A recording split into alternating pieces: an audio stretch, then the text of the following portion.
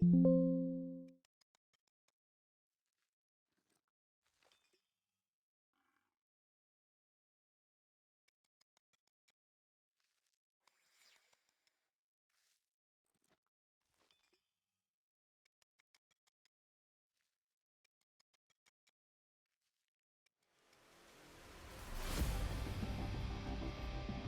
you can't even get it.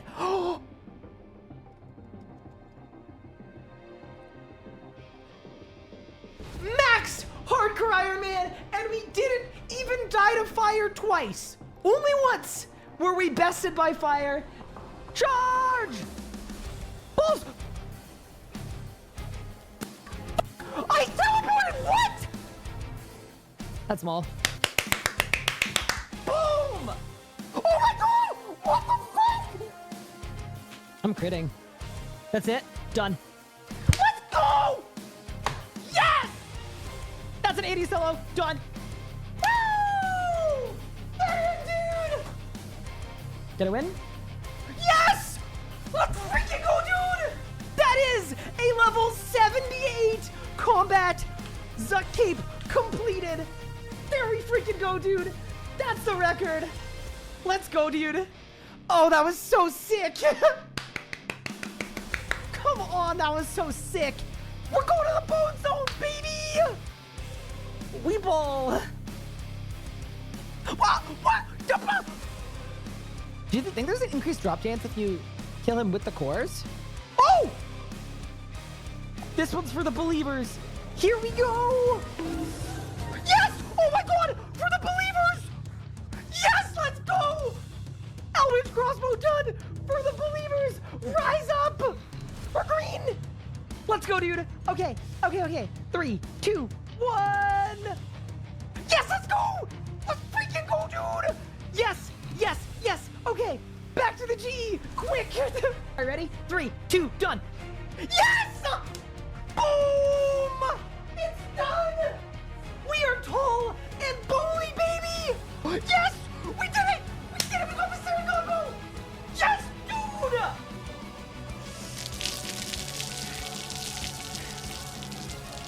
Necromancy is a brand new combat style, released into RuneScape on August 7th, 2023. You get both of these in one tick, I'll sub. Done. Go. Done. Beautiful. Absolutely beautiful. You can go.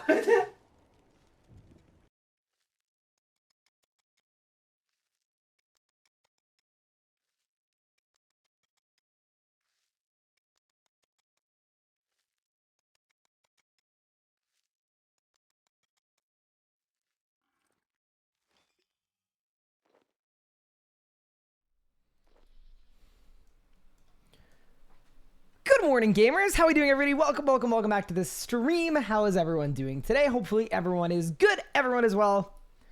Happy Friday. And Assassin, Zinxie Sherbert. What's up, Mark? What's up, Gyupard? Thank you for flaming me. Where's my mod badge? You have so much Kochi energy. I don't understand. But the difference is that Kochi didn't just flame me every day. Some days he didn't flame me. That's the difference. The full-time Dragon Wild streamer is here. Absolutely. Hello, everyone. Welcome in. How's everyone doing today? Yeah, we're back on RuneScape. We're back on Locked In today. I will say, there is some more stuff I would like to do in Dragon Wilds, but it's very much like fun per hour-y stuff. Like, we played through the main mission. We played through the main quest.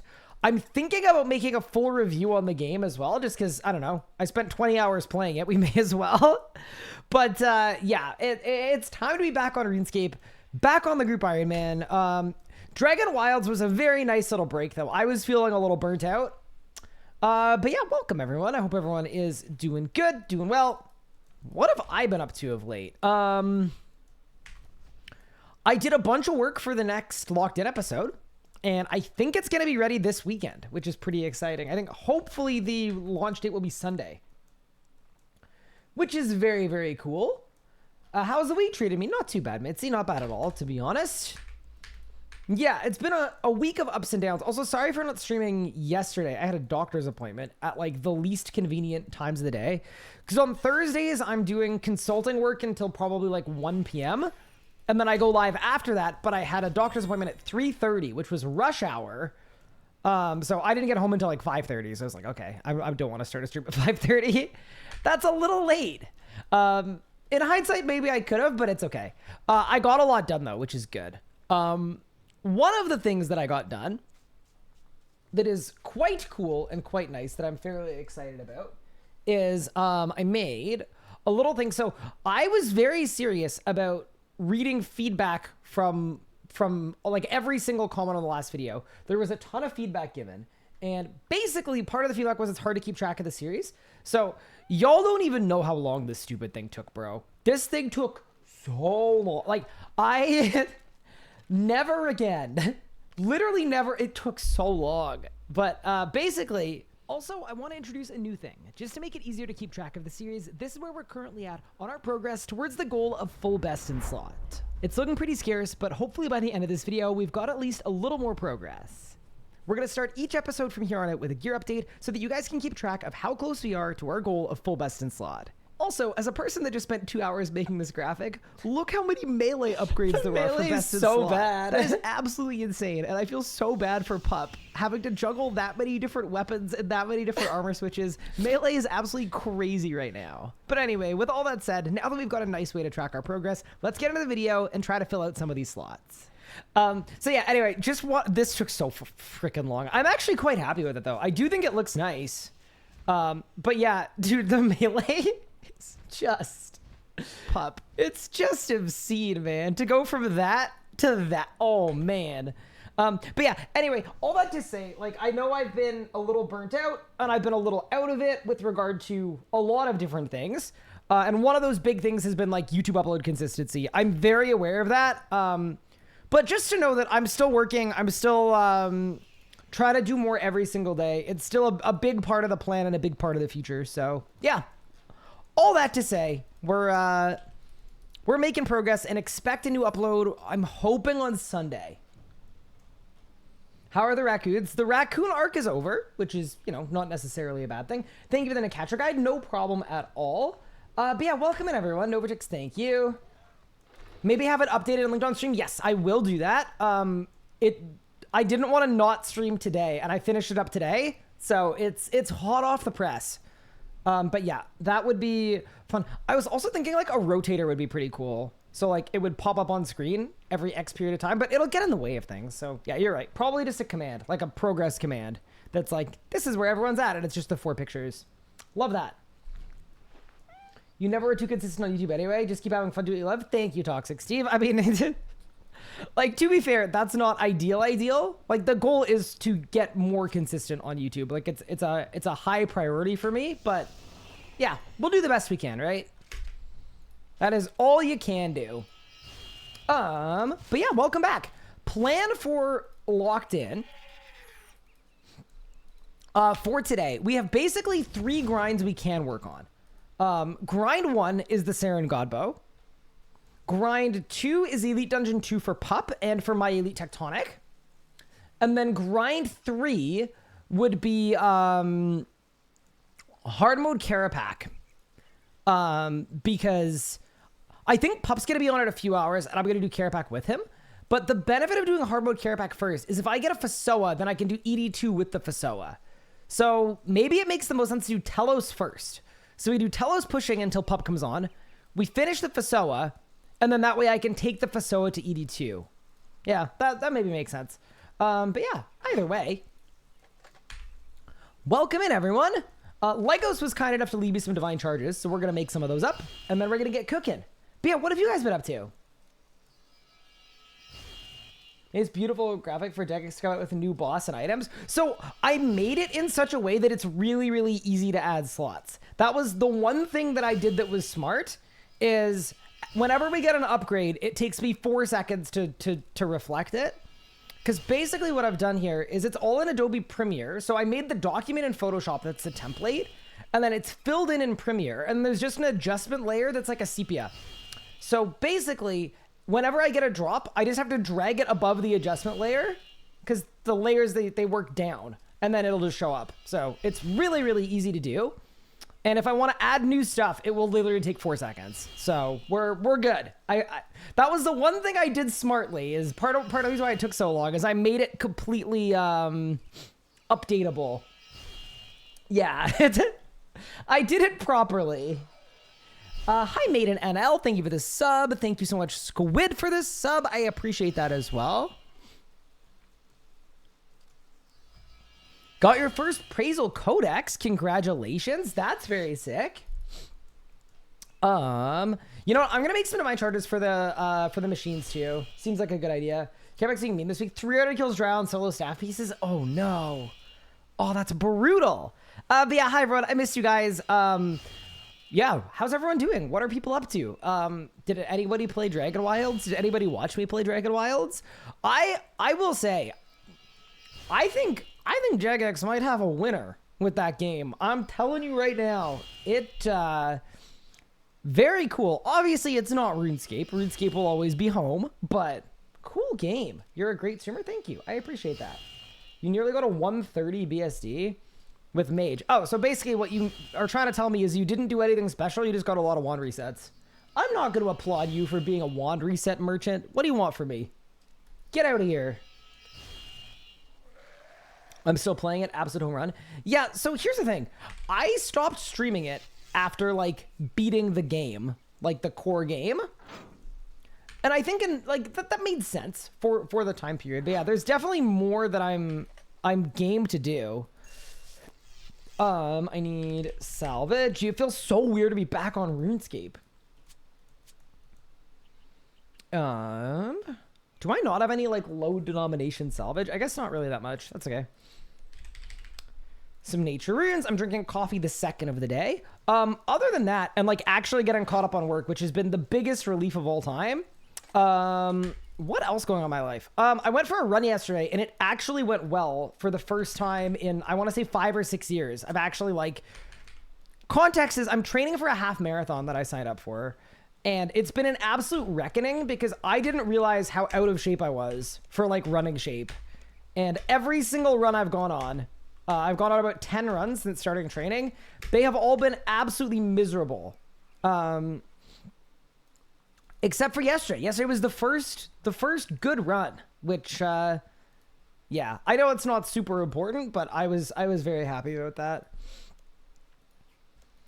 It was faster than any other run I've been on in the last few years. And then not only was it faster, but, yeah, it was faster. My Strava said that I had 14 different PRs, like for different legs and different distances. And then last year when I would run, within a kilometer, my heart rate would be like 190, which just means you're out of shape. And I ran a 5K yesterday where my heart rate was 130 the whole time. So anyway, we're getting there, and I'm very happy about that. I'll keep you guys updated on how that all goes, but we're getting better. JK Wizard, thank you so much for the Prime sub. I appreciate it. That's very kind of you. Your jam is over 1,000 dry on a dowser. Oh no.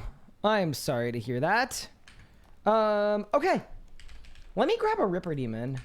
And I think we should just go to Telos. I already did my POF. So that's all done. Yeah. Maybe we send it. I've chinned yaks for 2 days. I've gained 1.5 mil rate XP and I have 1 yak. Oh no. That's brutal. You got 4 Omni resets? Ah. Like watching your Dragon Wild streams made me want to play it once I've got a better PC. Fair enough, yeah. I do think what we're gonna do is I think when there are Dragon Wilds updates, like when hardcore mode comes out or whatnot, like I'm 100% gonna stream it. So it'll act like when like a non-RuneScape title comes out that is interesting, it'll be like that, I think. Good reminder for any primers. Thanks, An Assassin. I appreciate it. That's very kind. Gonna try getting into running and Easter. Want to lose weight? Keep up with an almost 1.5-year-old boy. Yeah, that's a good reason to do it.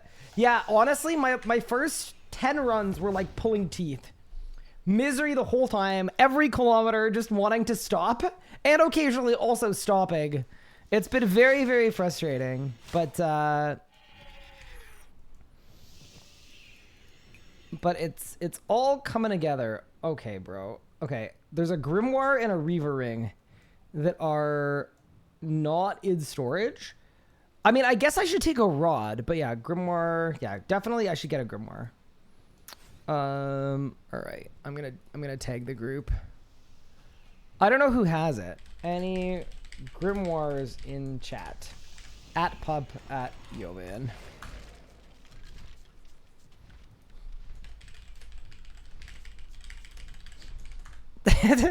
we can go without, but yeah, it'd be good. It'd probably be good. Okay, so there's the Telos preset. Yes, I know. I don't know how to decant. It's gonna be fine. It's me 1 minute. Oh, no worries, man. No worries at all. Here, wait. Let me delete the message so that Pup doesn't get roused. TY, no rush. Don't worry. Yo, man, I can't get you a Saren Godbow if I don't have a Grimoire, you know? That's kind of a lie. Yes, I'm manually decanting. No, I don't care enough to do the quest. Yes, it is my own fault. No, I do not want to hear comments about it. It's going to be okay. Oops. I just wasted so many doses. Okay, we're good. Yeah, so all that's good. All that's good. What about the Reaver Ring, yo, man? Maybe Pup has the Reaver Ring. Maybe I have the Reaver Ring. I don't have the Reaver Ring. I mean, I don't need it for Telos, though, so it's fine. Okay, very nice. We've got the Iban staff. I've got a bunch of 5-dose brews. It's probably fine. Whatever, man. You've never had that ring. Wait, really? Why not? It's available. Well, it's not available now, clearly, but sometimes it's available. There we go. Stun. Deep stun. I've got Tsunami. I've got that. I've got Sunshine. I've got... Dude, that is the one thing about Telos that pisses me off. Having to change all of my keybinds. Okay, so there's Ice Auto. There's Blood Auto. There's Revenge. All that's good. Tendrils is good. Tsunami is good. Meta is good. All right. I think we're ready. What's your wand swap? It's for Planted Feet. We don't have Greater Sunshine yet. It's a little unlucky, honestly. Like, we've just been really unlucky. Why is Sword stuck in Canada? Do you think he's coming to visit me, chat? That'd be cool. Also, if you're wondering why I'm doing Telos in part, Legos pushed all the way to 4K Telos without a Saren Godbow. Is Decanter locked behind a quest? Sure is.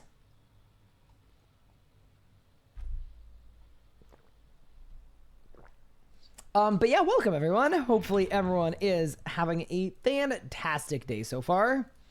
It's nice to see you all. Very nice to catch up. All right. He didn't get the ZGS. I got the ZGS. So Pup has a fully fledged and functioning ZGS. Do you guys think I need reprisal? I'm assuming I don't need reprisal on bar. There's no way. Thank you for the amazing content. Hi, thank you so much, Wax. I really appreciate that.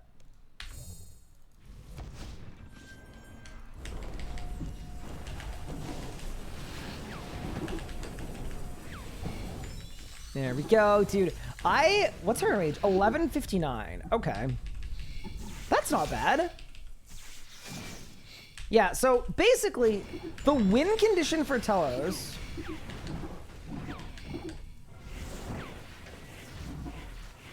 is we get a Saren Godbow, and then we're done. That's it. Here, SK, hope you're well. Thank you. I appreciate that. They added Telos to Dragon Wilds? Oh no.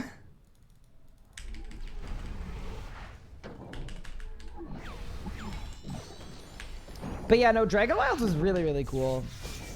One of the most fun non-RuneScape games I've played in a very long time. Like non-RS3, obviously, games. I was impressed.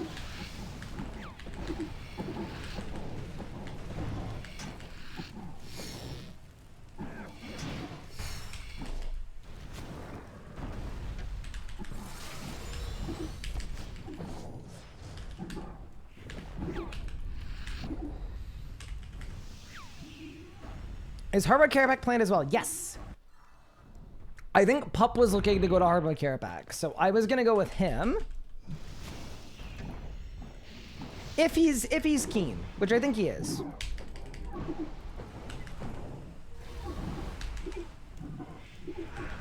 Oh, goodbye. Dude, it's such a funny phase. How much harder is Magic Telos to Necro?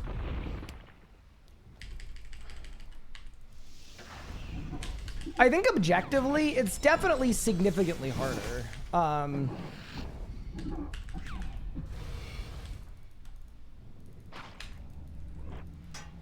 Necromancy Telos is definitely like...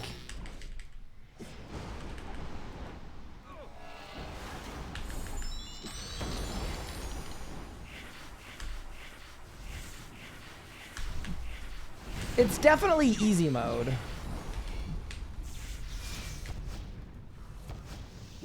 But, I mean, it kind of depends. Like, I really like... Wait, I need to put my Excalibur in my preset. I just used Revenge in the font. I don't know why I did that. Okay, well, whatever.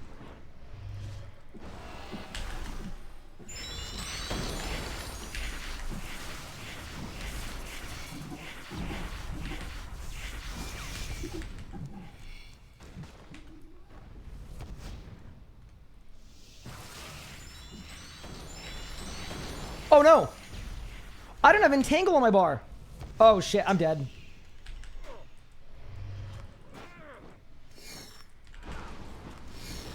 I'm actually dead.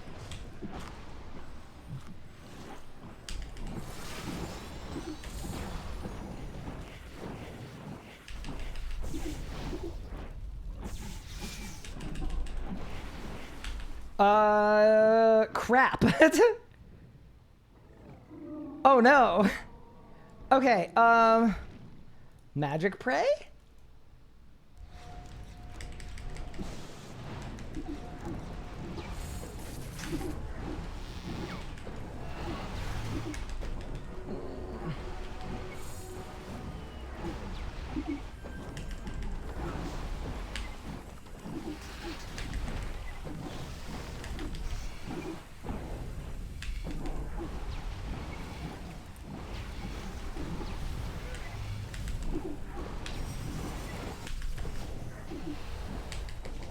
Okay.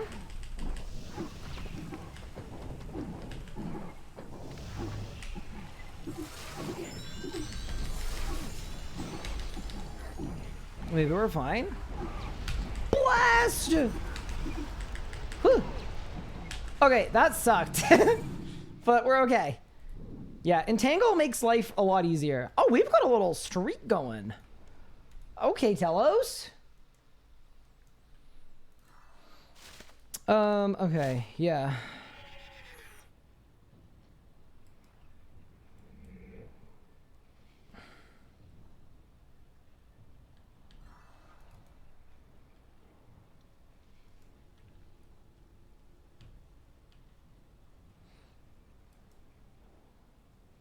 Yeah, so I just need to make Spellbook Swap normals. I need to make that G. Okay, we're good. And we go again. All right, cool. Sorry about that. Do I think I'll end up going for 4K Telos? I don't know. I think, unlike Necro, where you can push to 4K and it basically is the same all the time, I think Telos actually, with Magic, gets harder before that point. So...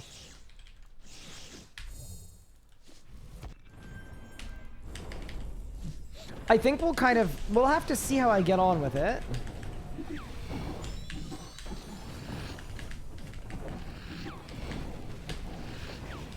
With that said, though, Like, definitely I want to go for 2449, without a doubt.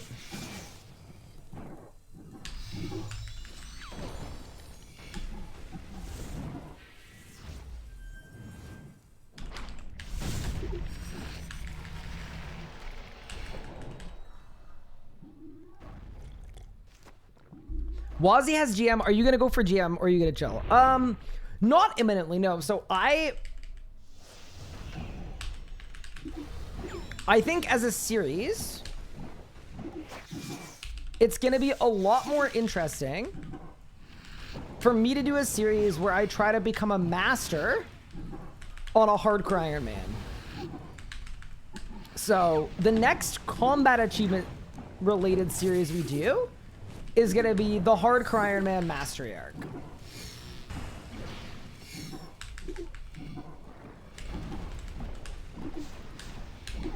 Doesn't mean I'm not also going to go for GM at some point, but yeah, no, I'm good.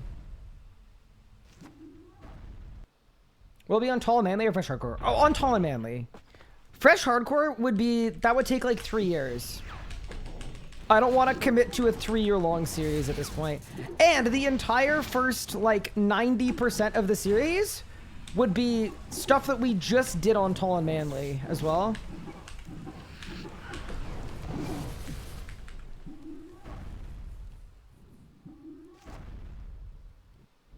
You guys it'll be after the JM series. Maybe not. It might actually be during. I'm not 100% sure about that. Oh no.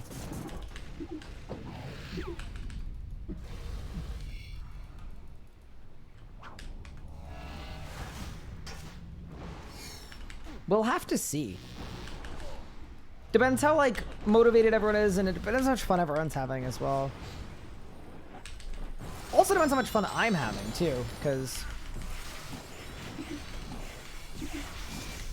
As an example, I wouldn't be shocked if there are points where I'm a little burnt out of group stuff, which I think is reasonable. So I wouldn't be against having a couple irons in the fire.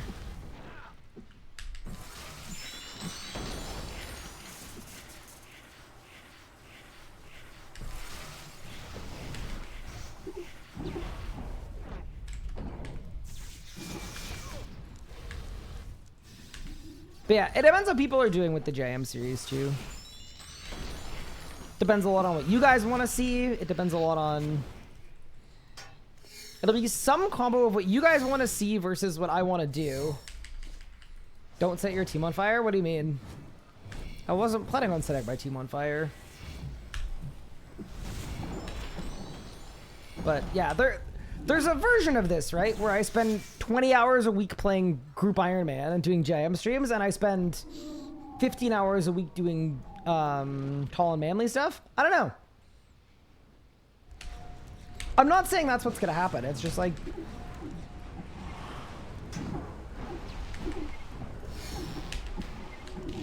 There's no rule that says it's illegal for me to do other stuff if I want to.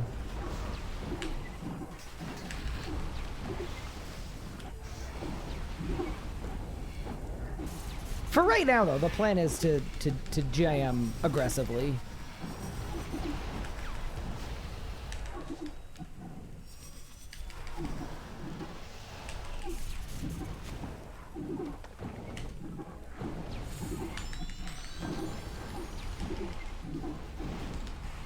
Nice.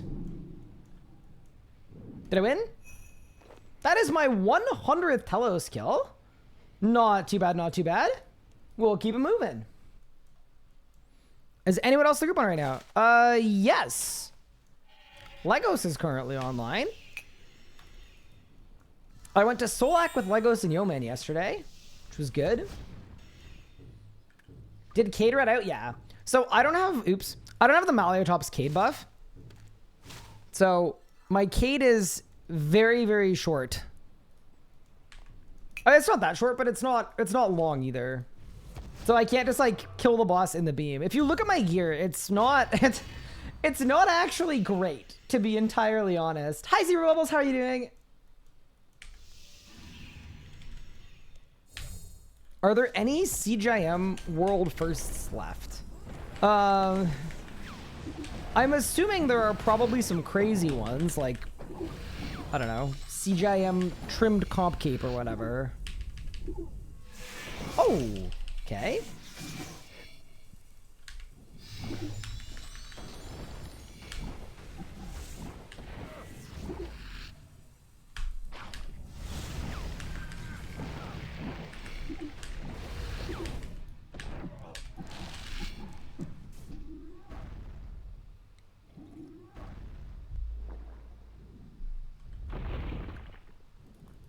Is the strat with Mage basically just Ivan Blast in the Green Beam? So...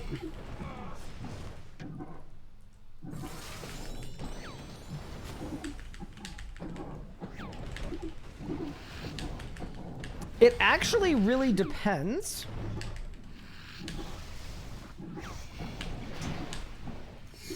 And the reason I say that is...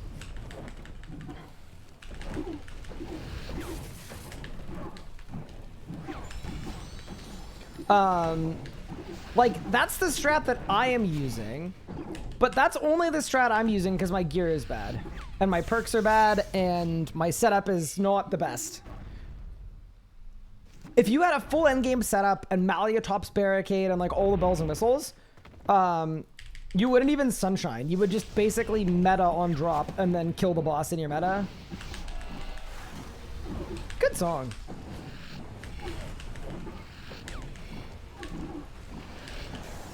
Look, Ryan's doing Telos. I am. Well, here's the thing.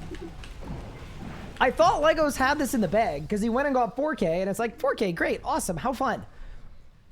I was like, surely he'll get a Saren Godba before 4K, and then we're chilling. But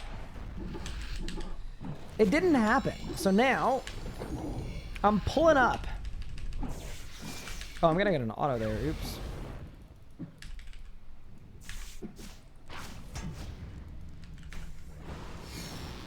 Can someone remind me to get my Excalibur out of the bank?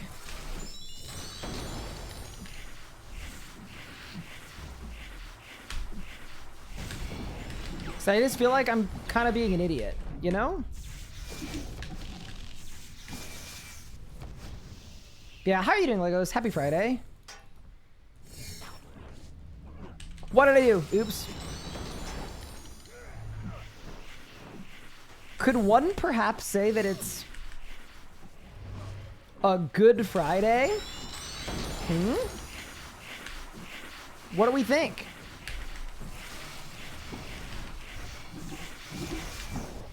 I'm not saying that I would call it that. I'm just like, you could probably call it that.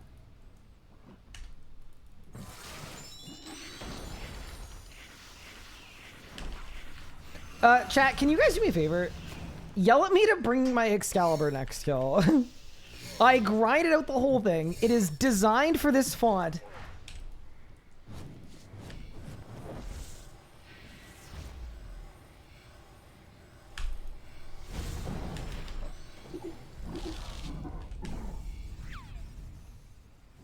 Instacart for Gate. Ryan books a flight to Disney. Lego starts Telos. Ryan's births a litter of baby raccoons. I wonder what excuse Ryan will come up with next time. Hey, that wasn't an excuse. Also, I didn't birth the baby raccoons, okay? Chill.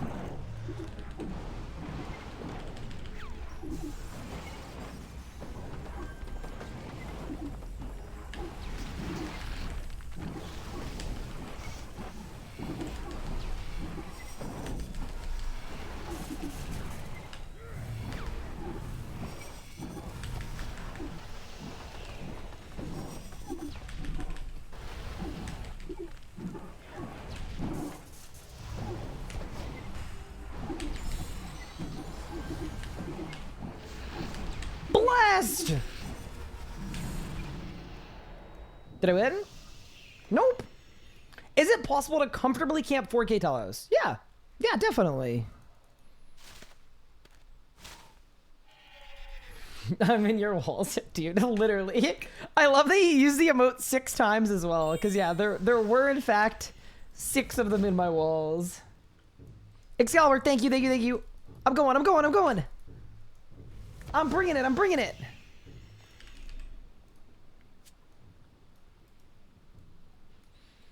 Yeah, I just figure, like, it's a free blubber every kill that it saves me. That seems kind of good. All right. Go for full BIS. When are you going to get a Zemregal Nexus? I think once Yeoman has a Saren God Bow, we are, as a group, going to start doing more Vorkath. I also don't think that's a boss where we need, like, everyone going concurrently necessarily, but yeah.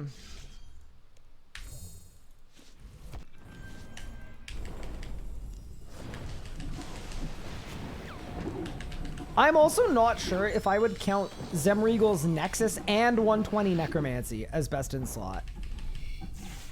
That feels like that might be overdoing it a bit.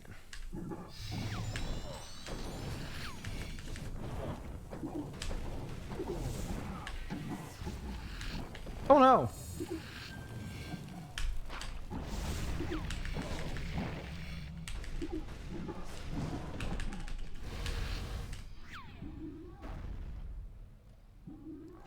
Is Vork better in teams? It's definitely easier in a duo. Yeah, because then one person can tank Vork and one can tank Zemo.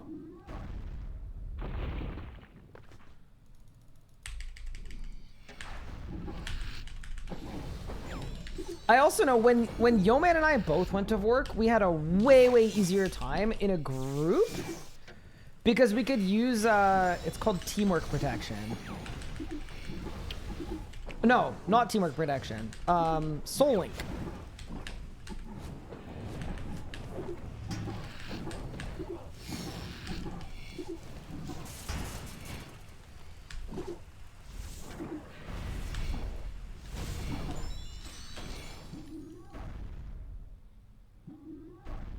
Do I need Tier 90 Lantern for anything after upgrading Tier 95 Lantern?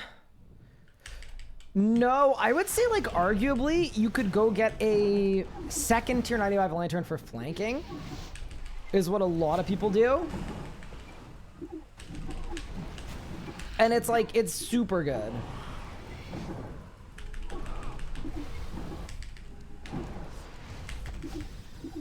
Yeah, that's reasonable, but yeah, no, I wouldn't, I don't think you need to keep your Tier 90 Lantern.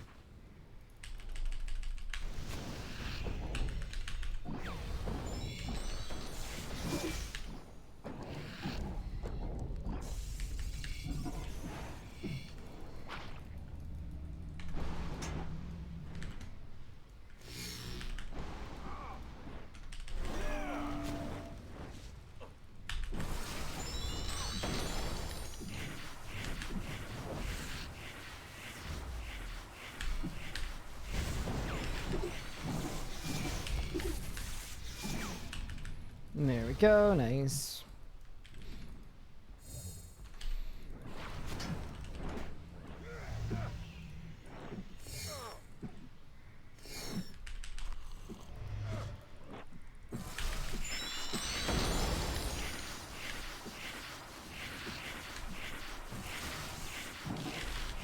What did I even cast there? Oh no. It's fine. I don't know what I casted there. I definitely just misclicked. Oh, whatever.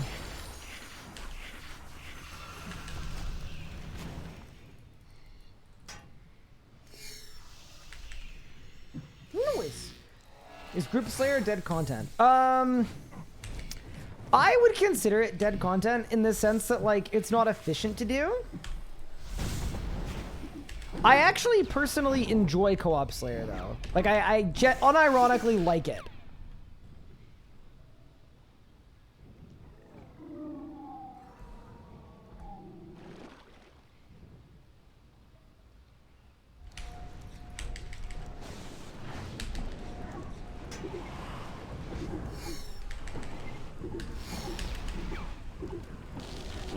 Go. There we go. There we go. There we go. All right, ready? Omni. Nami. Blast. Blast. Blast. Blast. Blast. Whew! I may have overblasted slightly, but that's okay. It's just so fun. Like, you want to do it as many times as you can. Did I win? Nope. Look at all the seeds. Holy moly. Legos can have a field day. As in a day in the field with all the seeds. I need to get 2 more Cinderbanes. Honestly, I wouldn't go for 2 necessarily. Like 1 is probably gonna be enough because with the amount of Solak we're likely gonna have to do for like technically, I just want to Solak again. For technically 3 Grims, I feel like, yeah. 101k from Solak. Yeah. I guess. I think we're going to end up with extras, but I mean, to be fair, you can AFK Moss Golems pretty like easily. Once I have the level for that too, I will definitely be there. I'm currently 97, almost 98 Slayer. I'll be getting 98 today.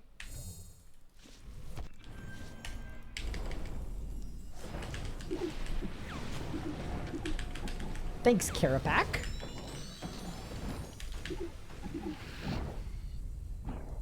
How do you remember what spec is next? I think I've just done a lot of Telos.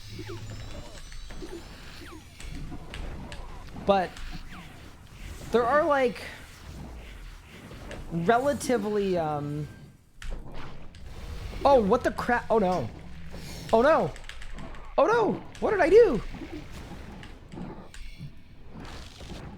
I'm gonna get a P1 uppercut, I think. Oh no. Please no. Oh no. The tsunami! That was fine.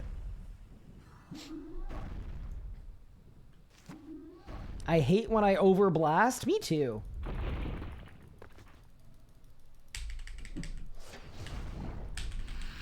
So this should be a mage hit first.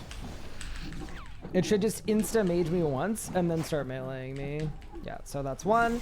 Hold still, 2.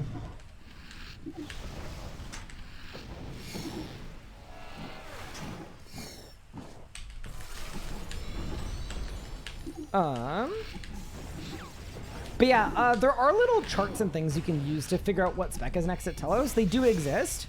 But yeah, it's a little weirder than a lot of other bosses because they don't happen in order.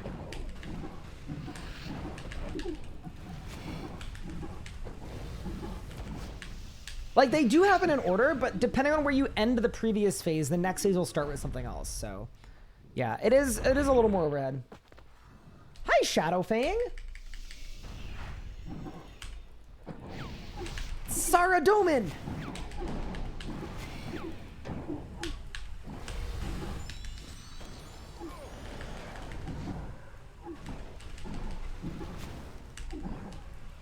Did I see this from LEGO Stream Claims yesterday? I didn't. I didn't see any clips from yesterday. Is there an Alt-1 plugin for it? Maybe? I like slightly doubt it though. But yeah, if it were me. Oh no. That's fine. I would probably recommend like honestly, I would just recommend studying the sheet and learning it. Because if not, you'll have to rely on Alt-1 forever. And yeah, it's not as complex as it seems. Because like in the end, it's actually only like 3 things you need to remember. Because even though there are like 30 different possible phasings, you don't actually encounter most of them. So it's a little bit easier than like having to remember every possible one. You need to remember like 4 different ones. So it's like P1, if I phase before the tendril, what happens? If I phase after the tendril, what happens? If I phase after the uppercut, what happens? And that's basically all you need.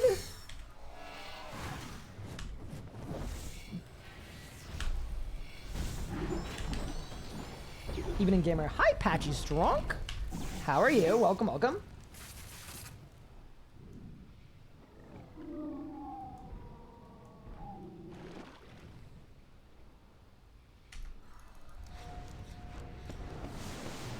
Oh no.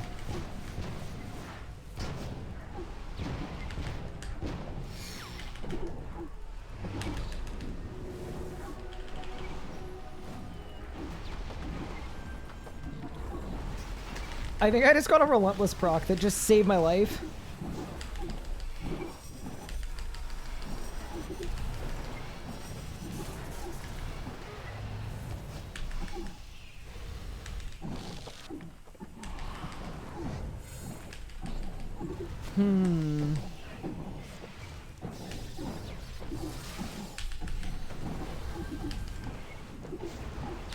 Blast! Yeah, not my best word, but that's okay. 50 mil defense, 451. What happened this kill? I don't even know, man. That wasn't good. It's fine. P4 was fine. Oh, yeah. P1 and 2 were bad. Yeah. And then P5 was obviously bad, too. Because I was looking at Twitch chat instead of looking at the phase timing. Yeah, that'll do it. It's the reason I run in circles to avoid golems. Yeah, so the golems, even at this enrage, can hit like... I want to say like 6k each, so with 6 of them. If you run into the golems, you get one shot. You do not want the golems to be able to hit you. If you watch someone do like very end game Telos with like a best in slot setup, they don't need to kite the golems at all, because what they're doing is they're going to kill Telos under barricade. I can't kill Telos under barricade because I don't have that damage output and I don't have a long barricade. Like, I'm quite literally cating with a tier 90 shield. It is not...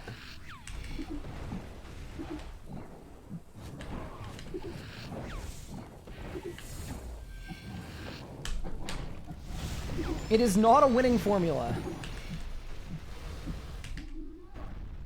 So, yeah. This looks like what Telos used to look like back in the day, where basically once your Kate is out, you have to clear the virus and then you kite the golems. Hey, Barack Obama, how are you?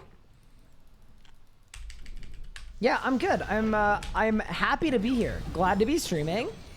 Ooh. That kind of hurt. Dude, Telos has such long arms. It's really impressive.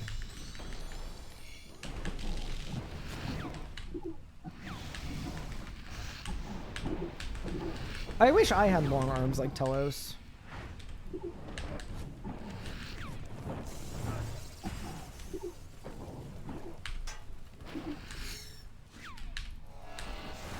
Ooh, back up! I don't know why I keep like running under the hold still. It's not smart. It's a hold still that gets me killed? Oh, on P2. Yeah, so the trick for the hold still is it's 4 melee attacks after the magic hit. Unless you get an uppercut. If you get an uppercut, then it'll be a few melee hits after the uppercut. Oh my goodness. Easy. Hit 119 Slayer. Congrats. You have long feet? Oh. Oh. Oh no. Wait, in a good way or in a... A few more isn't more than 2? Well, it's the 4th auto after the uppercut. From P1 through to P2. The same way it's the 4th auto after the magic hit.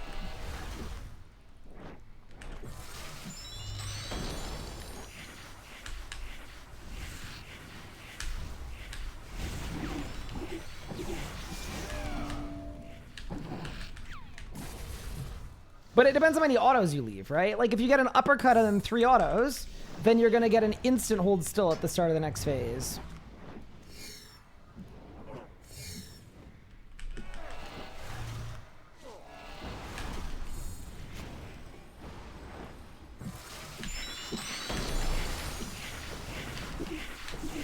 If that makes sense.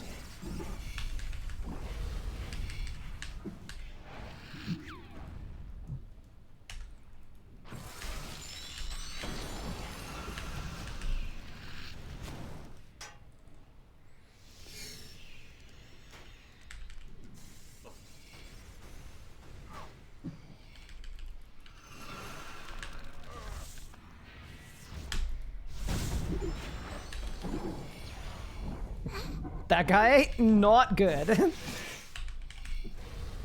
Easy.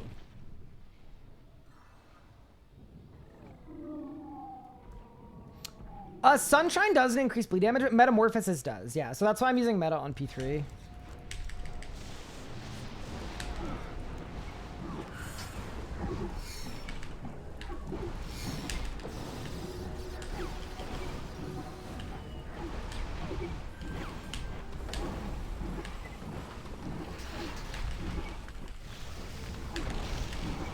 Oh no! Shit. Oh! Saved. I got stuck on the wrong spellbook because I misclicked.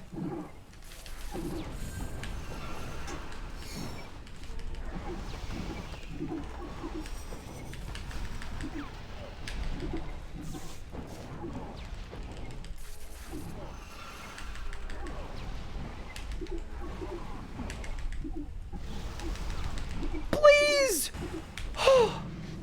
That was terrible. What is bro pressing? I hit G because that's usually what Tendrils is, but it's rebound to spellbook swap for my Entangle because my Entangle is GH. Yeah, not good. Okay, yeah, let me change that around. Cool. Did I win? Nope. Dude, more seeds. Let's start an Iron Man RC friend told me to make a solo group Iron Man. Okay, so if you want to show up on the Iron Man high scores, make a normal Iron Man. If you want to have free auras, but not be on the high scores, make a solo group Iron Man. Yeah. It's reasonable advice. It's just, yeah. Depends on what you care about. Can you stare like that on Revo? Yes. You still need a target cycle though, so it's just like it's a thing you have to do. But yeah, you can do it on Revo. I'm target cycling too, right? So it's like the inputs are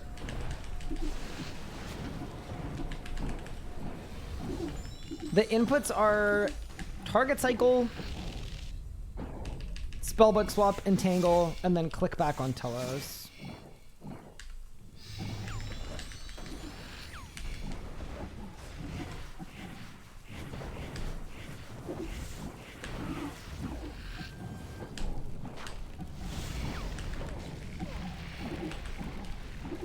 So there, I got 1 auto attack after the Tendril. So I'm going to have 3 auto attacks and then a magic hit. And I don't want the beam to spawn on Telos there, so I'm going to do Ice. Asphyx, Impact. Deep Impact. Cool. So here, I'm going to have another, should be another 2 melee autos, possibly 1. 1 melee auto, yeah.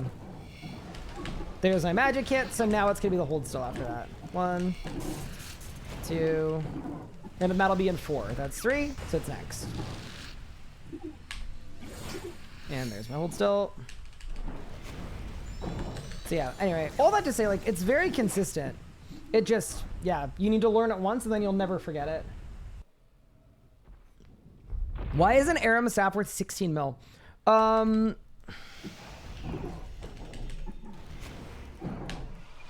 That is a good question. It's probably all the tariffs. I'm kidding. I think it's because of the making a defender. I think it's the defender piece.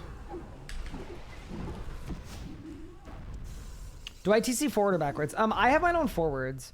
If you're like a super gamer, you'll change it depending on what boss you're doing. Because like at Solak, backwards is better for like arms and legs. So like there are different times where different ones are better, but you need to be like a super gamer for that to matter.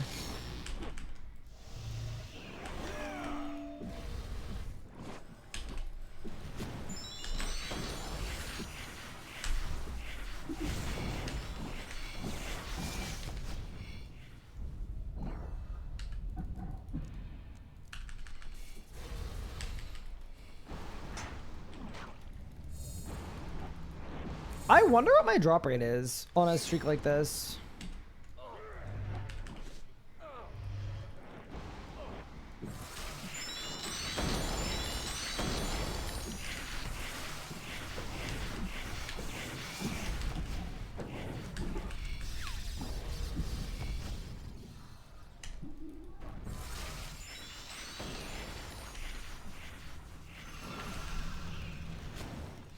Also, if you're wondering why I like this little wraparound strat, I get a ton of free HP because I use corruption on that golem, and then it spreads to all of the golems, and I have soul split on. Just in case you're wondering why I do that, it's a little slower, but it's really, really safe.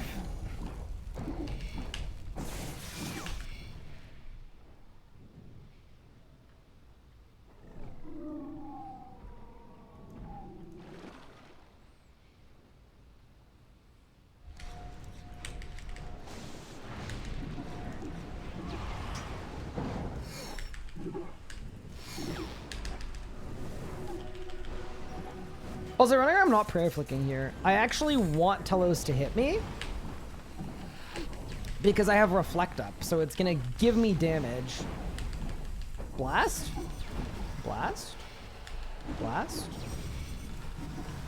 Blast? Wand. Goodbye. That was a fast kill. Did I win? Nice. Dude, it's not looking great. I'm barely a gamer, let alone a super one.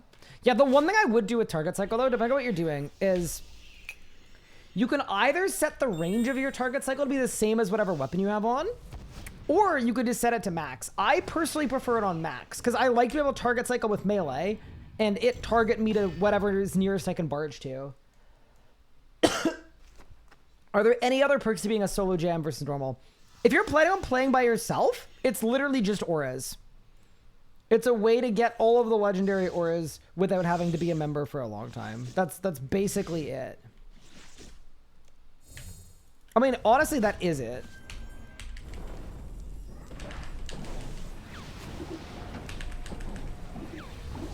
And I mean, I guess there's a validity claim too. Like, people, if people are going to be like judging your account, they won't know that you got the things that you have, because as a group Iron Man, other people could have joined the group and got you stuff, I guess. If you care about that stuff.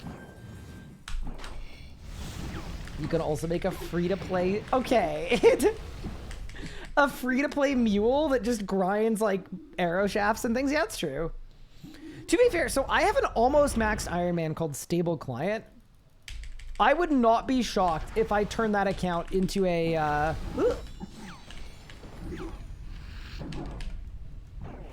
I would not be shocked if at some point I turn that account into a group Iron Man.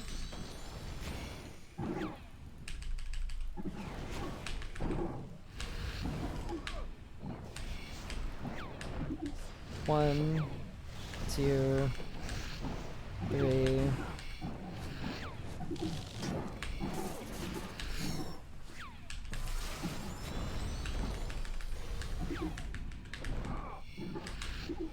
Good song. Want to start a group Iron together where I stay logged out permanently and you get all best in slot for me? Thanks. Ooh.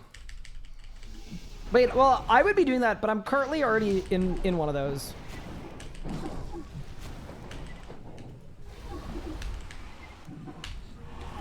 The Saren Godbow procurement factory is hard at work. Or is important enough to care about doing a group Iron Man then? To be honest with you, they're really nice for skilling. Like, they will basically just speed up all of your skilling grinds by, like, I don't know, like 10%. The skilling auras are more important than the,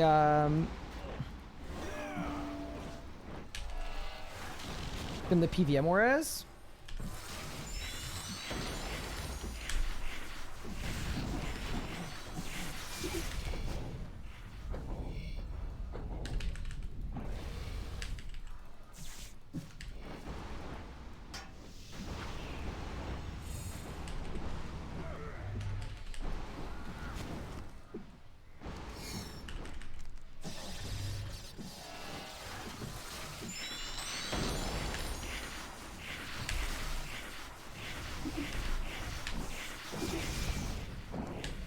That surge is so clean.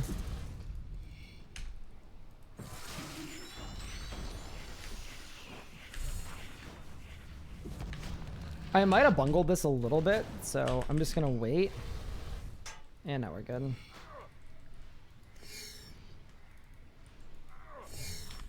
All right, whatever.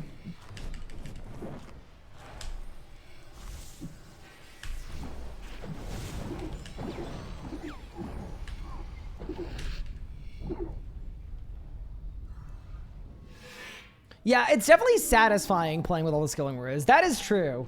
Like, you will fly through a lot of early grinds, but then again, if you don't have a frame of reference, I don't know how much it'll matter.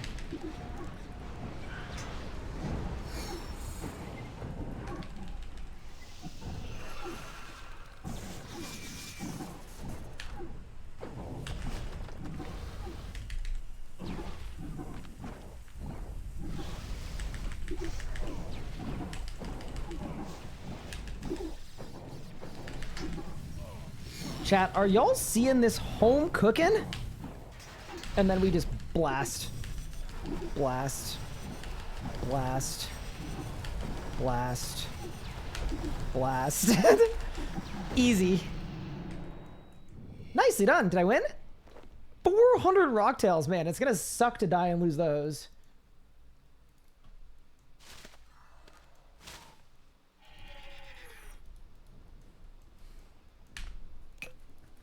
Am I doing Telos for you, man? Yeah, so basically we've got every drop from Telos as a group. Like, Legos did most of it. Except for a Saren Godbow. So we've got 4 Reprisals, 3 Staffs of Sliske, 1 ZGS, and no STB. So basically, I was very content letting Legos do the Telos. But he actually made it all the way to 4K. Without a Saren Godbow. So I kind of feel like he did the amount of Telos that was reasonable to do. So now I'm stepping up.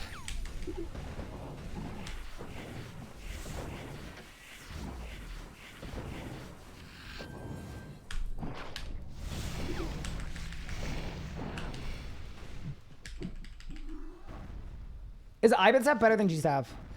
So it depends what you're doing. For Telos specifically, I really, really like Ivan staff. It is absolutely disgusting on the last phase. Because you have infinite adrenaline on the last phase anyway, you can just spam it.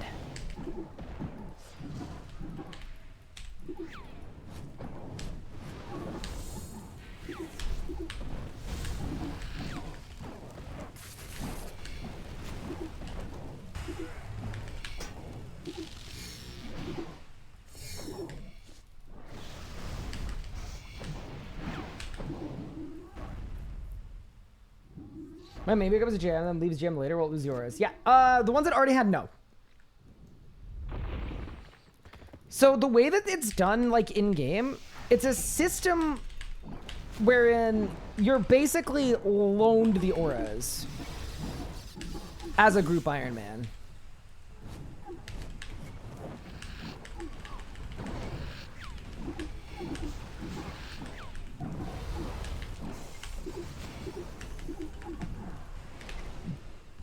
So you're allowed to use them, but you don't own them. So I'm still accumulating loyalty points. Like, while I play the group Iron Man right now, I am getting loyalty points that I could spend on buying auras.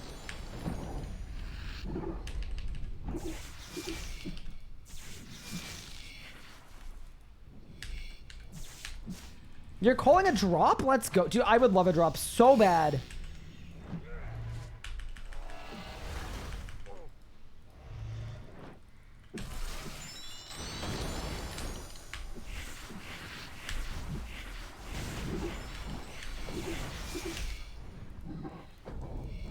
Green. that was very green. All right.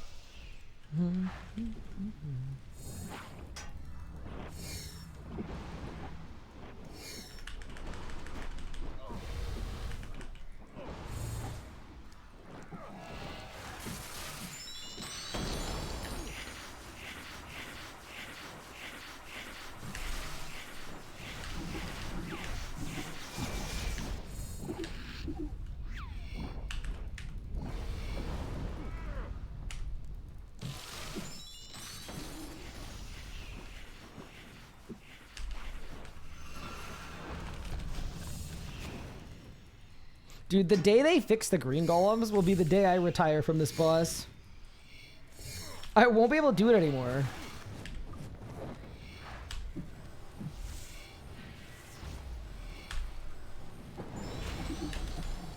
Did I just bungle my Deado? I did. That's no good.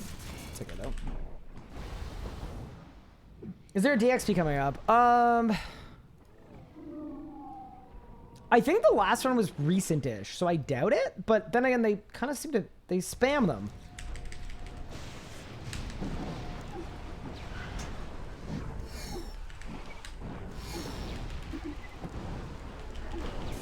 DXP is such a weird thing to me. I'm not a big DXP guy, I gotta say.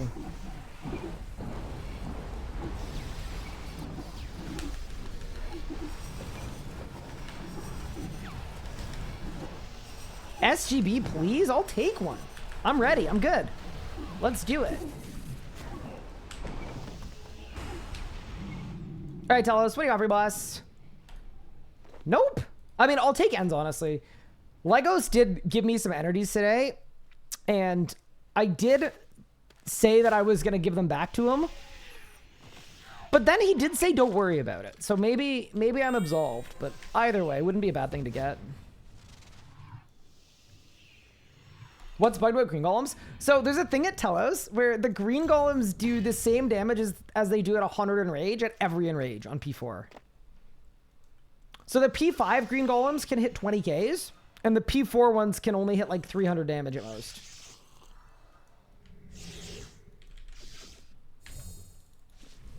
They've been bugged since the day Telos came out.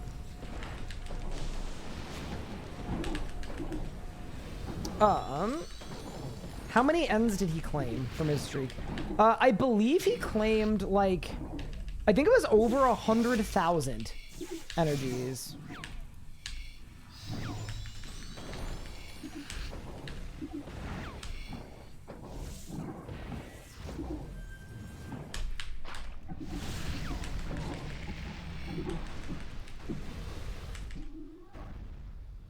Does it count as a bug if it always works like that? Yes. They literally have a damage escalator that is just not working.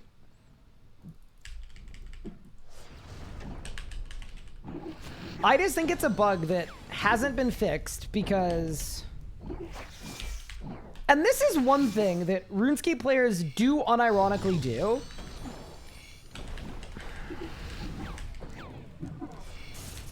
It hasn't been fixed because any bug that is negative for the player gets prioritized like crazy, and players really push for it to be fixed like very aggressively. And then if it's something that benefits the player, like green golems being terrible, there's definitely a desire to like not get it fixed, not push for it. Love when your camera shakes so you did. Very impressive. I know. My setup is hanging on by a thread, CK. It's not good.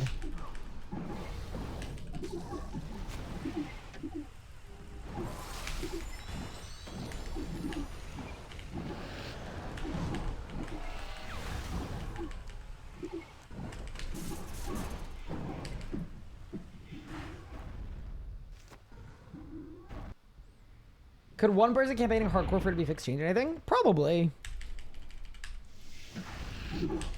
I just think it's one of those things where people will frequently like call out the amount of bugs in this game, but also the like player MO for bugs seems to be bugs are only a problem if they don't benefit me. I don't know, like maybe that's not unreasonable, but that definitely does feel like that is what it is. Like, I can guarantee you, if the green golems had been doing too much damage for a decade, it would be fixed within, like, a few weeks, probably. But I suppose that's human nature.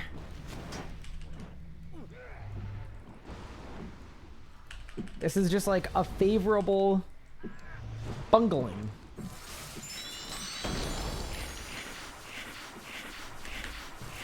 It is really funny, though. When it catches people out because they don't realize that it doesn't work on P5.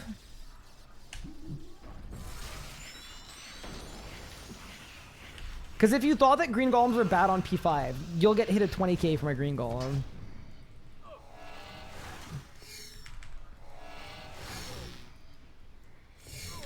I love being 200 mil divvy and not having pet. Okay, I have a question for you though. Did you use any proteins en route to 200 mil or any DXP weekends?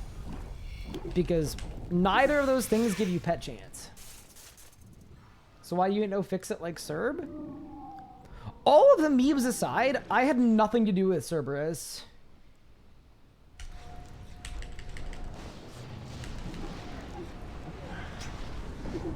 I know at the time I was a JMod and it was funny, but now that I'm not a JMod, I can comfortably tell you all of the Cerberus stuff had absolutely zero to do with me.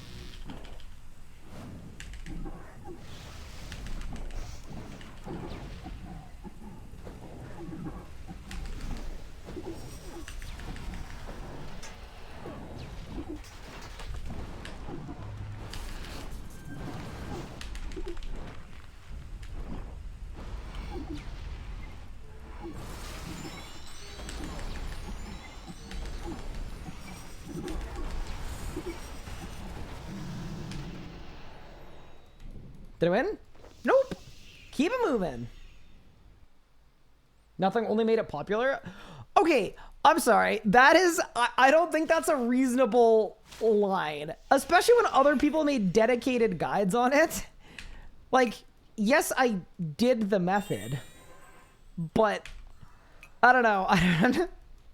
I don't think that's the same as like being a snitch or actively pushing to get something. You know what I mean? Those are very different things.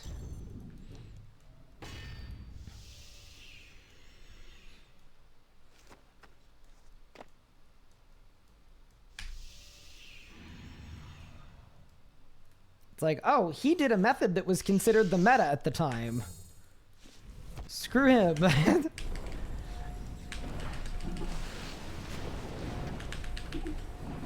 Wait, are you a JMod? No, I used to be.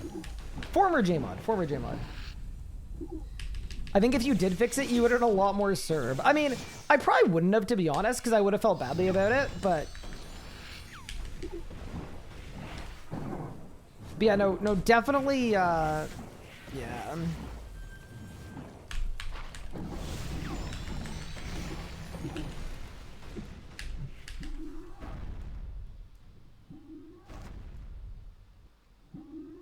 What's the JMod story?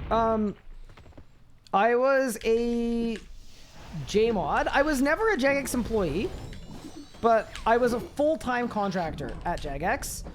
And along with that, I was also considered a JMod because that's sort of what the precedent was in the past for full-time contractors.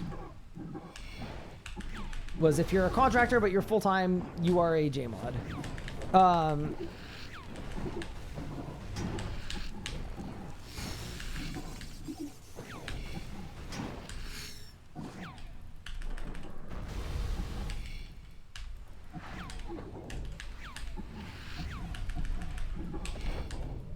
But I realized after like 7 months that being both a JMod and being like having the title of JMod while also being a content creator and an independent creator too was kind of brutal, because anytime I said anything or criticized anything, I felt like people blew it out of proportion, because it wasn't like, oh, Ryan talking to his community about the controversy or the survey or the hero pass or whatever. It was like JMod strikes back against own employer or whatever, which once again, they were never my employer. but yeah, it was kind of, I think in a lot of people's minds, being a JMod meant something different than what it actually was. So yeah, basically what happened is, following all the stuff with the survey and all that nonsense and all the drama, and I don't know, me having to deal with all of the blowback from the survey that had nothing to do with me, obviously, and I didn't know was coming out or anything. I felt like that was pretty, like, not unfair, but it personally put me in a really bad spot. So when it was time to renegotiate my next contract. Basically, what ended up happening, well, a couple things ended up happening. First thing is I rescinded my title, and I chose to do that. So no longer a JMod. And I also renewed my contract at a greatly reduced hours, so I am not even close to a full-time contractor anymore. I'm still a consultant. I still help out with some stuff, but it's 3 mornings a week, and that's it. So yeah, basically, I separated myself aggressively from RuneScape and from Jagex as a result of what happened with the survey. And just like protecting my own peace. Shadow JMod? Oh no. And along with that as well, I also did get reduced access to things, which is like totally fine because I had access to like a level of internal stuff that I did not need for my job. I had it because I was a JMod. And I didn't need stuff like that. So yeah, that worked out nicely actually. It basically just meant fewer side quests and basically I now have 0 responsibilities outside of what I'm specifically contracted to do. And it's honestly been going a lot better. It's a better use of my time. It's a lot more efficient. Obviously, it's less consistent income and all that stuff. Like my primary source of income is streaming, as one would expect.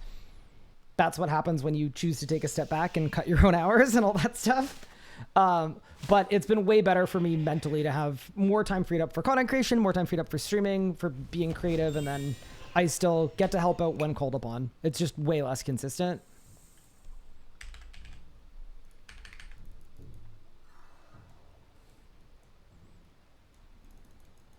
You get access to the streamer client. I didn't. Would you take a full JMod job under the right conditions? No, I don't think so. I mean, like, I'll say like with anything, never say never, because if I look at the person I was 3 years ago and I compare that to the person I am today, like I'm a completely different person than I was. So maybe my priorities change, but right now, no. If I was offered a full-time JMod position, I wouldn't take it. I just did all this stuff to, like, I chose to reduce my hours and step down and not be a JMod. So that, like, it was on the table for me to continue as a JMod, as a full-time Jagex contractor, whatever. I could have done that. I didn't want to. New video time? There's gonna be one probably this Sunday. Thoughts on Dragon Wilds? Fantastic game. Even while currently doing Telos, I am thinking about Dragon Wilds. It's very cool. We will definitely be playing more of it and streaming more of it when more content comes out. 100%. And we might also make some videos on Dragon Wilds as well, just because I had a lot of fun playing it. Hi, Flump. Thank you for the Prime sub. I really appreciate that. It means a lot.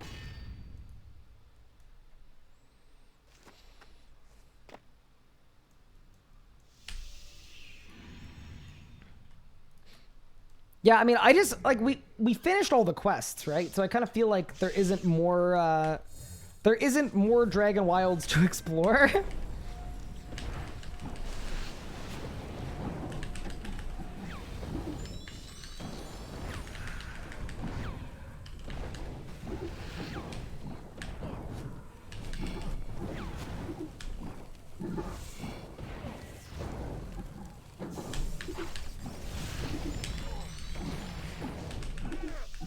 Oh my god, that was bad.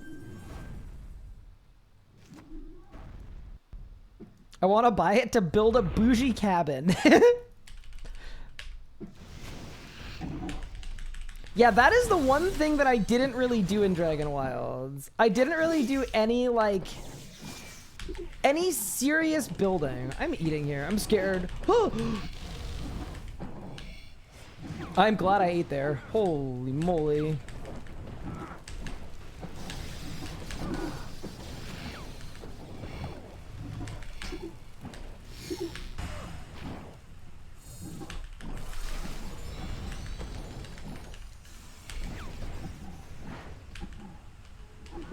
Ow. Ugh. Hardcore completionist run on Dragon Wilds 1.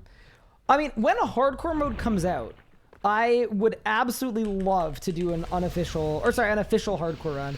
I would even be open to doing it in solo, to be honest with you.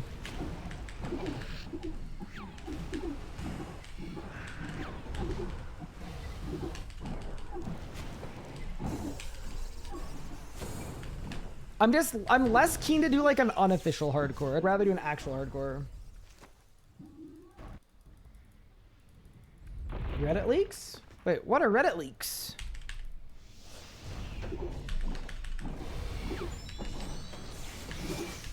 Magic stuff looks cool. Yeah, that was something too, is magic and range just didn't exist. Like, you could play with the styles, but they weren't balanced at all.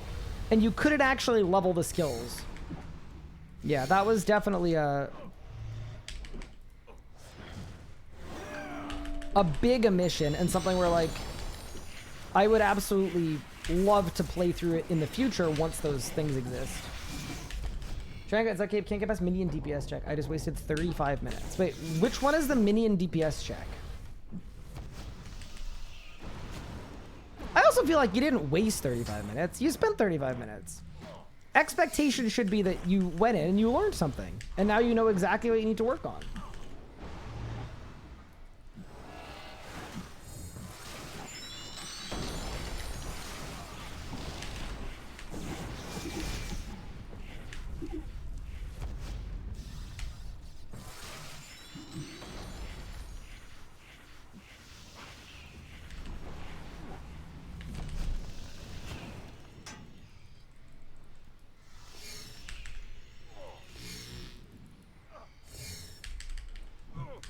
Oh no.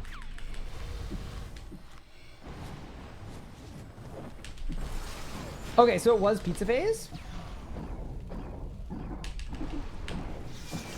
Yeah, pizza phase is pretty hard, to be fair. That's not a waste though, because you've now made it to Zux, you know, you can just practice pizza phase. Just spend like 2 hours practicing pizza phase.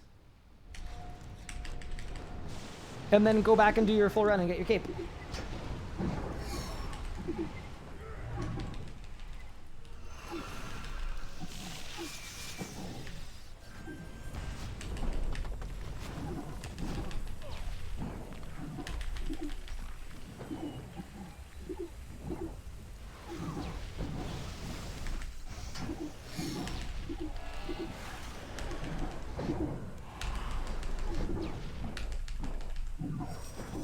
Goodbye. Nice little kill. Any Saren Godbows in chat? Nope. I think the sound design is really good. Yeah, I was really impressed. I was listening to my own Dragon Wilds VOD yesterday just to like listen to the music and the sound design and the trees, and like it was very peaceful. Liked it a lot.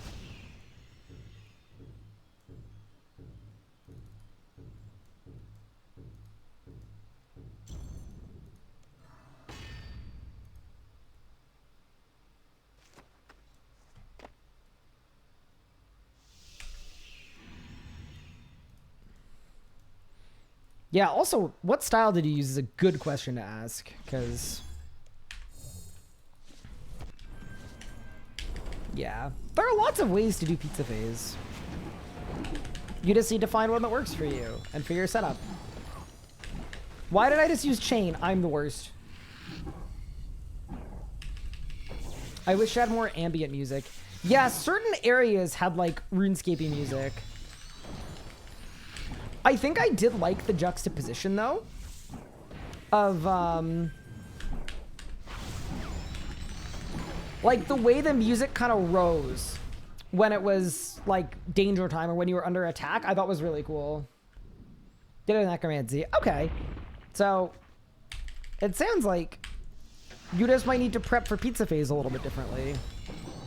Something that I always like to do when I was doing my first pizza times with Necro is you want to make sure that you're going into it with all of your stacks so that you can spend them accordingly. You also probably want to have a set rotation that you can follow.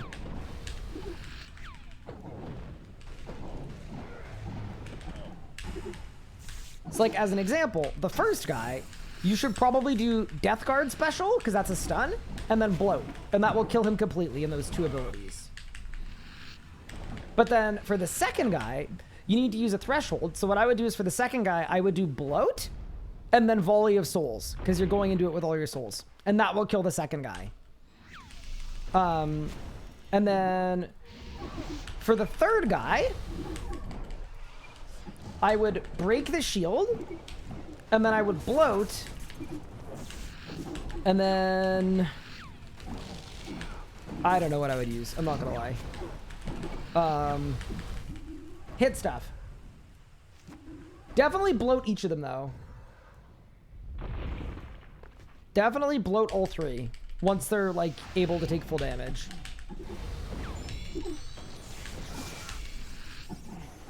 Bloat is one of the single most trusted abilities in the Western world. Ow. Oh no.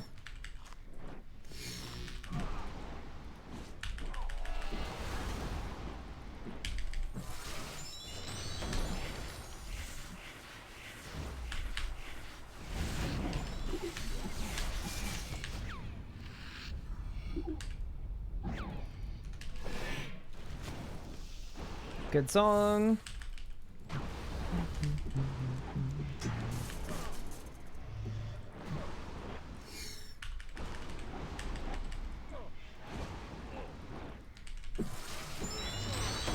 Oh, I'm doing.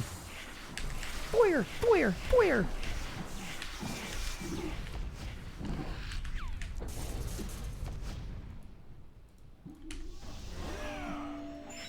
For Varrock? Oh, I hate that. Hot take. I know the Excalibur update was cool and all, but for Camelot is unmatched. That's the only winning formula.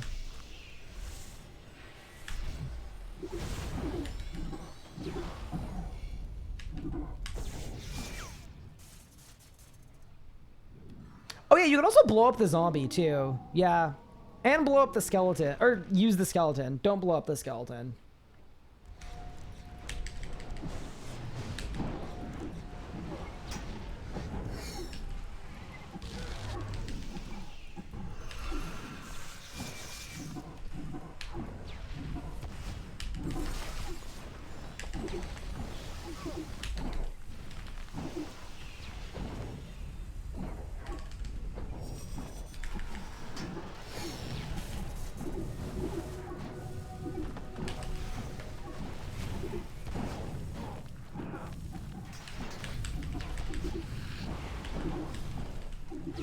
Bungled that.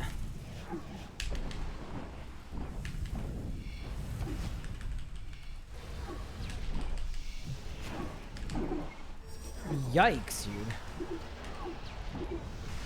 It's okay. I didn't die. I also didn't get a drop, though. All right, up to 1,300%. Oh, yeah, you can also deathmark every mob. Yeah, that's a really good one, too. Why are they hitting you with the L formation? They're getting smarter. They don't want me to get revenge stacks. Ready to put Hardboiled Duck as the hardest boss in the game? Ooh, it's hard to say. I think it's hard to categorize because, like, none of it is, like, hard compared to hard bosses, but it also requires a significant focus for a significant amount of time. So, I don't know. I think in all honesty, it probably, if it was like a tier list, it's probably B. I think I'll try one more time today. So what you should do is, there are checkpoints at Zuck. So don't restart your run. Just go back in and just practice the Zuck fight. You could just practice it over and over and over again until you have it down.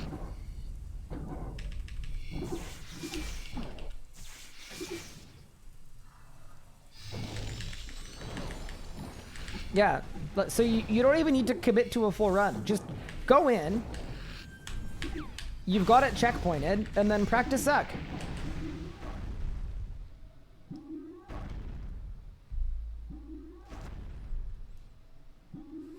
Yeah, I think it's probably a difficulty of B.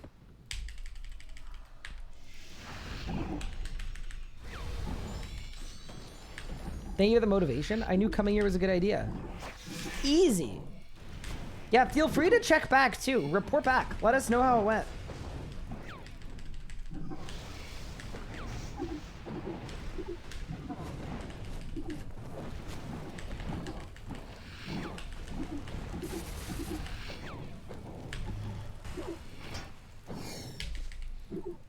Telos without Disruption Shield is so funny. We're gonna get there one day. I might just get to 4K without it, man. Hi, Nalia. How are you?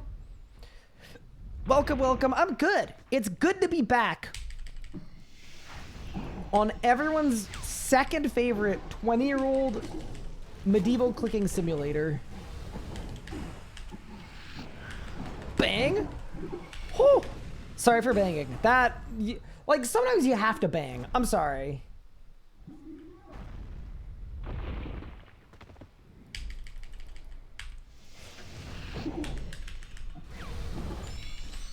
But yeah, no, I'm doing fairly well. I think, I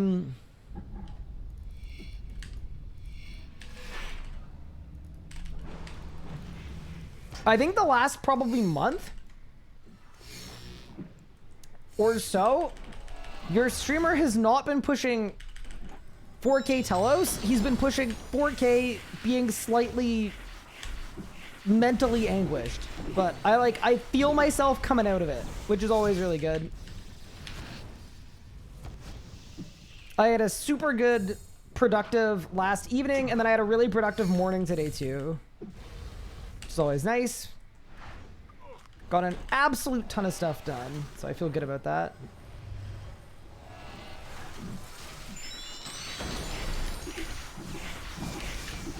We're cooking. There we go.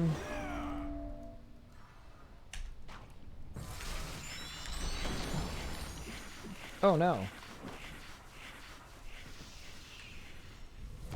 Quick!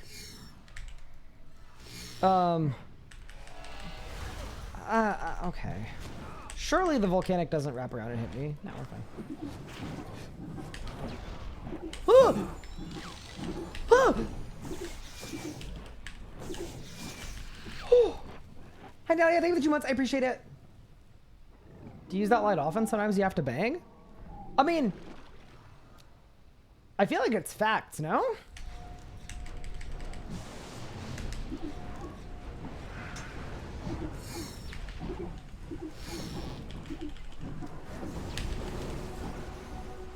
It's a bang or be banged world, you know? I'm gonna die. Huh, Cade! Just kidding. It's fine. Thank you for the Saradomin. Blast, blast, blast, blast. I'm not entangling the golems. I'm just gonna blast. Goodbye. Nicely done. Did I win? Dude, I don't know why I thought that was like a sauce. Nice little 25 kill streak coming in though. We're putting the work in.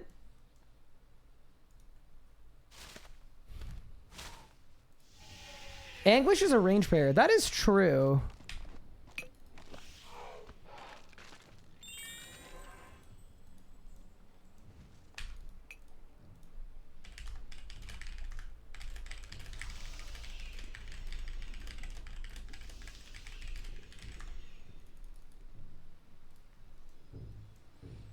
Not if Telos give you a stack of 248 stabs of Sasuke.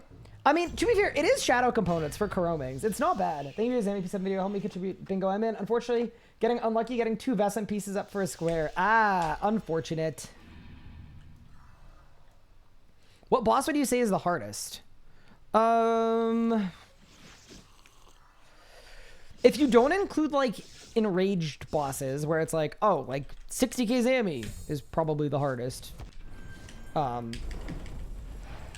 Like if it's like a boss that is like just a boss that exists in its own right, that like has a drop that you have to kill it for, it's probably... Every time I say this, people get mad at me, but I feel like it's probably maybe hard mode Nakatra?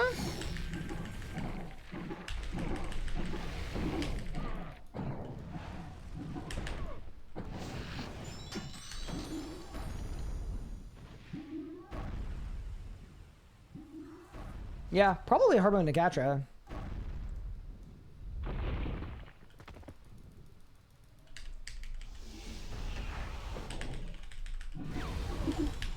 But that's like via those specific parameters, right? Because if it's just like based on drop availability, like hard mode Virago doesn't count as a boss. Zammy would be 0% because you can get every drop at 0%. If you look at it by like the difficulty of killing something at an enrage where there's a boost to drops, then it's probably 2k Zammy.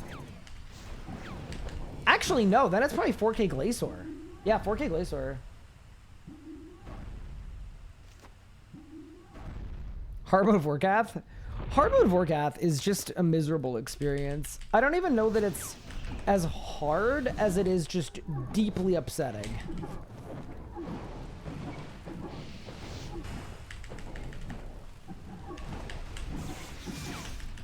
Oh, I just used the wrong ability, and that is going to mess up my rot.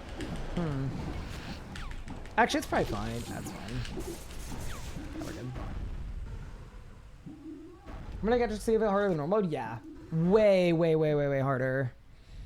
Every movement mechanic is just way faster. So it ends up being like a lot more punishing.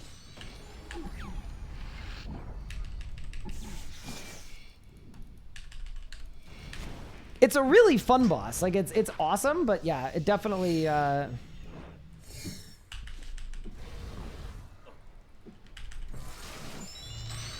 also like that while hard, it's like mechanic difficulty, right?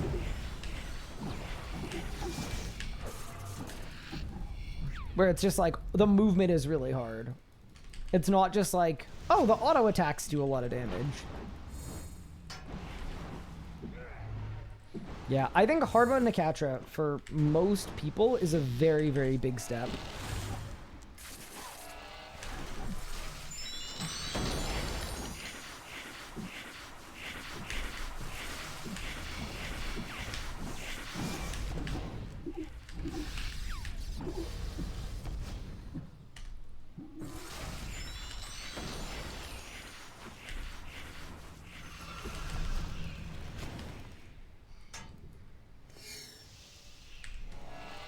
I mean, a lot of people struggle with solo Solak too. Solo Virago, yeah, that's hard too.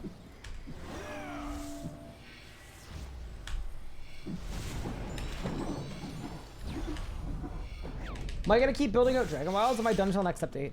I haven't decided yet. I think it's gonna be based on my own enjoyment. I completed the story in Dragon Wilds, but honestly, I would be open to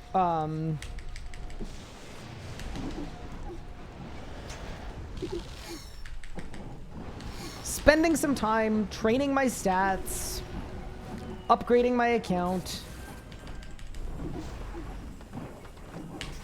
Yeah, I'm definitely open to it. Ivan.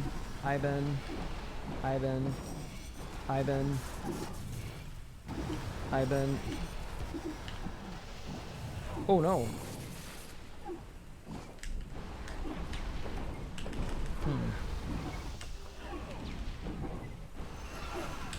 Whew! That was kind of bad. Did I win? Nope.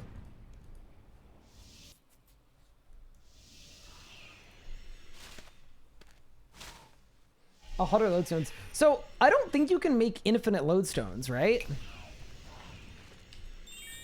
Because yeah, no, there's a limited amount you can make based on the dungeons. Because I don't think the dungeons reset. It's weird to me that solo Solak wasn't a combat achievement. Oh, is it not? Interesting. I mean, Solak is technically a group boss, so maybe that's why.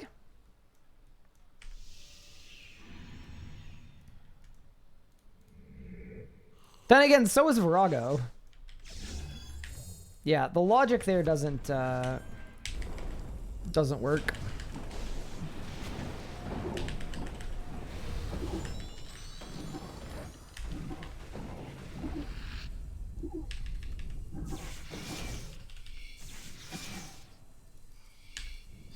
Maybe the placement of solo Solak was weird.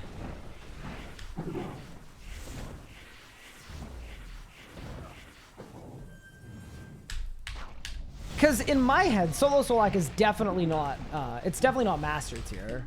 It's definitely Elite. But I feel like that would make it one of the harder Elite tasks. Is Solo Beastmaster doable? It is. It's doable, but it's not doable. Because that wouldn't be a solo, would it?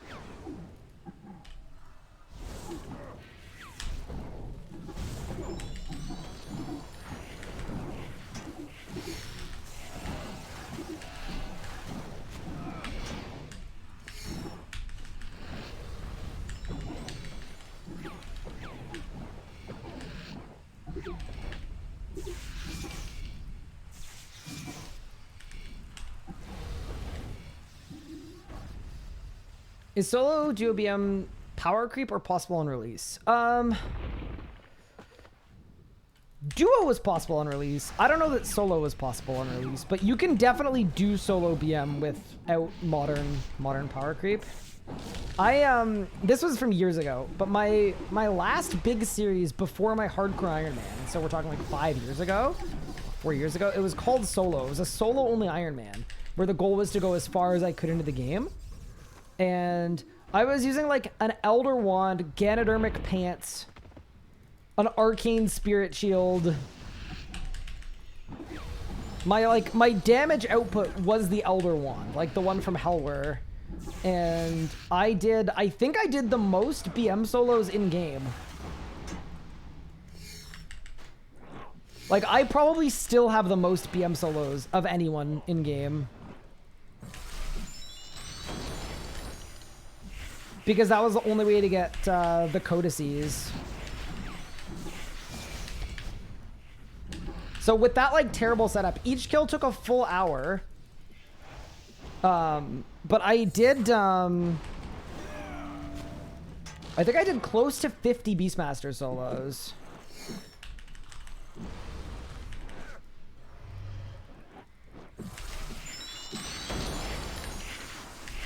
That was kind of a fun one too, because my setup got better and better as I got things like Acto.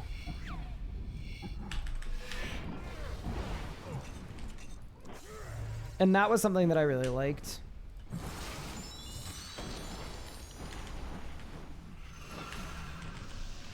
But yeah, duo was definitely possible on release. Solo is way easier than it used to be because like you used to have to like do a bunch of clever use of game mechanics to like block stuff and prevent stuff from attacking you, and like there was a lot of tech. And now you don't really need any of the tech.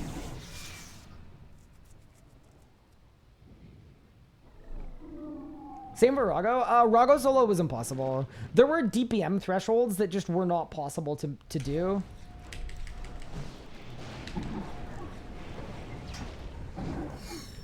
Duo's been a thing for a while, though, I'm sure.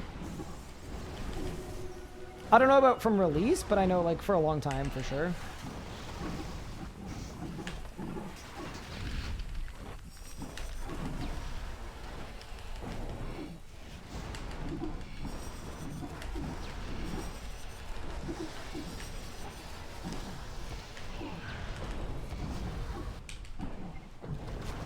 Nice. Good little kill. Did I win? Nope. 27 kill streak. Okay. Surely we're coming up on the drop rate here. We've got to be.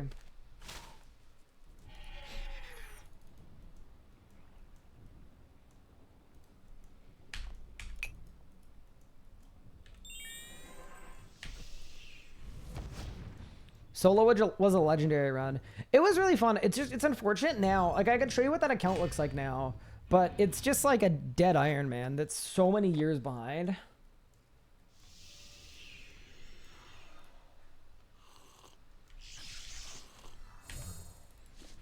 I don't know if I'll find a good use for it. Also, I just want to let you guys know, as much as we're absolutely chilling at Telos right now, I am telling you right now, the pain is going to start pretty soon, I think.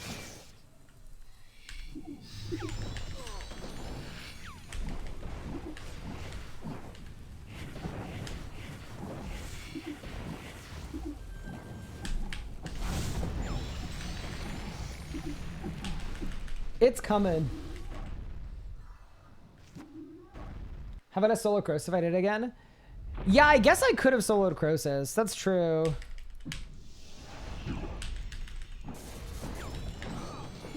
1, 2, 3. Back it up. I need to start using Rack and Ruin more. Are you guys seeing those hit splats? 15k damage just for fun?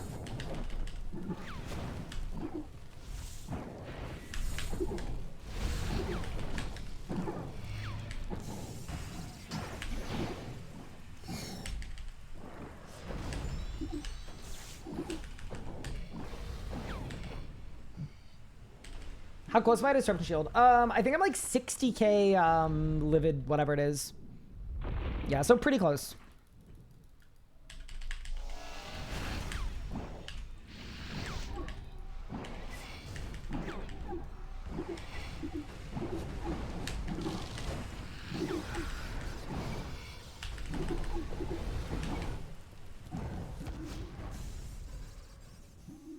Hit a 20.4k rack and read. Yesterday, yeah, it's disgusting. Mine, I'm sure, would be bigger too if I had full hit chance, but I don't when I'm on the ink staff. I figure it's worth using with staff auto.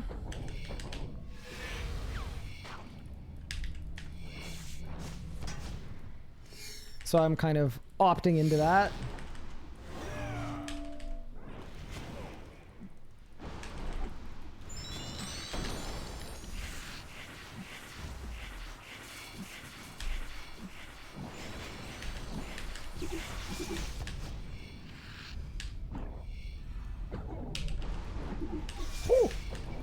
That was bad.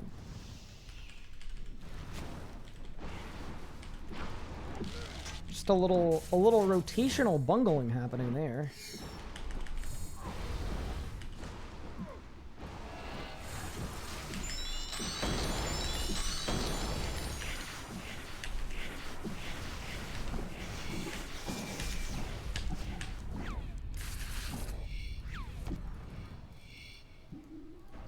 Wait, how did I cook all the minions? Oh, it's because I double corrupted, yeah. I reckon that's probably worse than not doing that, because if you overdo it, then you don't get as much soul split here. I don't know.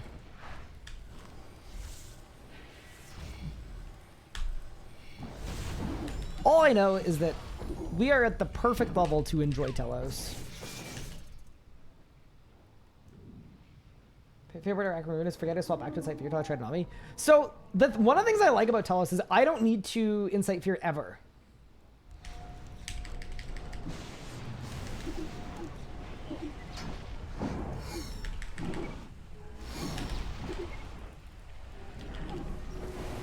That is one of my favorite things.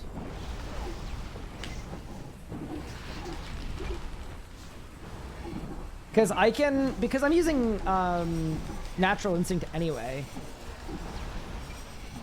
I'm staying in the beam. I'm not leaving the beam. See, bro. Nice little kill. Did I win?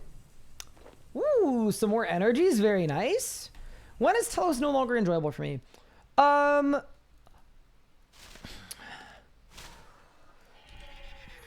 think as soon as I'm at the point where I don't get mechanics. It's a lot less fun for me. So whether that's endgame magic or endgame necromancy, it's a lot less fun when I'm skipping every mechanic. Am I streaking non-STB items? Depends on the item, but yeah, probably. I think we've actually got a long enough streak now that my drop chance is noticeably increased. By this streak count. I mean, we'd have to check, but I would assume that my base drop rate is probably like a 1 in 30. And with this streak that we're on, it's probably closer to 1 in 20. So basically, it's actually helping.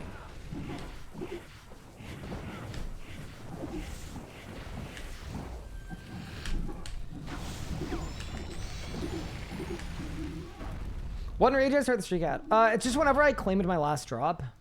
I think I got an orb at like 1 point. No, probably right around 1K. I got an orb. Because what happened is I got a ZGS at like 700 and something. I claimed it because it was our first and only ZGS. In hindsight, that was a really smart move, by the way, because Legos is now 4K Telos without a ZGS. So that was a clutch maneuver. And then I wish I had Divert, dude. Divert would be so sick here. Yeah. And then I just picked up right where I left off at like 700. I streaked to 900, got an orb, claimed the orb because that was before Legos had like 1 million orbs. And then, yeah, just started up another streak.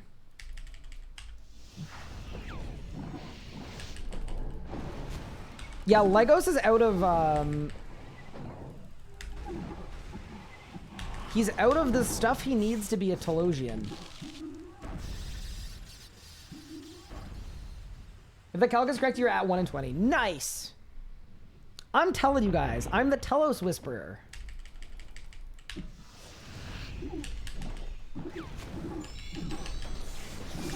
Oh, I'm gonna get some autos here. That's okay.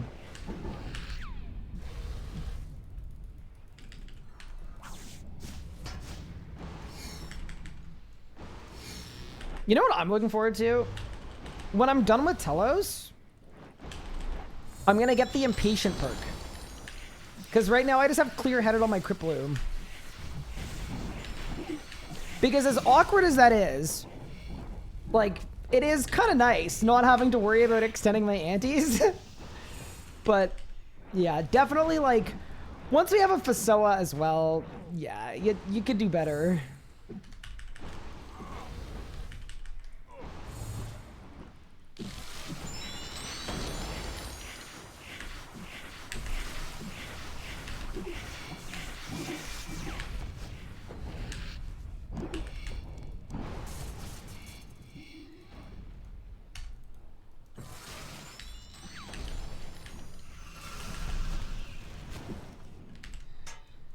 Beautiful.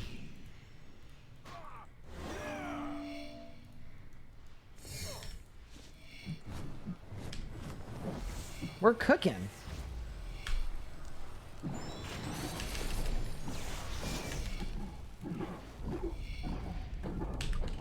If you could reliably get M4 Devo 4, would enjoy it. Yeah, I4 D4 is sick. I mean, honestly, I don't think Devoted's that important, though. Like, I'm... Oh, I've already got Enhanced Devoted 4. Yeah, here's the thing, because for a while in the meta,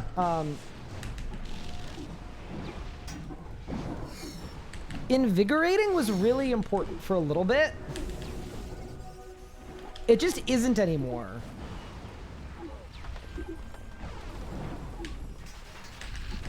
Yeah, so it used to be like, oh yeah, you need your Invigorating 4, obviously, but now...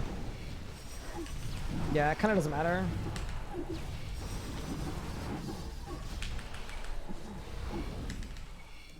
Well, I guess depending on how much you Fortic. If you Fortic like me, it doesn't matter at all. So, yeah, I get us to Enhanced Devoted. Did I win? Nope. Keep it moving. I4D4 is a scam perk. Wait, why? Because Devoted's bad? I always did I4D2. I won't lie.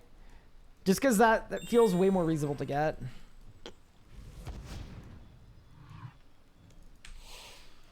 If you want an orb camp, you basically get Invigorating 4 by default. Yeah, I guess that's true. Yeah, you do make a good point. I got I4D4 in my jam. Are you saying it's bad? No, I'm not saying it's bad. Mini Elliot is saying it's bad because he's an elitist. Get him!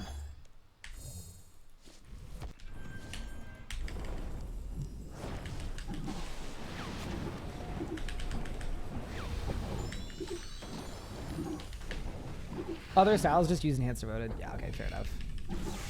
That's kind of like what I said. 19K? Whack and ruin? Crazy.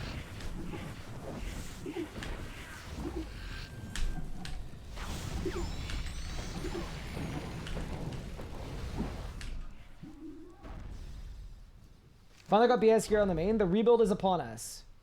Wait, does that mean the rebuild is done? CK, is that what you're saying? But rebuilds are so fun. What are you gonna do next?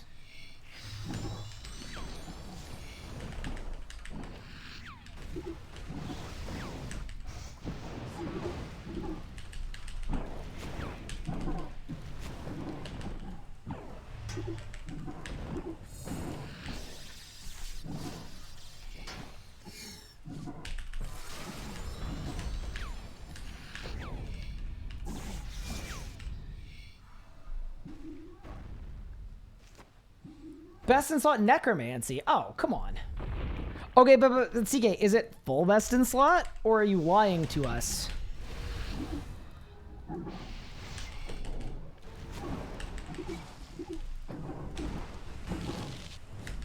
I don't want to see a fraudulent best in slot. I've seen some stuff, CK. I've seen things.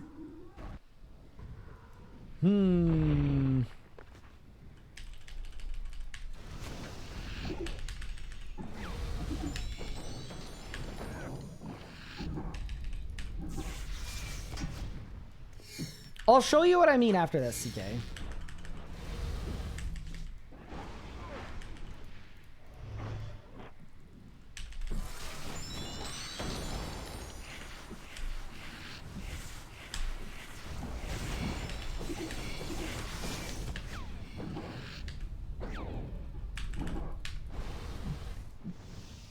You don't have tier 100? He was lying! Get him! We caught him in a lie!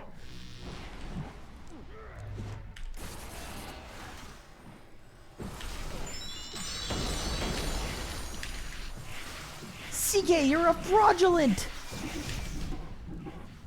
Does he have impatient for to vote for? True. That might be the real question. No, honestly though, grat CK, like that is so impressive. CK, like less than 2 weeks ago, was not only using the worst gear in the universe, but he was trying to solo hard mode into Katra, and he was just getting blasted over and over and over and over again repeatedly. Absolute content in the RS Guy Discord. But to go from that to just like best in slot, cook every boss of the game, eyes closed, you just need to be a goated gamer to do that.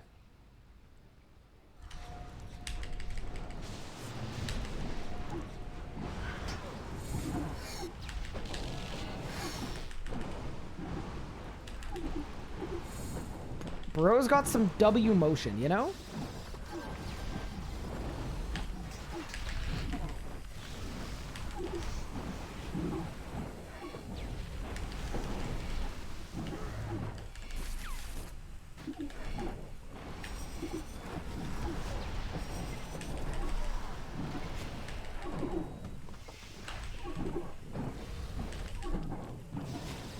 Blessed!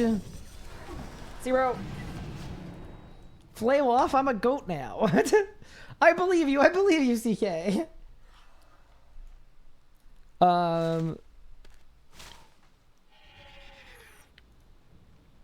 Now, what I was gonna say is, if you want non-fraudulent best in slot, you'd better have... By the way, I showed this at the start of the stream, but I made graphics for the Locked In series. So at the start of every YouTube video, you're gonna see our progress. See this? They light up. Ready? Hold. Hold, hold. It's lit. The beacons are... Okay, but here, wait. That's the range one. All right. Is this what you have, CK? Do you have all of this? Every single piece. 2 lanterns? I don't know if you've got 2 lanterns. Now, do my favorite one, was the melee one. Jesus Christ. 5, 6, 7, 8, 9, 10, 11, 12, 13, 14, 15, 16, 17, 18, 19, 20, 21, 22, 23, 24, 25. 26 upgrades. That's crazy. Why 2? One of them's flanking. I mean, Magic has a lot of stuff too, to be fair, but... Where's the Necromancer's Cinders? Oh yeah, that's true. That shouldn't be a DTB. It's okay. It's good to leave things slightly wrong, because then my comments can correct me. It'll be perfect. You don't need flanking for Telos, Raziel, Nakatra, do I? For Nakatra, you do. People do unironically flank at Nakatra. I don't. Like, you definitely don't need to, but yeah. Because of the preposterous placement of Nakatra's feet and how firm they are from a planting standpoint, you can step under and flank Nakatra. Can I post a pic here? If it's like appropriate and it's not gonna like give me nightmares and hurt my soul, yeah, go ahead.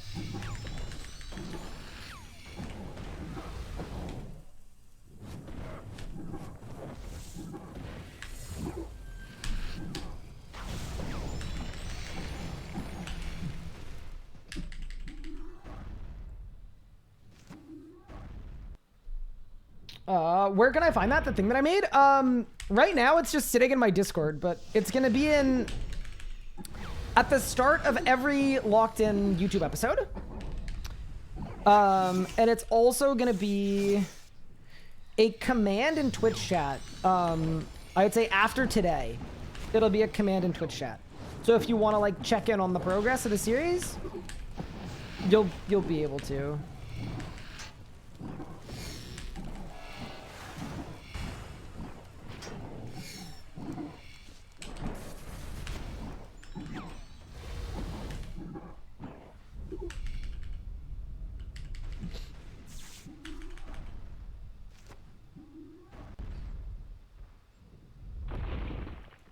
Oh, no, wait. What were you one tick off of? Which one? Oh, boy.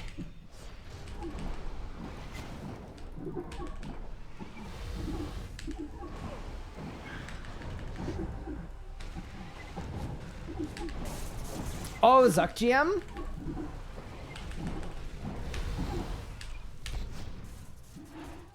Oh, Zuck Master.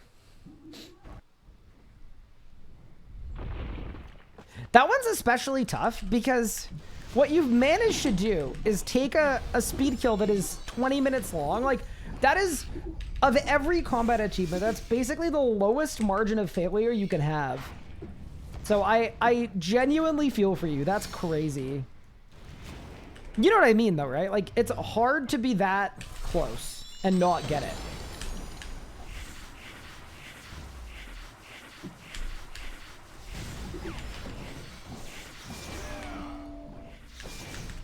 Kind of impressive, though.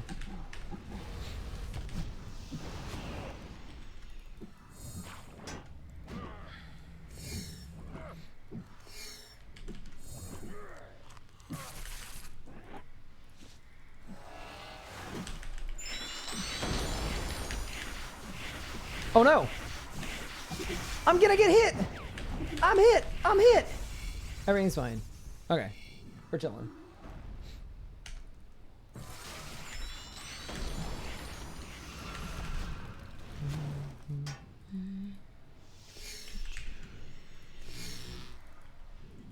Remember 21 to 16? That was improved a lot. Yeah, that's really, really sick. Honestly, you should be proud of that. That's a big advancement. You inspired me to start a new army and been doing Battle of the Monolith. Oh no! Okay, Benjamin, here's what you gotta do. You gotta set up your troops and then train crafting in the bank at the Arch Guild. That's what you gotta do.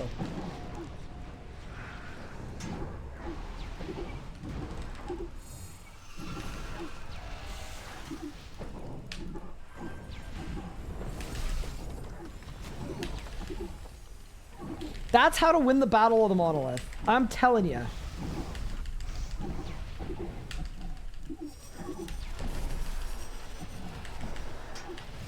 Wait, I'm actually a chef. Goodbye. What a great P5. Unreal. You're making headless arrows? Good on ya. Did I win? Nope. Dude. Dude, where the loot's at? We've pushed 300 enrages. Where's the money? Show me the money, Telos. It's time to start buying Wizard. Yeah, that is the right style to get into. Are we still hunting for DSTV? Yeah, exactly. Hi, Raw. How are you doing? Welcome. I hope you're doing well. How's the RS Cup going?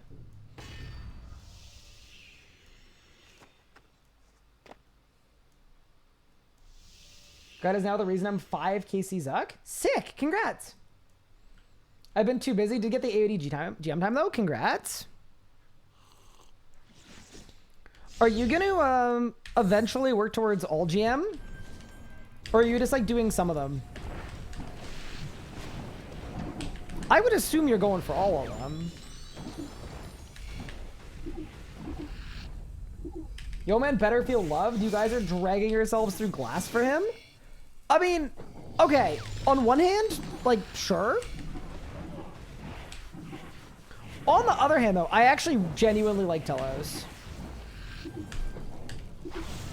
And I think Legos has been enjoying it too. Like, Telos is a really cool boss. If it didn't have Enrage, though, I'd be crying.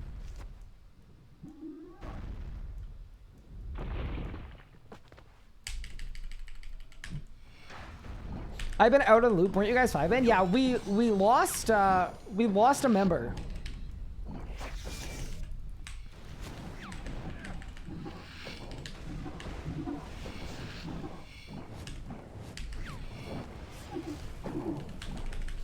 Basically what happened is the Easter season is very, very busy when you're a bunny. So, unfortunately... Now, there's a command. Exclamation bop, I think. But yeah, basically, she just got busy IRL.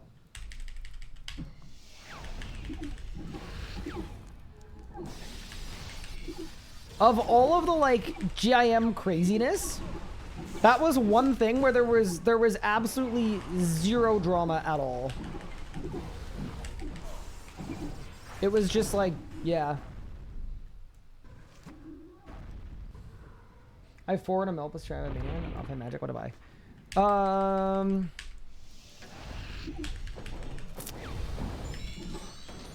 buy? Grim Pages. Grim Pages, biting 4. Do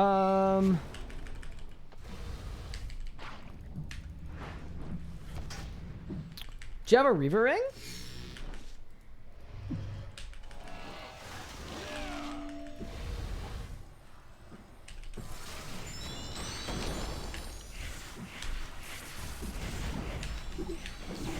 Was there drama elsewhere? I mean, like, yeah, there have been some heated, dramatic, reality TV level, like, moments. But yeah, that was fortunately not one of them.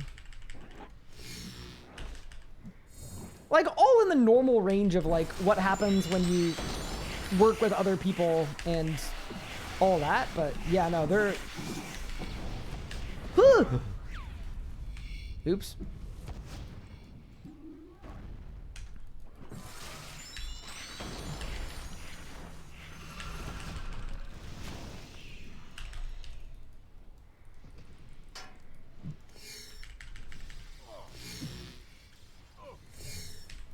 I think she's interested in old school.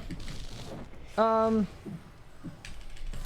think she's been playing, like, streaming a mix of RS and old school, but if you look at how much she's been streaming, it's like way, way less than it was before.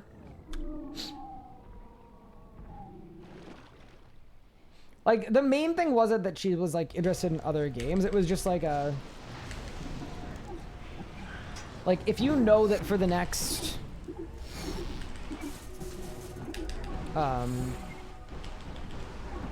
3 months or 6 months or 8 months or 12 months or whatever, the most time you're gonna have to stream is like, I don't know, 15 hours a week or something at most. Whatever it is, it's kind of like, Yeah, maybe it doesn't make sense to just be perma behind in a group Ironman because everyone else is playing more than you, and everyone else is playing more efficient to begin with because like play styles and all that. Did I win? Can I please get a drop?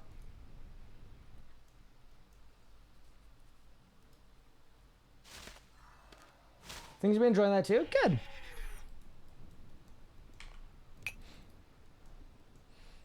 Ask for STV drop, then I'm not going to get one. I have to ask for something that isn't an STV drop, I think. Log the doors check. It's probably in storage. I don't know if there's any point though. Like the odds of getting a girl, I've never had one in my life, by the way. In like 8,000 Telos kills. It's actually probably more than 8,000 at this point. It's probably closer to 10,000.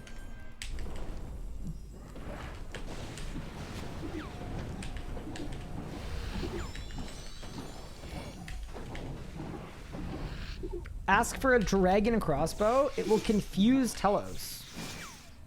Huh.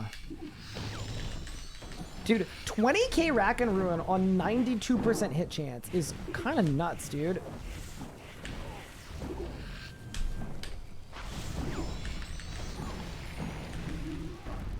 Hi there. Is this game actually good? That is a great question. I have been asking myself for 20 years. I really like it. I like the game. I like the community. I like the people that play it.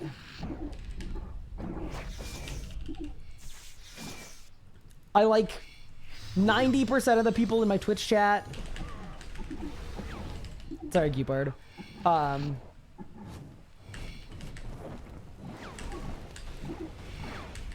don't know if one would say that the game is objectively good, but it is definitely reasonable to enjoy the game.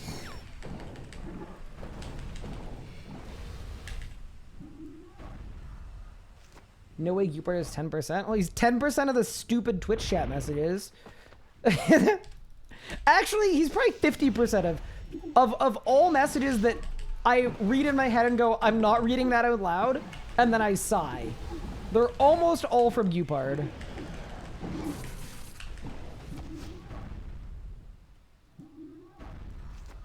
Be able to play it? Well, no, like, obviously, like, in any community, there's going to be a mixed bag, but in general, I have an awesome community that I absolutely love that was met and curated through this game, right? Like, my stream community, my Discord community, my entire friend group is people that I've met through this game. Like, obviously not my IRL friends, but yeah. My entire online friend group is people I met on this game.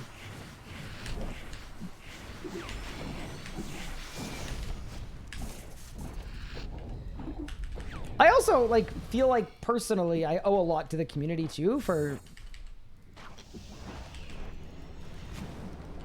electing me as their streamer. And that's really cool too. Like, I personally feel a lot of loyalty to the people that have supported me to the point where I'm able to do this as a job.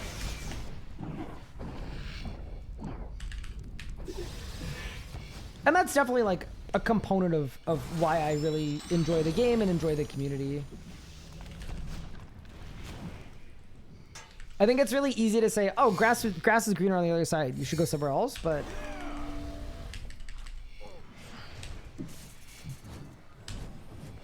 I feel pretty privileged to have had a community that supported me this much, and I wouldn't want to like... I wouldn't want to dip on those people. Did you meet your wife through RuneScape? And you didn't bring her up. Well, okay.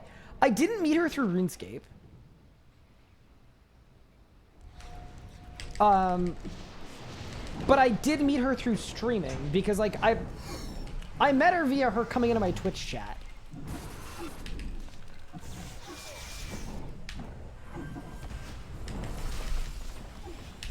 So I was just trying to think more like, more directly.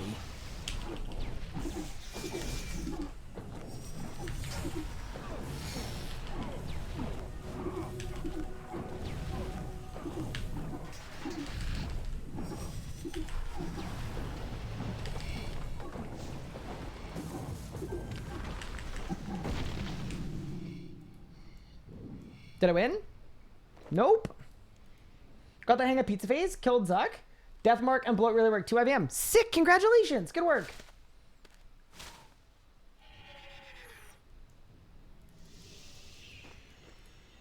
Why not start introducing a community more games? I mean, to be fair, I am going to do that with Dragon Wilds. 100% I'm going to do that with Dragon Wilds. When there are new updates and things. I don't know. I mean, I don't know that my goal is to be like a variety streamer or whatnot. I think my goal is to just like do the best streams I can, have the most fun I can, do the best I can with my community. So it's kind of, you know, I could do that, but I don't like need to do that. It's not like my RuneScape streaming is like maintenance mode, foot in the door. Like there's a ton of stuff that I want to do in this community with this community here. Does that mean you married a fan? An only fan? No, not that.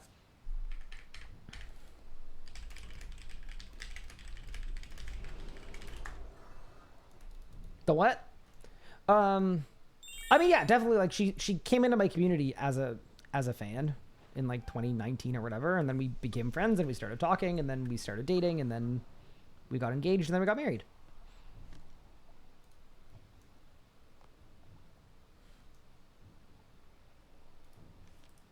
Maybe I need to bring Rocktails for a bit. I will just bring Rocktails next hour. It'll be fine.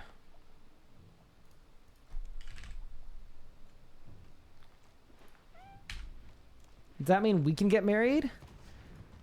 CK, you specifically? Abso-freaking-lutely.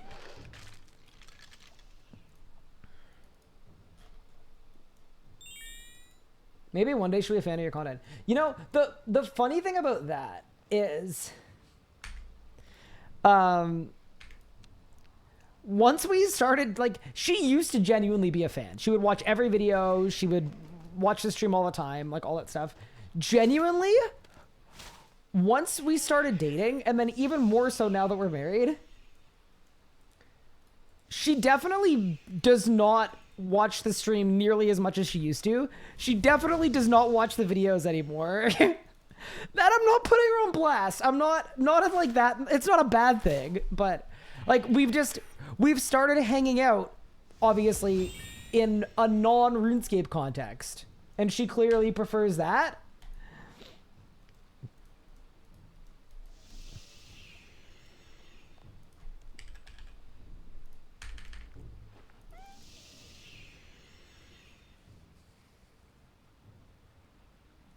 What mode of hamper is this combat style? The what? When did we get married? We got married last July. No, last June. Look, it's close enough. So basically you fell off. Yup. What is your review of Dragon Wilds? So I might actually make a full review of the game.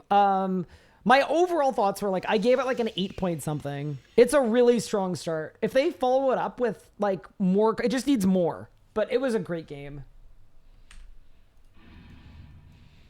Or it is a great game. I was really impressed. My kid was talking, what mode of combat style is this?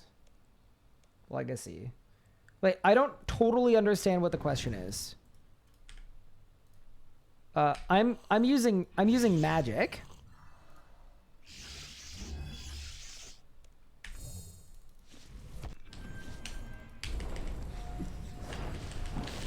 Legacy mode is a like basically unsupported game mode or combat mode wherein you just click and wait.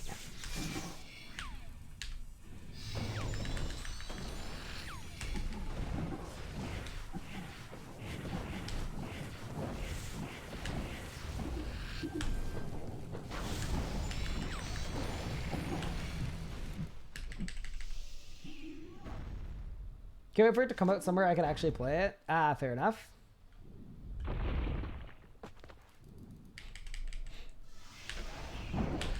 Also, to Kent's question about like why I don't introduce my community to more different games, I think part of it as well is like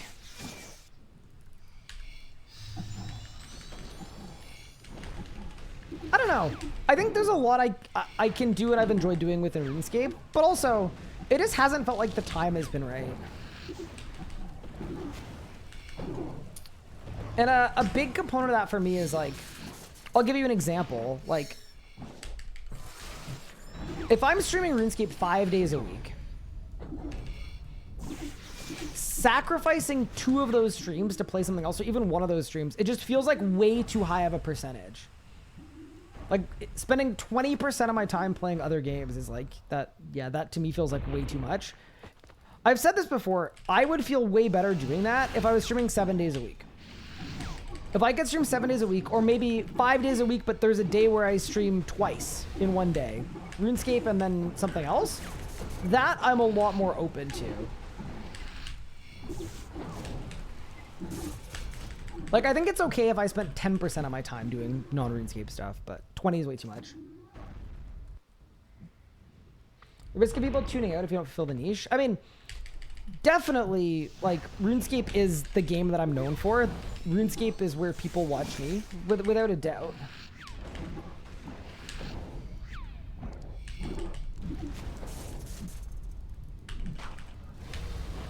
I wouldn't expect people to watch me elsewhere. Sometimes streamers do this thing where they, like, guilt people into watching them stream other things. And I just think as a mentality, that's absolutely insane. Oh no.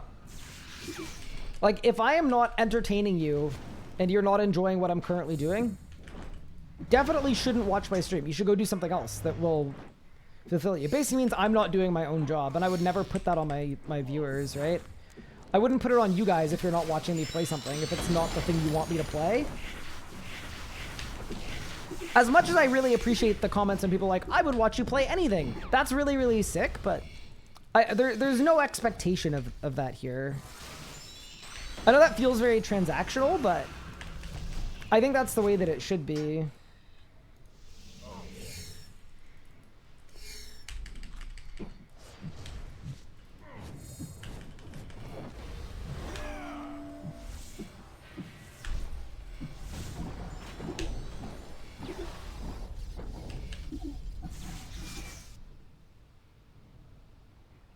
That's part of it too, is I wouldn't want people to feel pressure to watch me streaming something else. Or like people wishing I was streaming RuneScape if I was streaming something else, so. Yeah, that's definitely a part of it. With that said though, Dragon Wilds poses a really good opportunity to see what happens if I play Dragon Wilds for a bit. Make a bit of Dragon Wilds content. See if people will watch that. See if people enjoy that. And then that gives us a really nice, like, natural thing we can do whenever we want to mix it up, right? Whenever there's a content drought in RuneScape or there's a Dragon Wilds update, we can stream that for a couple days. And that sounds really, really fun to me. And that's less of a big ask because it's still RuneScape. How do you mean guilt? I see so much stuff on the internet where streamers are like complaining that people aren't watching them stream something else. And it's so entitled and so ass backwards. It happens very, very often. Your Ripper's about to get you a strength level? Huge! I need Grim Pages.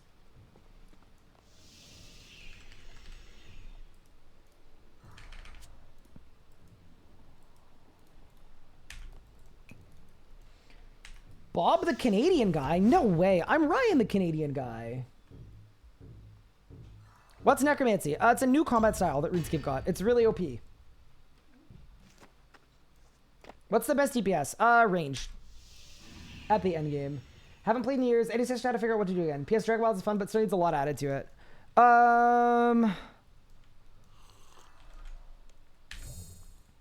Chat, do you guys have any suggestions for how to, like, get back into the game after years and figure out what you've missed? I don't know that I have a straight answer for you, to be honest.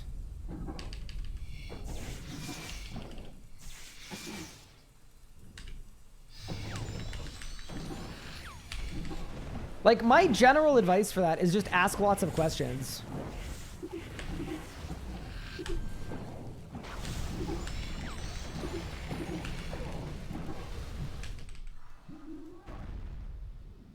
Am I using Maliotops? No, I am level 93 farming.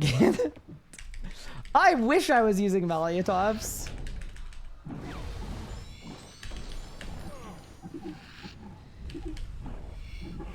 Maliotops would be absolutely goated, but some of the requirements for things in this game are, in my opinion, like insanely high for what they are.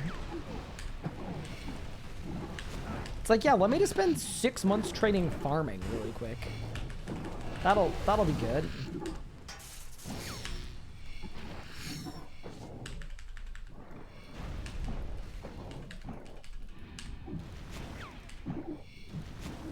Biggest grab out comeback 10-year break is all the abbreviations RuneScape players use, and Paul's not understand some. You know, Luca has a list of RuneScape lingo, and it's really, really good. I should probably yoink it. Yeah, that might actually be really good. Because, yeah, I definitely get that feedback. I know, when people in my family, like, tune into my stream or hear me streaming, my brother will tell me it, like, sounds like I'm speaking a different language.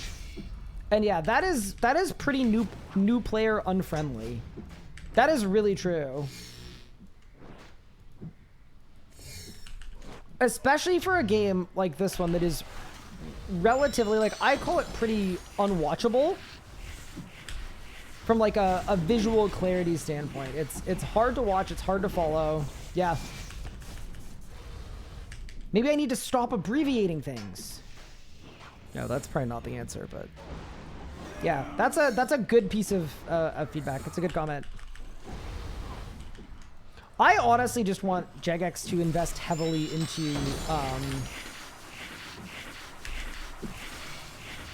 a cleaner, nicer, more simple UI, better buff bar, better debuff bar, better monster-specific information window, like target info window. All that stuff is just like, to me, all of it is an absolute no-brainer because the game is so hard to follow. And then I think that's like, arguably, that's like the best way to fix a lot of the visual issues. Like, as much as it would be good if streamers didn't use abbreviations as much, I think the crux of the issue is that someone needs to ask questions because they have no idea what's going on. There's a wiki guide for returning players? Ooh, okay.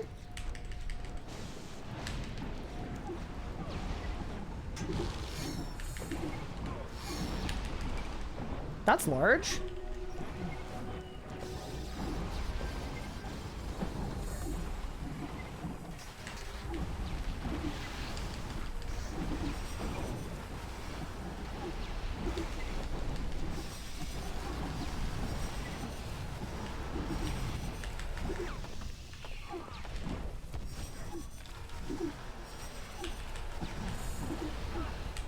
Ooh, that was kind of bad. It's okay. Lanica or Mandrith for Slayer Grind? I would do Lanica. Did I win? Nope. Keep it moving. Could you one kill trying to commentate and keep it new player friendly? I can try. I think it'd be hard to do for a boss like this in real time because it is a complicated boss. Like, it's one of the more mechanically complex bosses in the game. But yeah, I would love to try to explain what I'm doing and what the goal is. Your crop layout does wonders for screen visibility. Oh, thank you.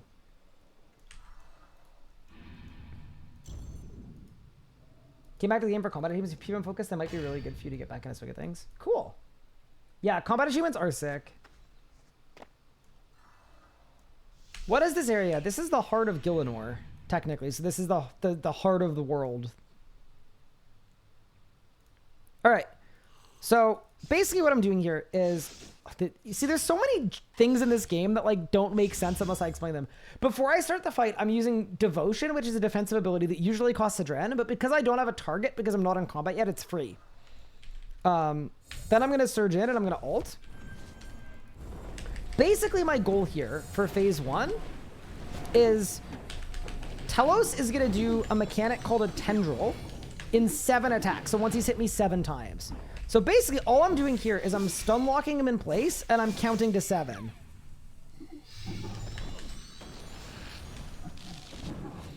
And then for the Tendril, Telos will do a ton of damage to you and heal. And the way to break it is to do more than 17,000 damage. So what I did there is I set up a bunch of damage. I popped it all at once. I hit over 17k, and then I finished the phase. Phase 2, what my goal is at the start is I am going to stun him in place, because in a couple auto attacks, he's going to do a mechanic where if he's standing inside the black beam that just spawned, you take a ton of magic damage. So basically what I did there is I stunned him in place to lure him out of the black beam. And now he's going to start the magic attack. It's a magic onslaught, but he only does one attack there because he's not in the beam. If he was in the beam, he would do an infinite amount of attacks. Next mechanic is the hold still. Before it comes out, you have to use anticipate.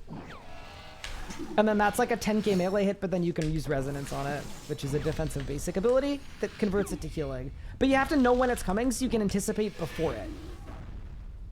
All right, and we're phased. Next phase, what we're doing here is this phase, we're going to absolutely melt it because I'm going to use Metamorphosis. And the red beam that's going to spawn in the middle of the phase, it boosts all of your bleeds. And the special attack for the wand is a bleed. So watch this. Bang. Nuked the whole phase.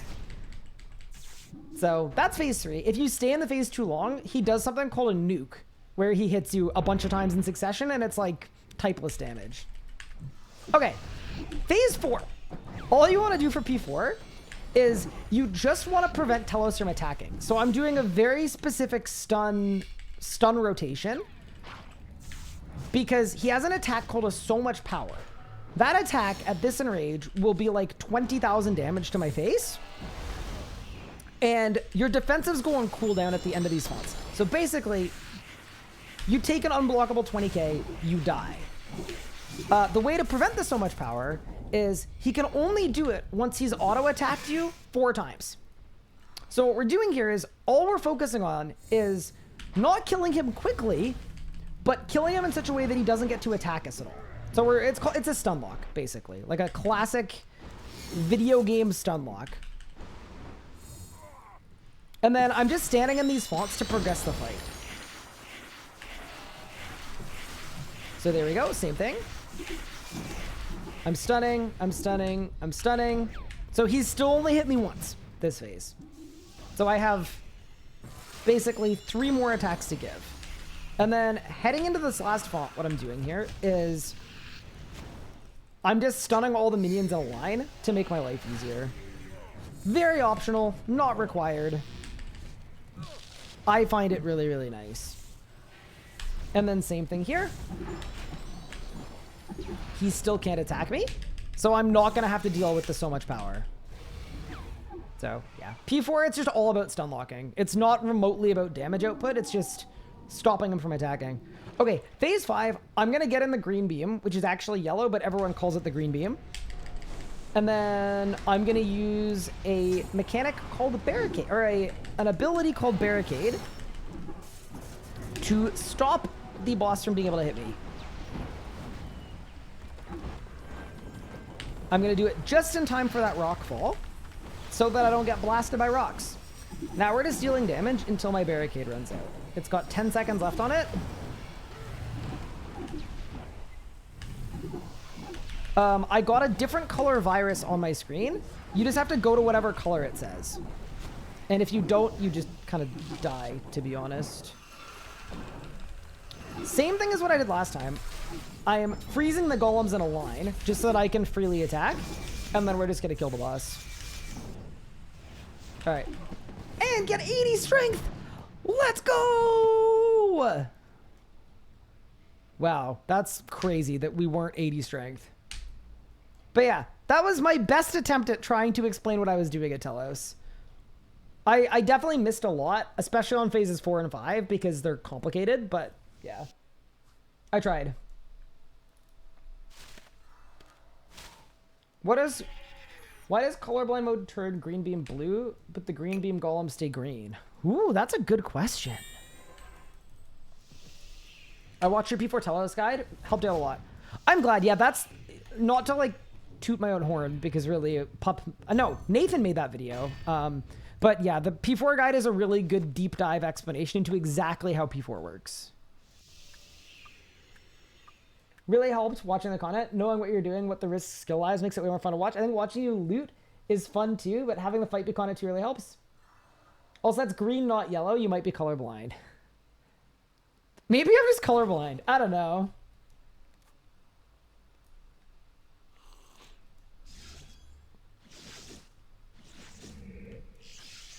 Jovi Sacrifice Scrimshaw works on Dragon Cluster tasks, killing Vorkath.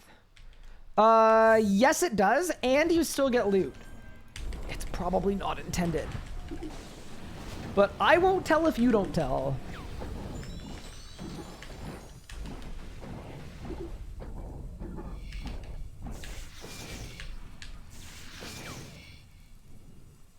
Yeah. The other really cool thing about Telos is, just like a player, Telos can use freedom when stunned to unstun.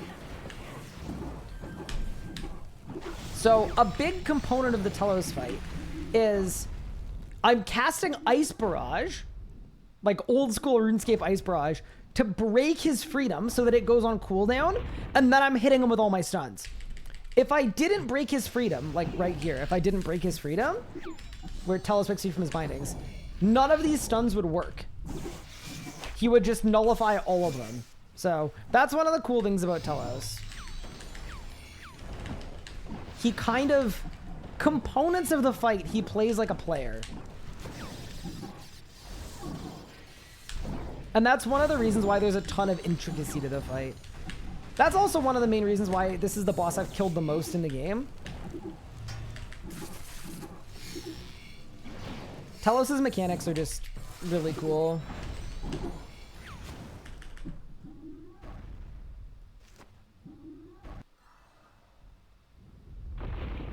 But yeah, one of the things too about Telos is like, if you kill Telos with full best in slot gear, you don't actually see any mechanics.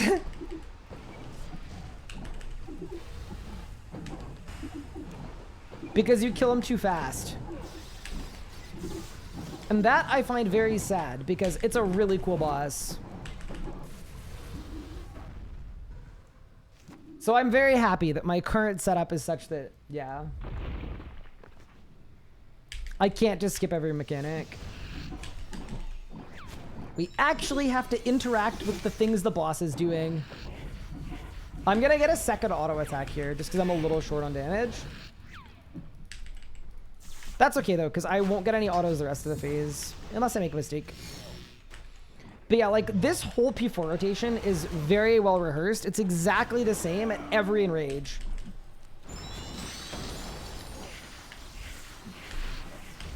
Oh no, I bungled. So I've now had 3 auto attacks, which means I am now 1 attack from a so much power. So I actually need to lock in here. I've got it though, I've got it. But yeah, it looked like I was doing fine, but I literally mistimed something by 1 singular game tick, and it,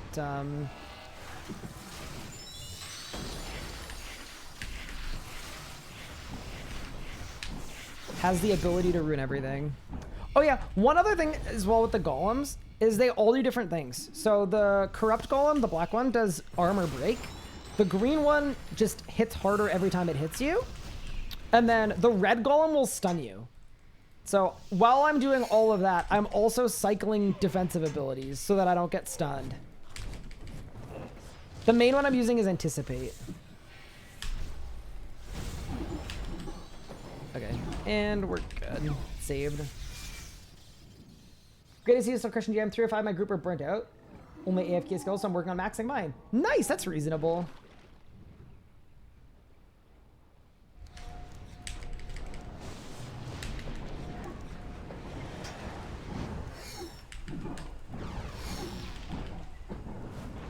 Ooh, I kind of did the rot wrong.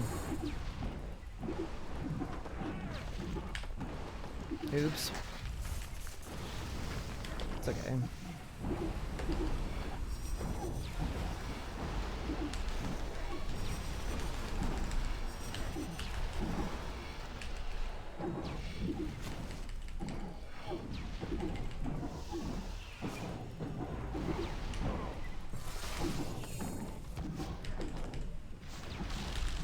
Blast! See, bro. I don't know why. I'm feeling good about to drop this kill. Nope.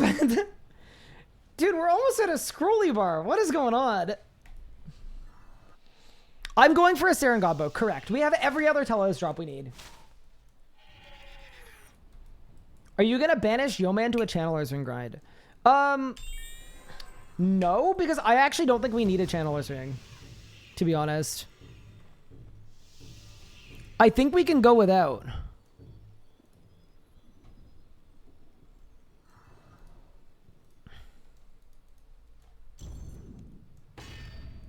Yeah, I'm happy. I'm honestly happy with my Reaver's Ring.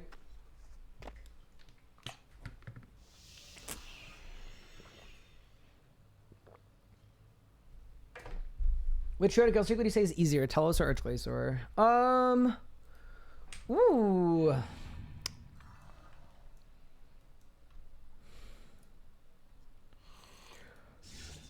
Let me think. I think they both take about the same amount of time. This is a really, like, the last few kills of the Glacior one are probably harder, but oh, it's hard to say.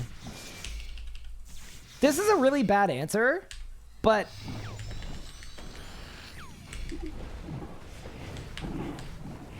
I don't personally find either of them hard. So it's hard for me to say which one I think is harder. I think Telos is mentally harder because the first 90 kills are really boring.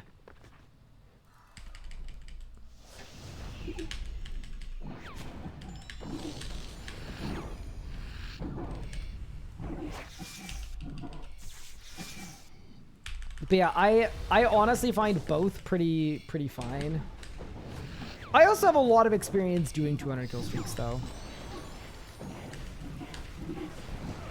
I've done over 10 200 kill streaks at Glacior, and I've done over 10 200 kill streaks at Telos as well.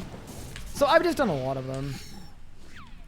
But yeah, anything that I'm willing to do on a hardcore Iron Man, I'm like 100% confident with. And 200 kill streaks, that's one of those things. I think they're similar difficulty though. Both safe with the right implementations. I will say this though too. A lot of people do not like the beams at Glacior and really struggle with them, and that is valid. It's like a terrifying game of chicken. Any STB droppers? We haven't had a single drop today, but we're pushing. We're pushing up to 2K.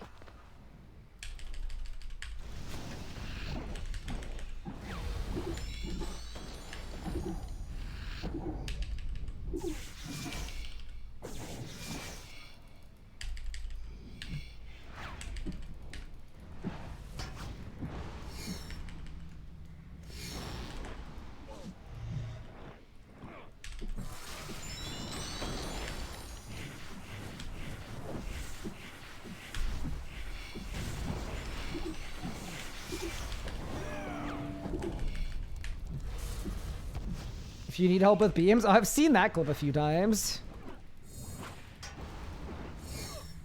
Yeah, I think, to be honest with you, I think I'm all good, but I do appreciate your kind offer to help me out on the beams.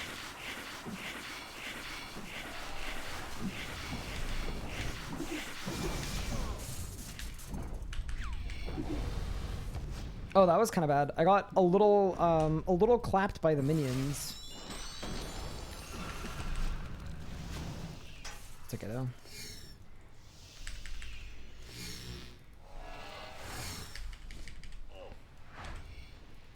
How are you doing, yo man?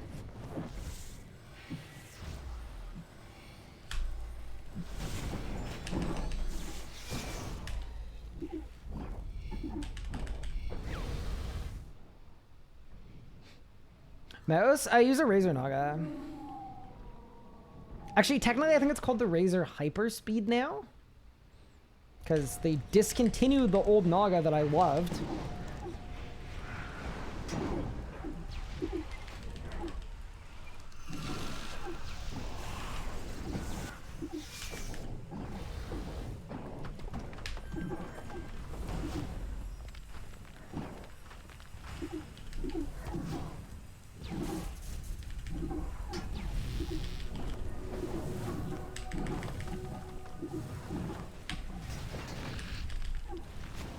That was almost a bungling, but it's okay. Goodbye. All right, what do you got for me, boss? Shirley. Nope. Dude, this is... We're proper dry. We are properly dry. What if Akon Cake has a clip of the mouse dying? That was the most insane thing that happened on the Hardcore Iron Man. So I'm playing my Hardcore Iron Man. We're doing a 200 kill streak at Glacier. My mouse dies in the middle of the kill.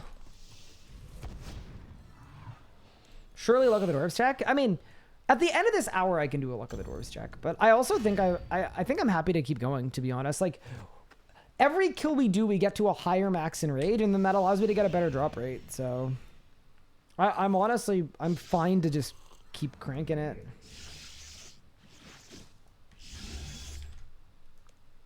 As I always said, like, the more we crank it, the better. Well, I guess until 2449. If you crank it past 2449, it doesn't really matter. It's all the same after that point. Yeah, I have zero faith in a luck of the dwarves check.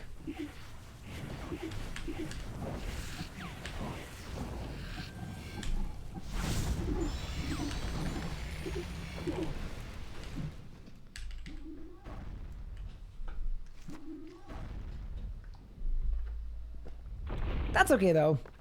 Also, wanted to say, I really appreciate everyone tuning into this stream today. It's been really fun. It's been nice getting back on the group Iron Man. Getting back on RuneScape the 3rd. Telos pushing is also pretty fun. I've always been a big fan of streaking. So, yeah, that's quite nice.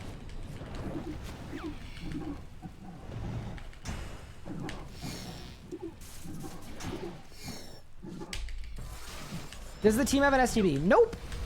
That is what I'm currently going for. We have 3 Stabs of Sliske, 4 Reprisals, 1 ZGS, and no Serengabo.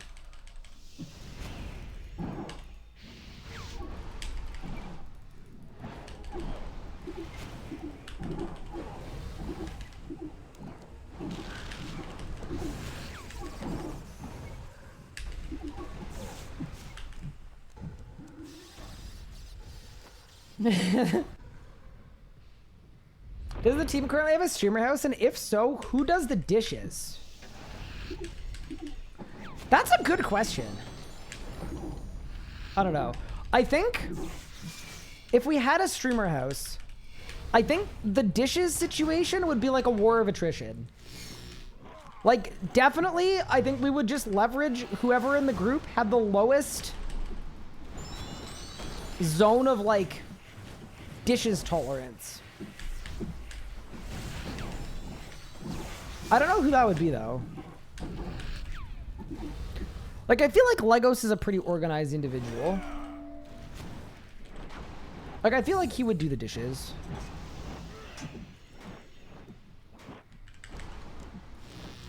I would do them, but I do them at a designated point. I'm not a, like, do the dishes every time there's a dish kind of person. I'm more of a, like, before I go to bed, make sure all the dishes are done kind of person. So I'll let them pile up for the day, and then, you know, or maybe when I wake up, yeah. So I'd be open to doing the dishes, but not more frequently than that.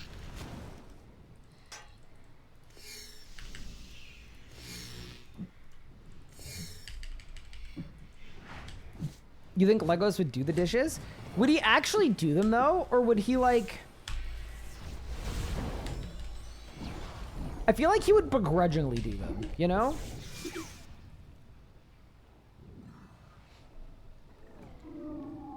Do chores stuff when I wake up. Part of daily routine for me. Nice.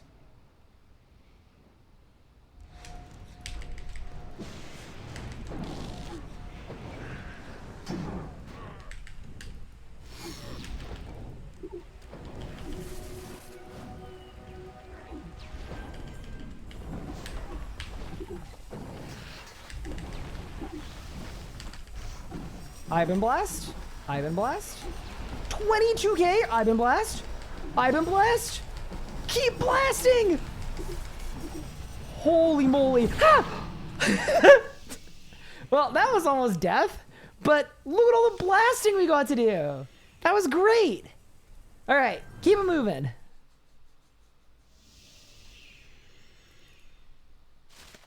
Legos would have the zombie and the skeleton do the dishes, true.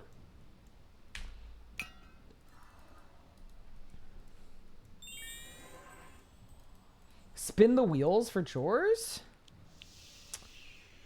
Yeah, we could do a chore wheel. He'd put on his belt and then knock out a full sink. Yeah, he probably would.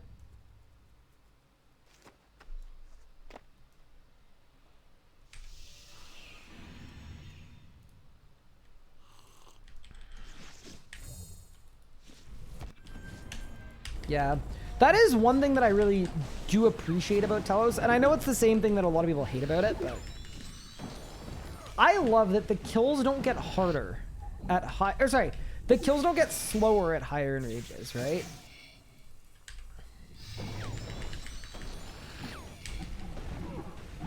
The boss just does more damage, and the minions do more damage, so the fight gets more difficult, but I think it's really good when a boss has an efficient enrage that is really, really high, like high. You're actually incentivized to challenge yourself and make the boss more difficult. Like for me anyway, Telos would be an absolute drag if the meta enrage was like 300% and then you could just, any other pushing past that was purely cosmetic.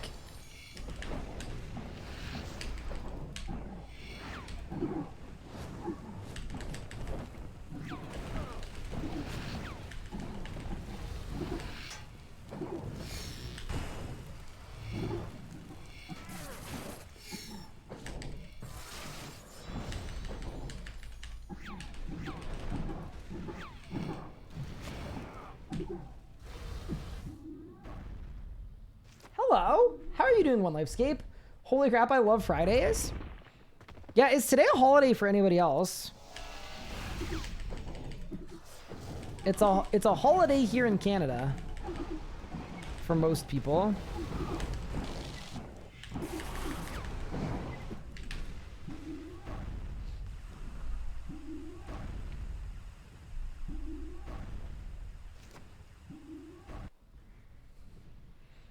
Should do a group chore wheel for the actual JM.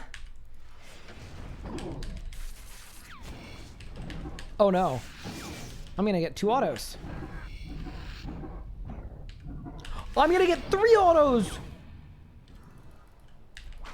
Okay. This, oh no, I might be dying here, team.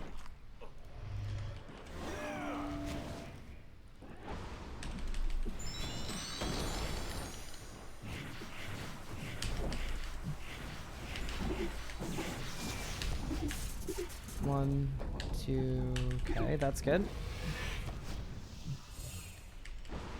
So I am 1 auto attack from the so much power.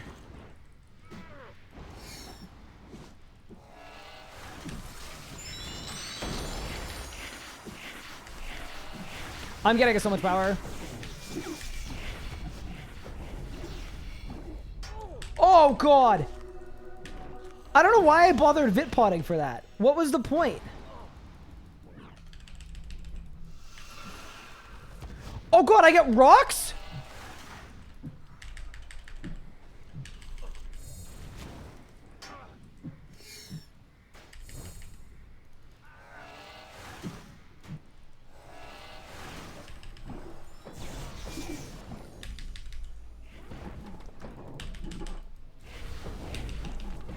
I'm like, holy crap. Help! That's not good. Okay, so I don't have a vit pot for this, which is okay. I gotta dial in.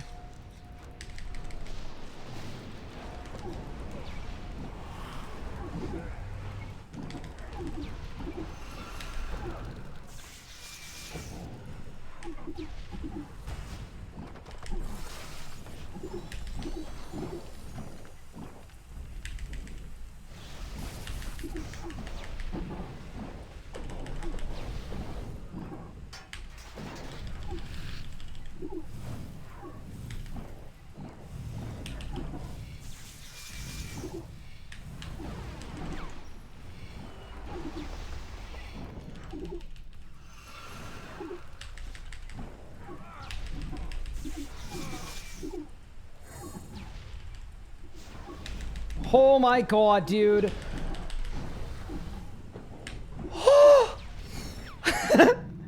Okay, that was not good.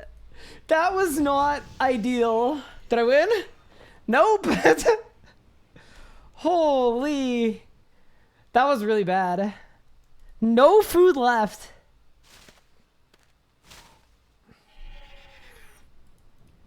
Okay, I'm gonna buy a life refresh. I think that's probably reasonable. Holy. That rock on P4 absolutely jump scared me. I just like completely forgot that was even a thing.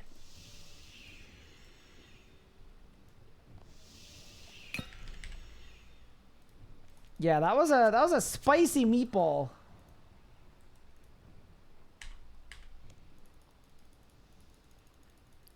You did that on purpose to challenge yourself, right? Yeah. Yeah, totally. Totally, that's what I did. Why, of course.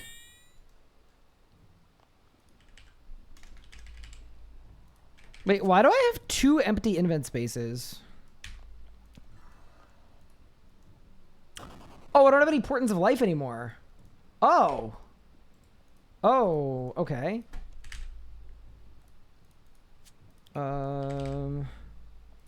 I can fix that. Nice. Has the difficulty spiked? No, I just made a mistake. My, like, I have a limit of how much of one thing I can do well repeatedly. That's basically what it comes down to. All the kills start, like, kind of molding together, and I get a little lazy, and my, like, my focus goes down a little bit.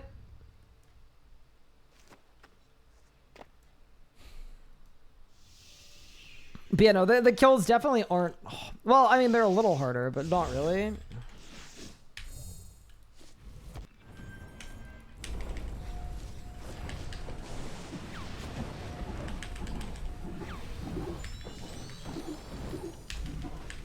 One, 2, 3. Also, this might make me a bad person, but I am not super worried about Grim upkeep on this account. Like, I think it's gonna be a little bad, but only a little.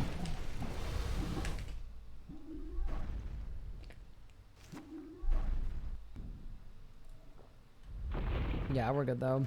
Hey, we're at 1500 in rage. That's pretty cool.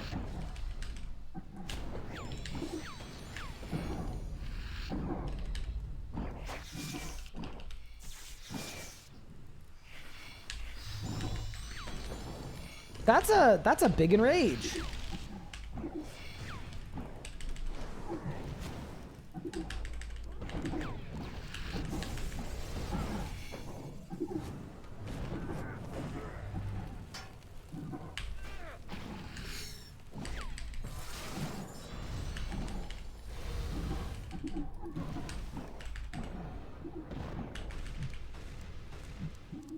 Until you get multiple Grims, you stock up pages 3 times as fast. It's actually like more than that too, because usually we're selecting with Legos as well, and he will never use Grim pages. He's an Equilibrium full book user. Ooh. Oh no, that's bad. We're fine. Do you guys do that thing where you force each other to complete a grind? Wait, what do you mean, JDev? Shoot, I should buy a full book. Wait, CK! You said you had best in slot necromancy! Damn, CK lied. CK lied, people died. Get it trending. Can't believe that. Best in slot necromancy without a full book. Unbelievable. Irredeemable. Inconceivable.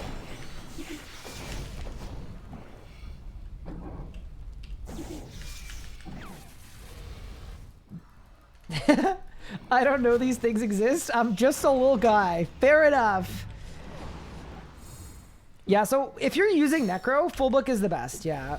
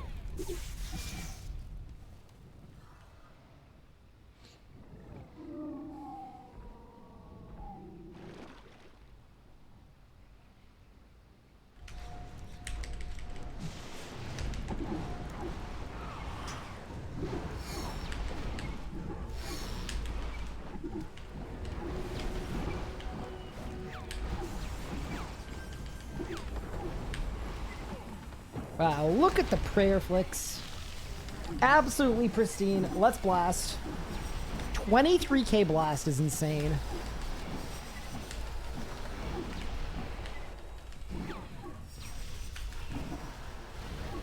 See, bro.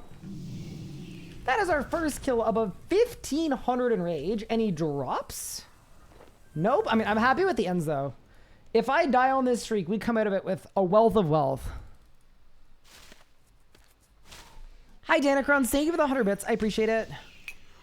Yeah, we just gotta keep it going. I am grabbing another Grim Page, though. Add a couple. Not even an orb yet is kind of weird. Yeah, I mean, in total, like, aggregate, I've had an orb. But yeah, I would agree. We're definitely, it's been a little weird.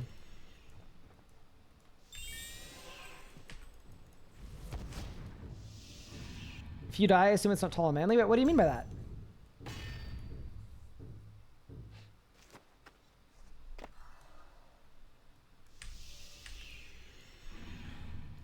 Do that. Do that. Do that. Let's go.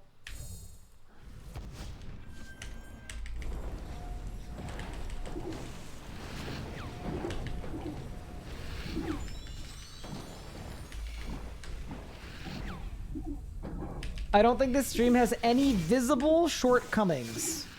I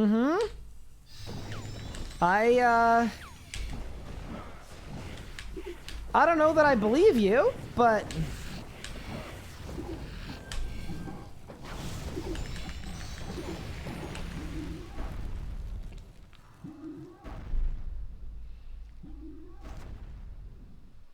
are these pushing kills? These are all pushing kills. Yep.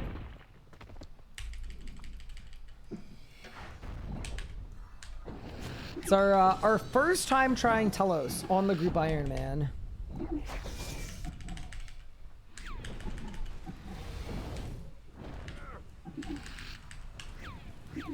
So my final aggregated kill count is ow.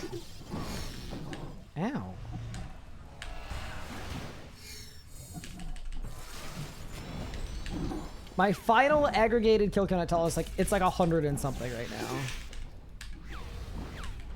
We're like 100 kills deep. Is it a 200 kill streak? It is not, because I got a DZGS at like 700 and I claimed it. And I have zero regrets because since then, Legos in the group pushed all the way to 4K and he didn't get a DZGS. So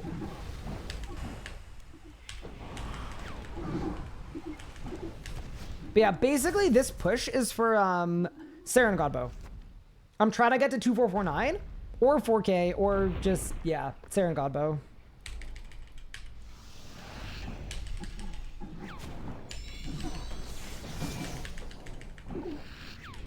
My ear just started ringing. That's not nice, is it?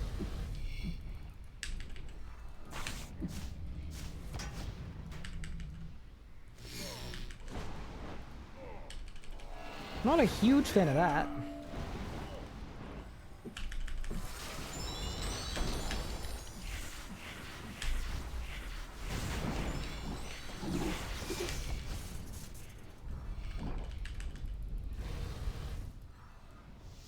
Did you answer the ring? No, I don't know why I get that sometimes though. It's not very fun. I'm not a fan.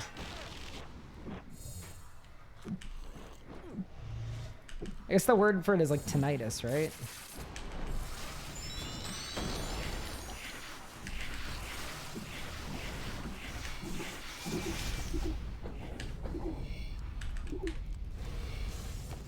Hello, Sir Wand Wielder / Book Bearer. Hello. How's it going? Welcome in.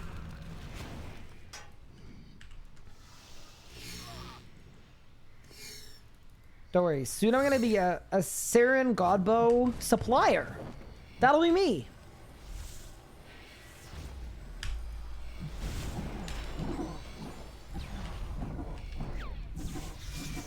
That'd be a fire artisan. Hey, Cuspley, what's good? How are you? Day 4 of Dragon Wilds and you're already at Telos. Mm-hmm.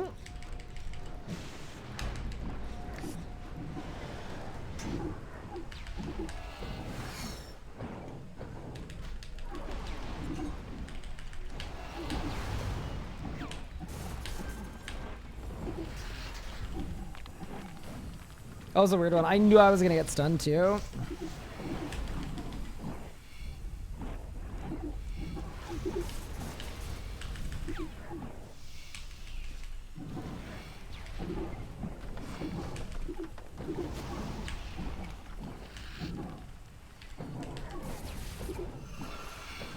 Oh no! Whoa, whoa, whoa. How did I bungle that? I don't know. Whatever. Boss died, I didn't. What do you got for me? Energies? Did your AC turn off in your house? No, we're definitely not at AC weather yet. But that's an interesting possibility.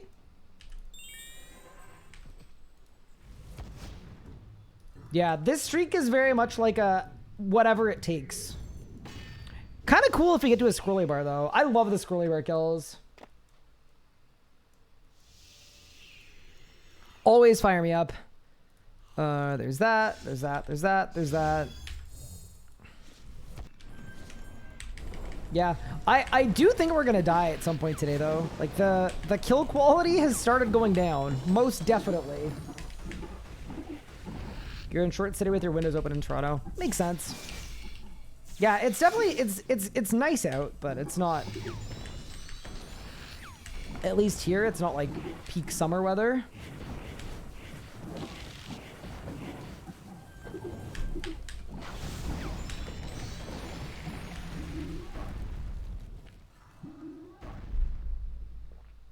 Wait, Octagon Cake, did you get something? If so, congrats. Speaking of people that do a lot of Glacier, Octagon Cake is like a 200 kill streak demon. Actually, I have a question for you. Have you ever lost a 200 kill streak due to being distracted by Twitch chat? I feel like you must have by now, because you've done a bunch of them.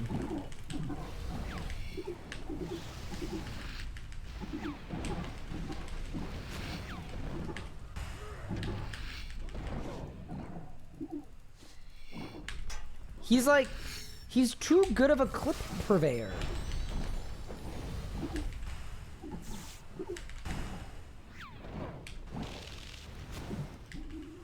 I've lost a 2 kill streak by listening to Twitch streamers. Uh-oh. Okay, but would you blame the Twitch streamers, or would you say it was more of like a skill issue?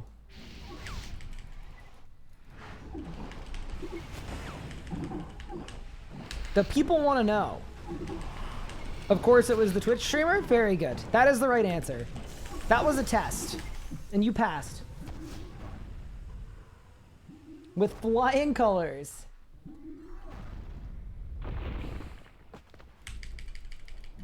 You've only lost 200 kill streaks to my own stupidity so far. Wait, but I thought it was always the Twitch streamer.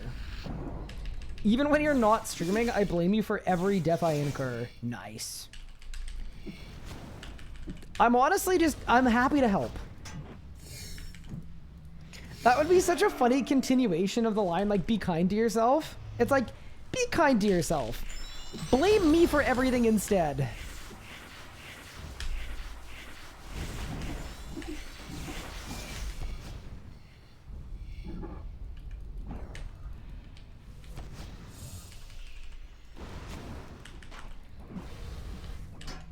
These minions are getting a little toothsome.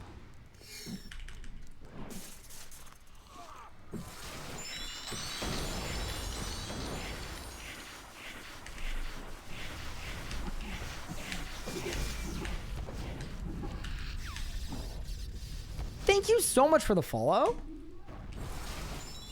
Uh-oh. Chat, they have PvP in their name. Scatter. Hi, Zinka. How are you? Happy Friday. I still don't know what I'm going to do with streams this weekend. There are a couple options. We could get the Saren Godbow and then get the Fasoa and then start doing ED2. Like, basically, it would be a finish the Fasoa arc because we're 2 out of 3. I feel like that probably makes sense. We could also do a rebuild. We could tame some wild dragons. In RuneScape, obviously.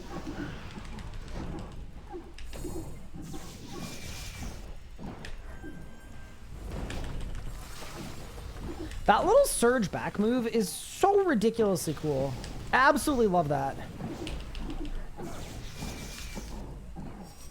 Blast, blast, and see ya, bro. What a great P5. That's probably the best P5 yet. Did I win? I mean, I can't be mad about all the energies, man. That's a lot of energies. One more kill in the hour if we're quick. Let's get it. I appreciate you being a punching bag, even if I have to crouch down. You know what? I deserve it for being alive. It's kind of my own fault. I also did choose to have short parents. And I should have chosen different, clearly.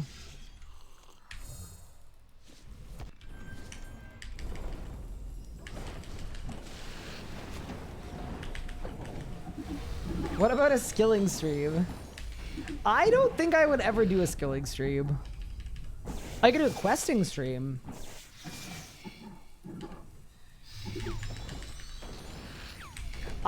When I'm streaming, I definitely like, I feed off the heat of battle, you know? The anticipation. The chance to get a unique drop. Like, all those things definitely enhance the stream for me.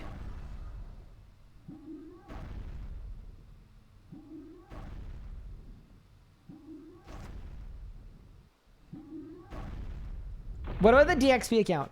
To be fair, those are pretty hype streams. Next DXP, I could bring that back. Yeah, I don't really have an issue with like streaming skilling. It needs to be purposeful, you know? It's the same as an what's the term? An unpurposeful skilling stream. Like, I don't think skilling is objectively boring, but skilling without a good goal and a good objective is really boring. At the same time, I'd rather do purposeful skilling on this account to like unlock something we need than like, if I just like started streaming, I was just killing stuff on my main account with no goal. I was just like, all right, we're playing RuneScape today. I never do that. I find it a lot less interesting / entertaining if it's just person playing RuneScape. We like to keep a little more intentionality around these parts.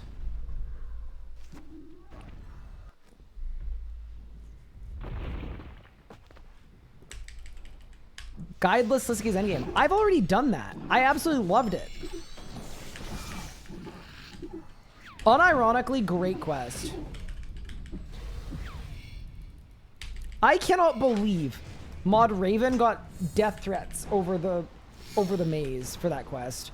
Blows my mind even to this day, because And I hate to be that guy. As someone that did the maze guideless, it wasn't that bad. It wasn't like, it wasn't easy, but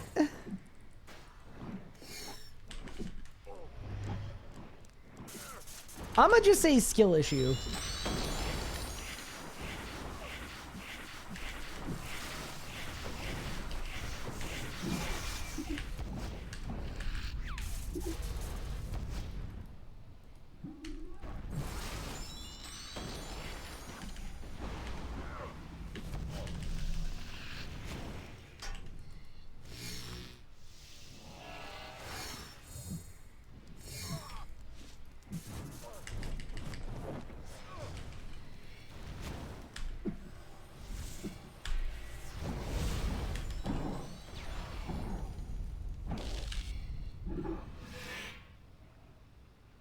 Did it take 5.5 hours? No.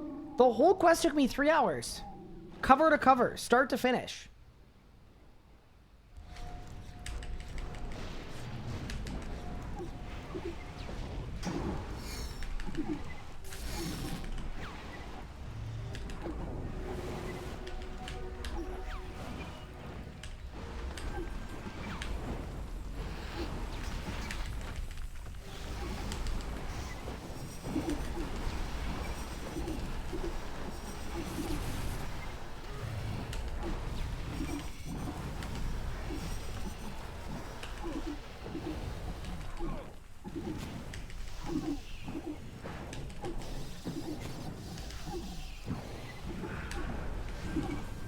Nicely done. Good little Telos skill. Any Saren Godbows in chat? Nope. All right, I'll check with the luck ring.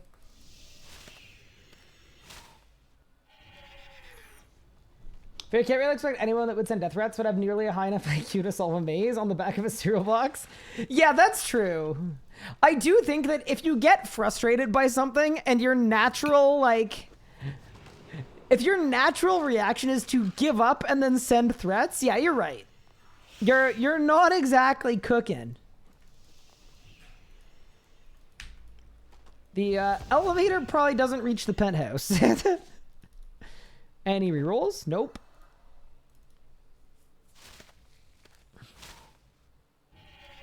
This case series was goated. It was honestly a really good series.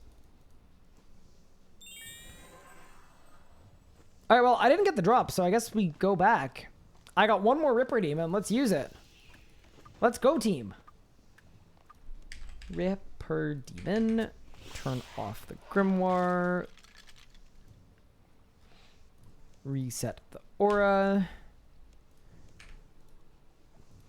Get some HP boosts, and let's get it going. Yeah, that is a very good point, though. What are you guys' favorite quests? I think Endgame is one of my favorite. It probably is my favorite quest, actually. I actually thought Extinction was good, too, though. I quite liked Extinction.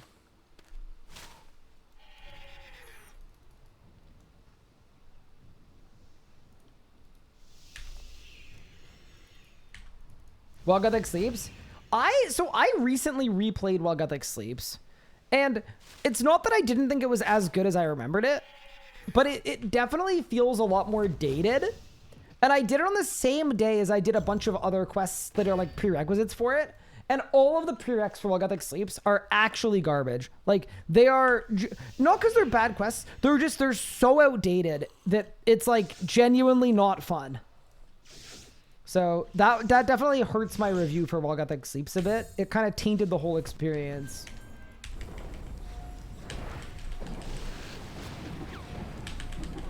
All right, team. Next stop, 1600 in Rage. Vamp questline? Yeah, that's a good one, too. Bringing home the bacon? Okay, no. I mean, to be fair, I know Elliot's favorite quest was the slime quest.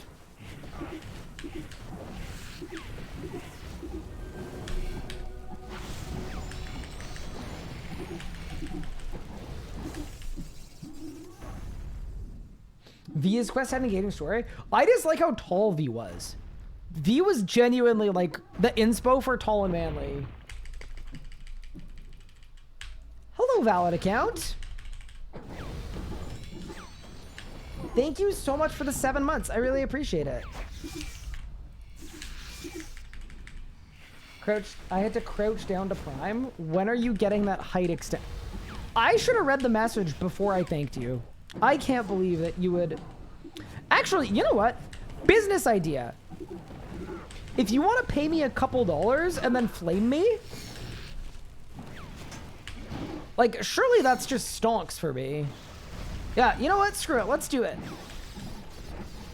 All complaints must now be accompanied by a Prime sub.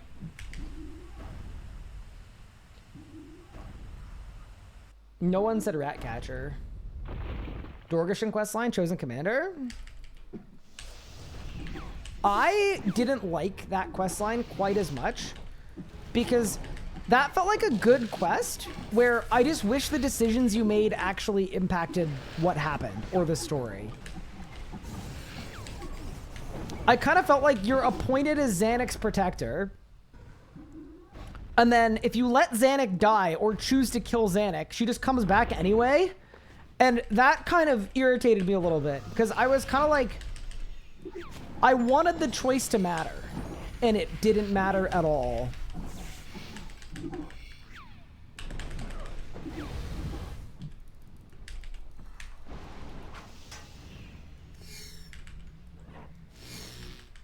Curse of Blackstone.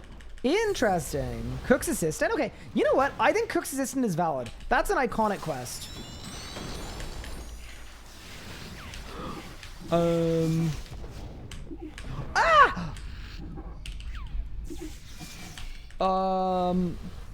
Excel.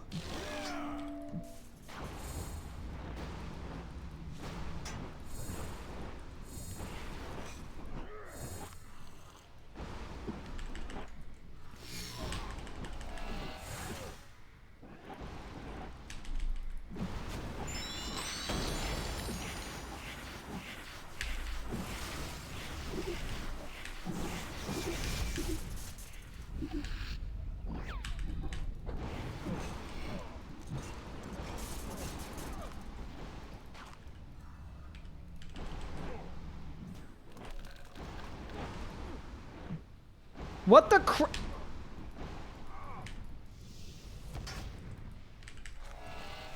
I think I die here, yeah.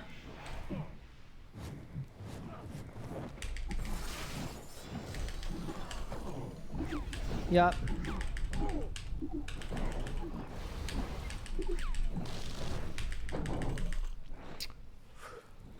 We're dead. Yeah, we're dead.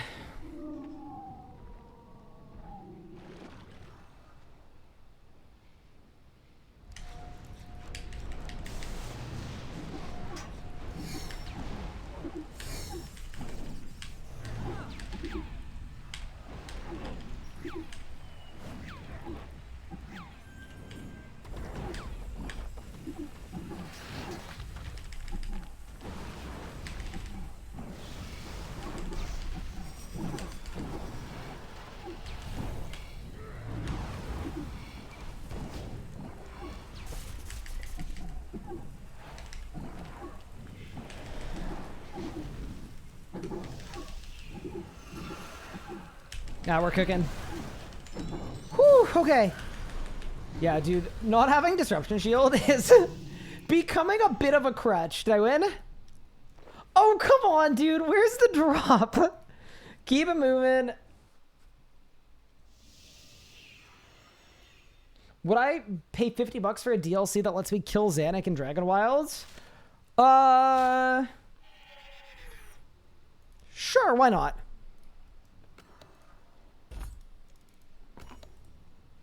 Seems like a good deal. Did I talk to Oziak? I thought I did. Maybe I didn't. Are there hardcore JMs? No, it doesn't exist.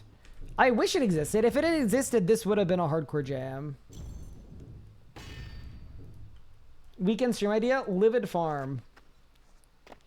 We could Dragon Slayer? I remember being a kid and watching my brother do Dragon Slayer, like, for the first time. And we were only given 30 minutes of, like, computer time per week. So the Dragon Slayer quest was actually, like... It was probably a 3-month-long arc in my life. Each one of the map pieces from, like, Meltzar's map... Or sorry, the map to Crandor. Each piece would have been more than a week. And then we'd spend the whole week thinking about and theory crafting how to get the next piece, or what we need to do for it, or speculating how we would go about it, which made it so cool to me. So yeah, I definitely have a lot of good memories relating to Dragon Slayer. Is achievement hunting good for stream? I think combat achievements, yes, where there's a skillful progression.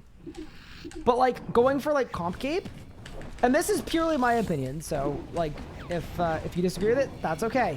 I'm just a guy, but I find like upkeeping my comp cape or grinding comprex kind of content, I think it's pretty not good. There are ways to make it really interesting. I don't know what they are. I'm sure there are like creative, interesting, intricate ways of doing it, but yeah, to me, if you look at the like 5 or 6 components of like things you look to do to entertain people, whether it's like risk or chance of getting a big drop or exciting moments happening or clutches or progression and overcoming something, doing comprex has none of those. It has literally none of the things that, to me, I look for when determining if something's going to be fun to do and entertaining to watch. So, yeah.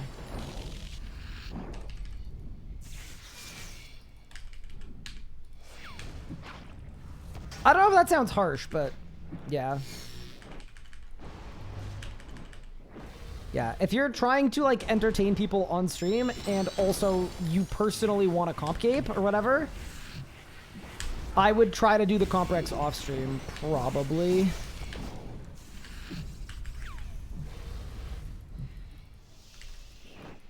Yeah, combat achievement content has been really fun though. But the difference there is you're actually learning something and trying to execute something really, really difficult. Like, there's kind of a speed-runny, I was here kind of component to it.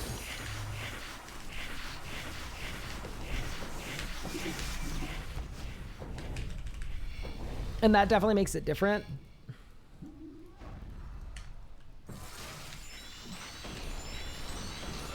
But yeah. It's always like, as a streamer, it's always good to like at least think about the things that you are doing and like make a determination of like if you would watch them is a really good thing to do, in my opinion. Would you watch someone do this? Guessing the ranger wants a Saren Godbow. Yep, that is correct. We are trying to get Yo Man a Saren Godbow.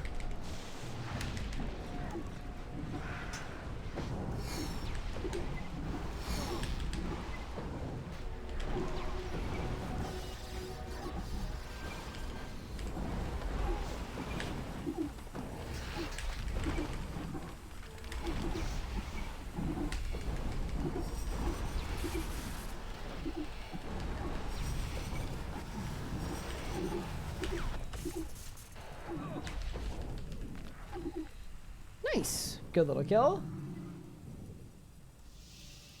So much fun comping and showing. Love the variety gameplay. Would not love to watch a stream of it though. Just my 2 cents. Yep. Did I win? Nope. Keep it going. Doing boring in-game stuff while answering questions. Yeah, like there's a version of it. Like I'll give you an example. Like at some point I'm gonna do a stream where I'm carrying people through combat achievements that they're stuck with, and I think that could be interesting to watch, even though it doesn't hit the notes I usually look for. But I could also be wrong. It might just be the worst stream ever. Either way, maybe it's a one-off. If Tanoob show up here today, would that kind of content be successful? Nope, it wouldn't. One of the things that's interesting about today's landscape is like content creators aren't just like people that, you know, play the game. Content creators are so much more savvy and so much better educated and so much more advanced than they used to be with regard to the quality of narrative, the quality of storytelling, the production, the design. Like, there's so much more intentionality to everything, right? It's way more calculated. So that stuff is like a pioneer of the genre, right? If you look at like RuneShark's Godsword set from scratch, good example of that. Absolute pioneer of the genre. But if those videos and those quality came out today, I don't think they would actually do well, even though they paved the way for an entire generation.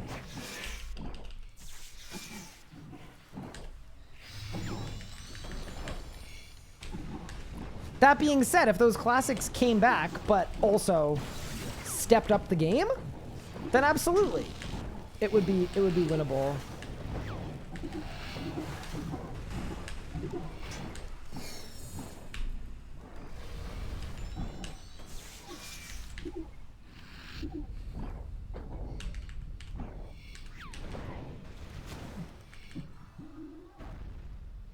I knew everyone was style locked, but I just understood the names of your accounts. You're good, Dak, don't worry.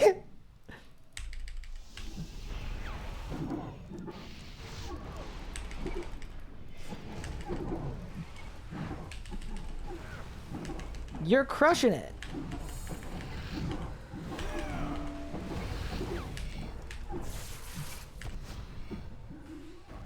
Hello, the skill. What's good?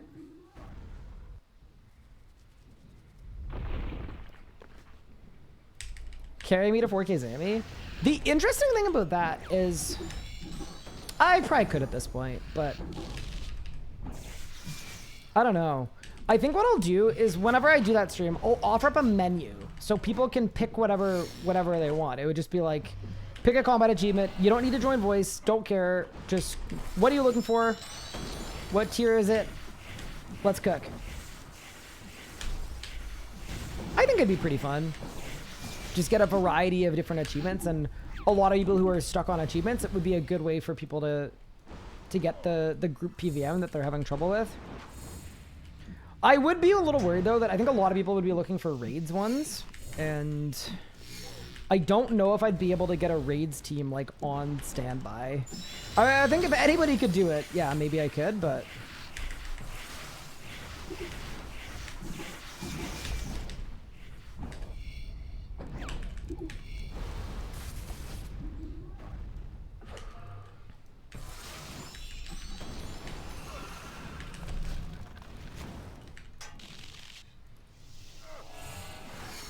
That would be one I definitely have to think about.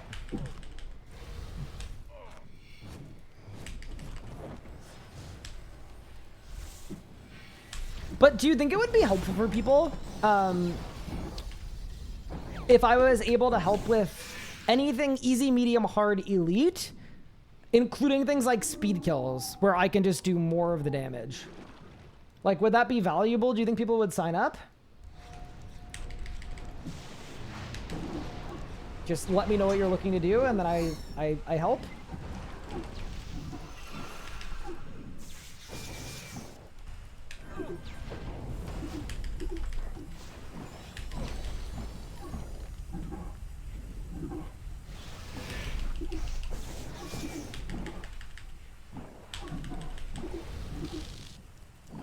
I also know that's a frequently done thing in other games. It's just no one's really tried it completely in RuneScape.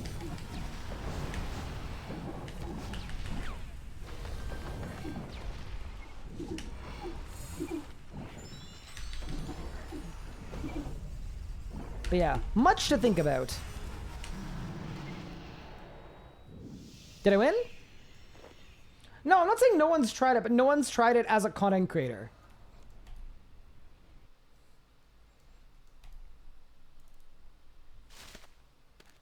Found perfect use for my smartphone, AFK smithing. It's 5 years clean RuneScape, went back to school, got an excellent job, and then Jagex released RuneScape the 4th. Look, Dragon Wilds, at least unlike regular RuneScape, the XP cap is level 50.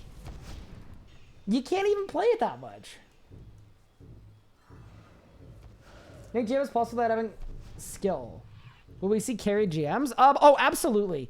So they're not carried GMs. There are bot GMs. Like people are in the process of buying people. Like you're buying good people to play on your account. Like the Elon Musk special. Yeah, that is already happening.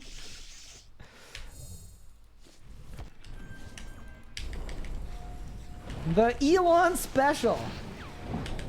And last I heard too, the prices for individual GM achievements are like 15 bill for one achievement.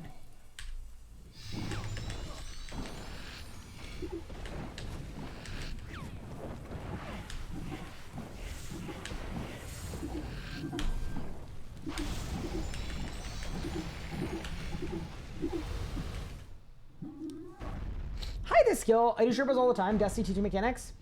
I don't know how to work on RS. Yeah, I should try it. I absolutely should. I think it might be fun. Also, hi, this skill. Thank you so much for the 13 months. I really appreciate it. The support on the streams lately just has been unreal and absolutely means the world to me. So thank you so much for being an important part of that.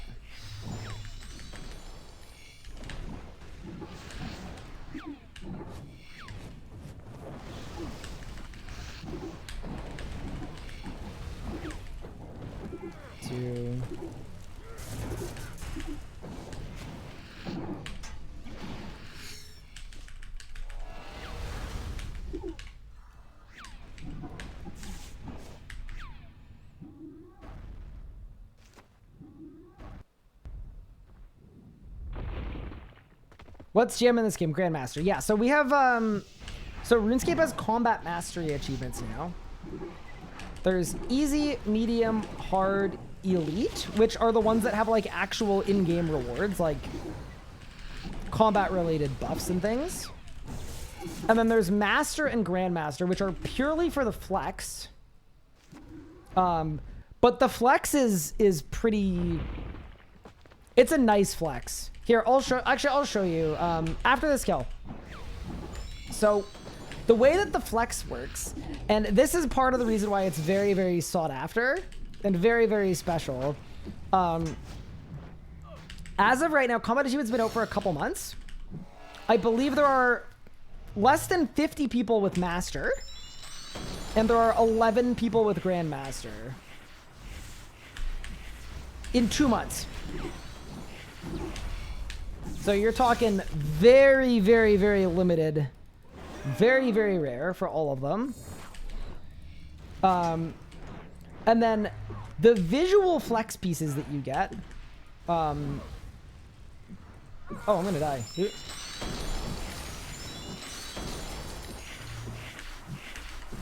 One second. So it's two things. One, it's an aura. So it's actually like an animation that plays around your character constantly and looks really, really cool. For that one, I mean, the Master one honestly looks better than the Grandmaster one. The Master one is red and the Grandmaster one is like supposed to be gold, but it's kind of slightly urine colored. But then the other really cool thing is whenever anyone clicks on you, like in the chat, like in the chat head, there's an icon. So anytime you type in chat, it's actually a chat badge every time you talk that says you're a master or a grandmaster, which is kind of insane. So yeah, basically it's purely cosmetic, but it's like very, very, very top tier flex pieces that are very, very cool. Oh, I'm just gonna blast. I'm just gonna blast. I'm just gonna blast! Holy moly. Nobody does it like he does. Did I win? Where's the drop, bro? Keep it moving. Here. I have the master aura on my main, so I'll show it to you. Is there a link to who the 12 are? Luca doesn't have... Luca isn't a Grandmaster. 12th one just happened? Nice.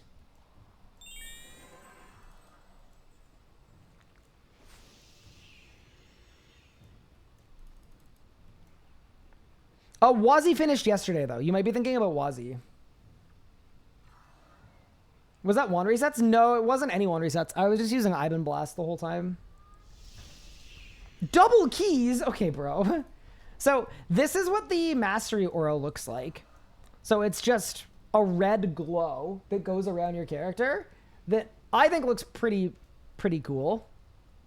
But then the thing is, when anybody clicks on your character... So first off, if I type in the chat, you see the Master Badge in chat, which is kind of cool. And then the other thing is, if I click over my name, here, you can see the badge. Not, oh no. See that? That to me is the part of the very cool thing. Is like, if you get a Grandmaster, you are permanently a Grandmaster. Anytime anyone clicks on you, they'll see that you're a Grandmaster. Now show Grandmaster. Well, I'm not a Grandmaster, so I can't. I'm just a measly old master. But yeah, so those are the main like flex pieces that are meaningful to people that care about that stuff. I'm personally someone that cares about that. I just think it's cool. But yeah, one day maybe I'll become a Grandmaster, but that is not this day. Let me grab a luck ring though. Hold up. See if I got a reroll drop. Me with my Devour aura? Yup. I wonder if there will be in a Masket aura. It's just cats. No rerolls. Okay, I'm just going to the restroom. I'll be right back, and then we're gonna keep pushing. We've got Telos to do. It's Telos o'clock. Is that the new raid? So there's a new boss rush that is the Sanctum of Rebirth, but then a Masket is our next big, hardest boss in the game boss, coming like late this summer, I think. Yeah, I'll be right back. 1 second.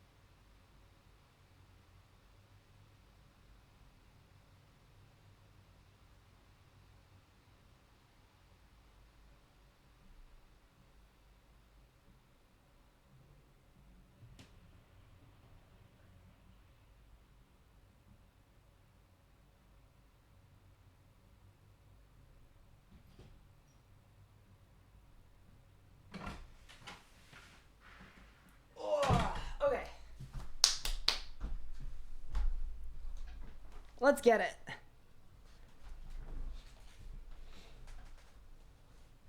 If we get a cat aura, I'm doing a Masket ASAP. Okay, so would it be like a rotation of cats around your character? How would it work? I need to know the exact machinations. But yeah, let's go.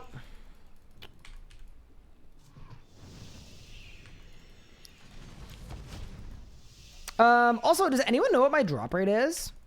I'm gonna check. Wiki, Telos, drop calc. Current enrage 1600. Streak 49. Tier 4 luck. 1 in 17. So we're almost at max drop rate. How have we done this many kills? Without an anything. All right, well, let's get it. Yeah, we're gonna get a drop today.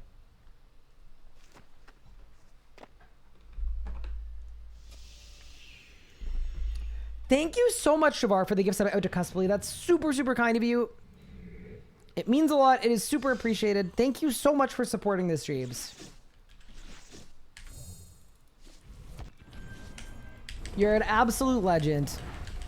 Cusply, enjoy your ad-free viewing. Chat badge, emotes, all that good stuff.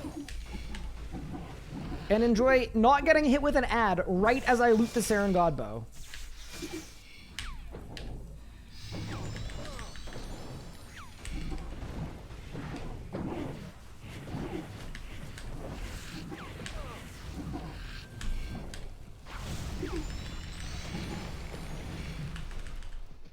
Good phase.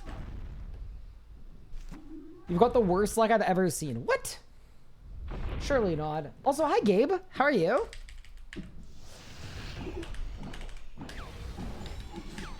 Wait, how did I get a mage hit there? Oh, it's because I didn't get a melee out of the tendril. Ah. That's one of the cool things about Telos, is I'm actually somehow still learning stuff. Even after all those years. Did you guys hear that? Did my phone ding? I think it did. I need to mute my phone. That was kind of annoying. Doubly annoying when I'm 100% certain there's no way it's a human trying to contact me. That just doesn't really happen. Do not disturb. I can't find it. I can't find it. Where's do not disturb?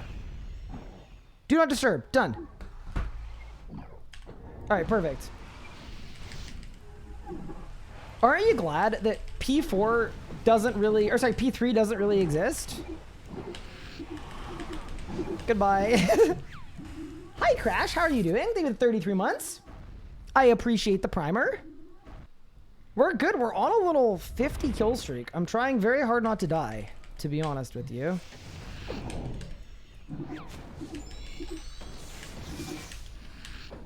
It's going very, I'd say going very just okay. That's okay though. Nah, we're dialed in. We're absolutely dialed in.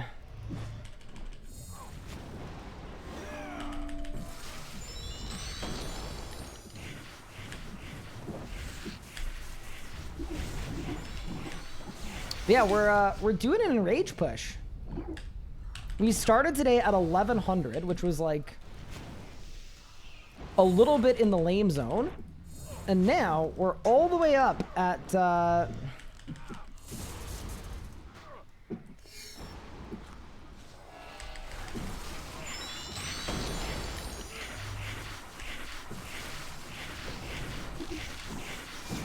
we're all the way up at 1600, getting closer and closer to the ever elusive 2449. It's been really fun. I will say, I really like Telos pushing. I hope that I don't have to do any 2449s. I'm not a huge 2449 guy.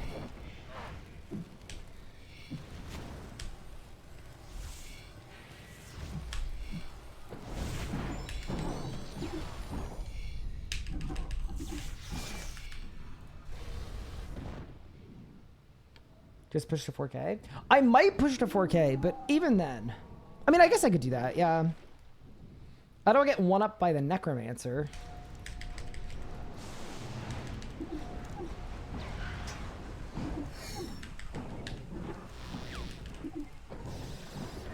Basically what I'm getting at, though, is it would be really, really awesome to just get done. Get the Saren Godbow right around 2K in rage. We'll feel like we worked for it. It'll be great. Oh, that was kind of bad. Yeah, my movement has gotten a little lazy, but that's all right. We've done a lot of Telos today. 500 in rage gained. Did I win? No, 73 Torstal Seeds is crazy. Keep it moving. I'm guessing you only level other combat skills when needed. Yeah, so I'm 80 strength. Unironically, it's just from my Ripper Demon attacking. Because you get combat XP and whatever you have it set to from your familiar, so... But yeah, that is exactly what it is. So I'm allowed to use the other styles if I need them, like for like a quest rec or whatever else, but I'm not allowed to kill bosses with them. If it's classed as a boss, then it's not allowed. And there are some like little exceptions, like I think Yo-Man killed Hermod because Yo-Man wanted to do the drumsticks musician quest for Quest Cape. So some exceptions.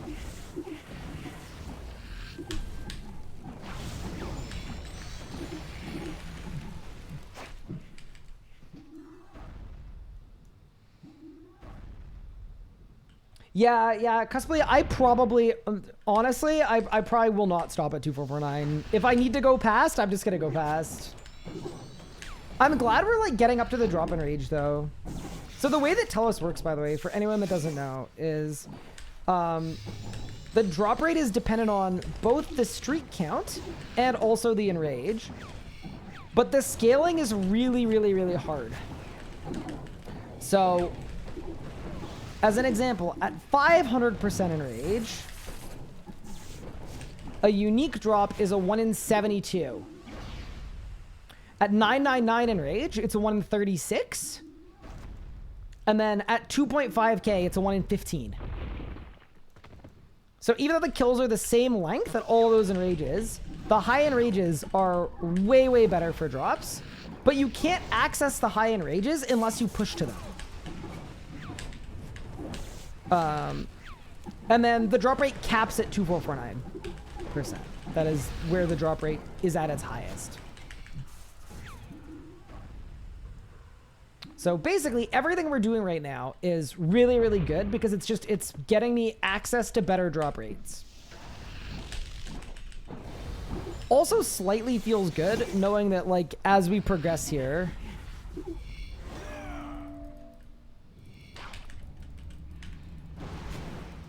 we're gonna have a better and better chance of getting a drop.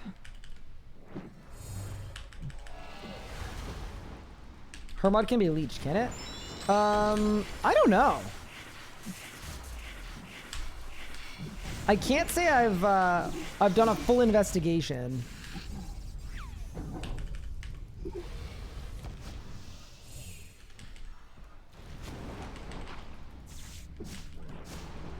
But yeah, I would say Telos kills are going pretty well.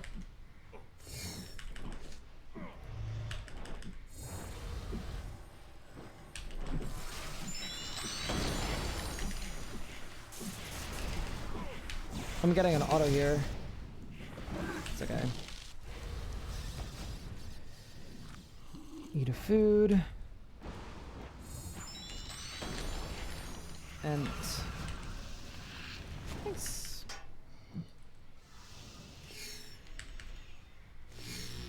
Very good. Gonna be the same as Rax. All the God Swords for bow. So we've had 4 reprisals, 3 staves of Sliske, 1 ZGS.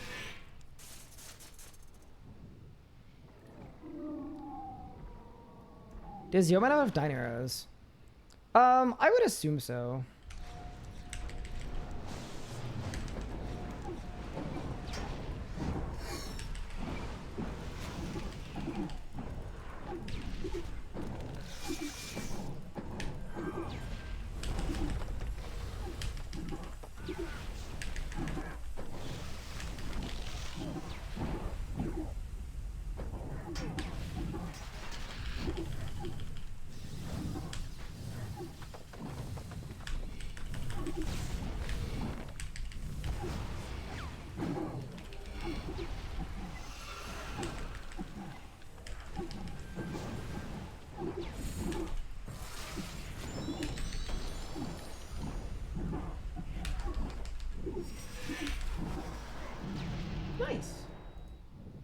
Any drops? Nope.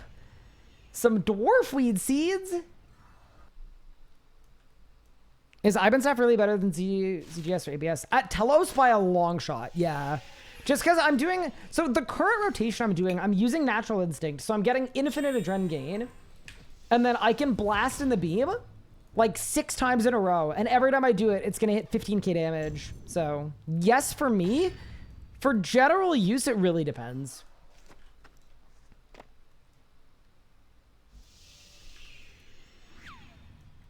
Since when did we get a Grim? We got one last week. Yo Man got a Grim. We were doing Group Solak.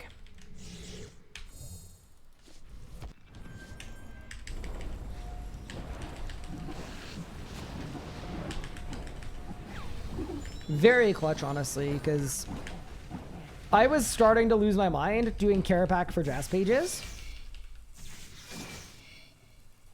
I also think even more so than that, just like the fact that the Jazz pages weren't even that good.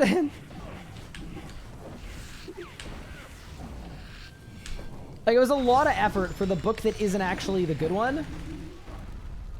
Why is G-Staff used more than Ivan in general PPM? I don't think it is anymore. I think maybe it is for like certain setups or certain people, but if you look at like end game, like I just pushed to 2k Zamorak on my main account. All of the well-established pushing presets now, some of them will bring a Zammy staff and an Ivan, but all of the structured rots use Ivan because Zammy has an adren refund, so the adren cost doesn't really matter as much. I think Magic in general, though, just doesn't have that good EOFs. It's fairly personal preference-y. Like, if you're using a Channeler's Ring, I think ABS is good, but most people prefer a Reaver Ring. So, my preference is definitely Reaver, Ivan. Those are, that is what I use when I'm PVMing with Magic. G-Staff is also good when you need hit chance.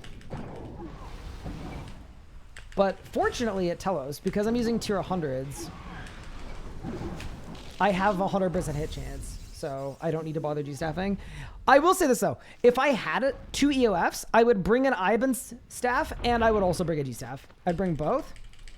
I would G-Staff phases 1 through 4, and then I would Ivan P5.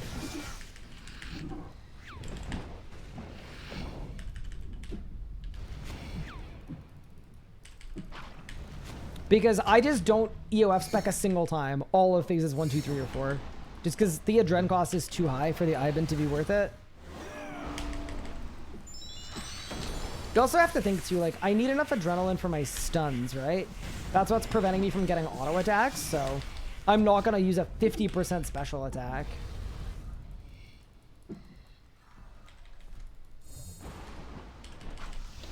Yeah. If you want like a really, really like easy to use like hit button for damage though, Gothic Staff is fine for that. It's just, it's easier to use, but it's also way less damage, so.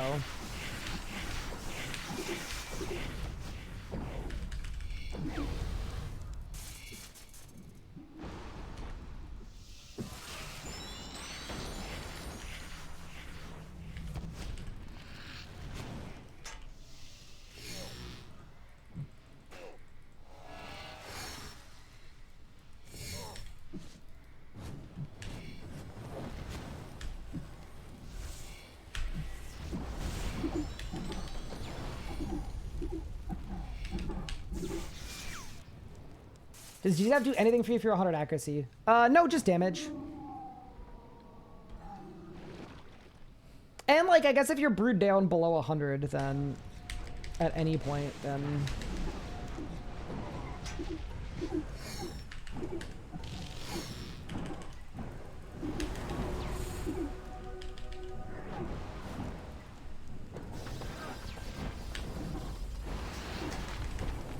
Technically, you can gain something of that, but...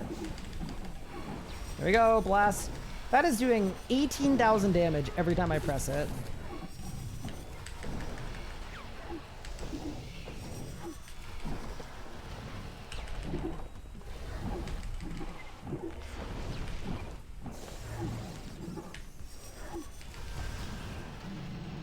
Nice.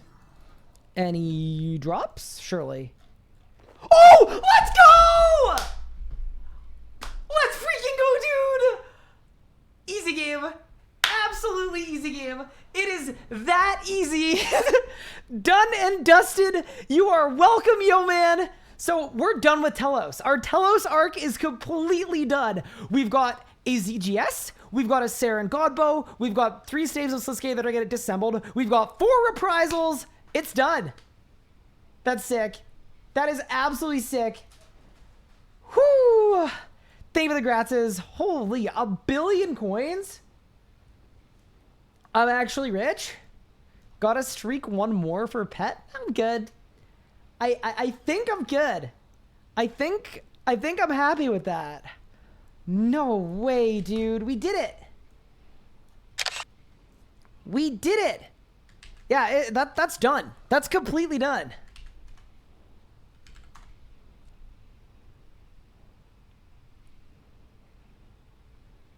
Dude, we're cooking.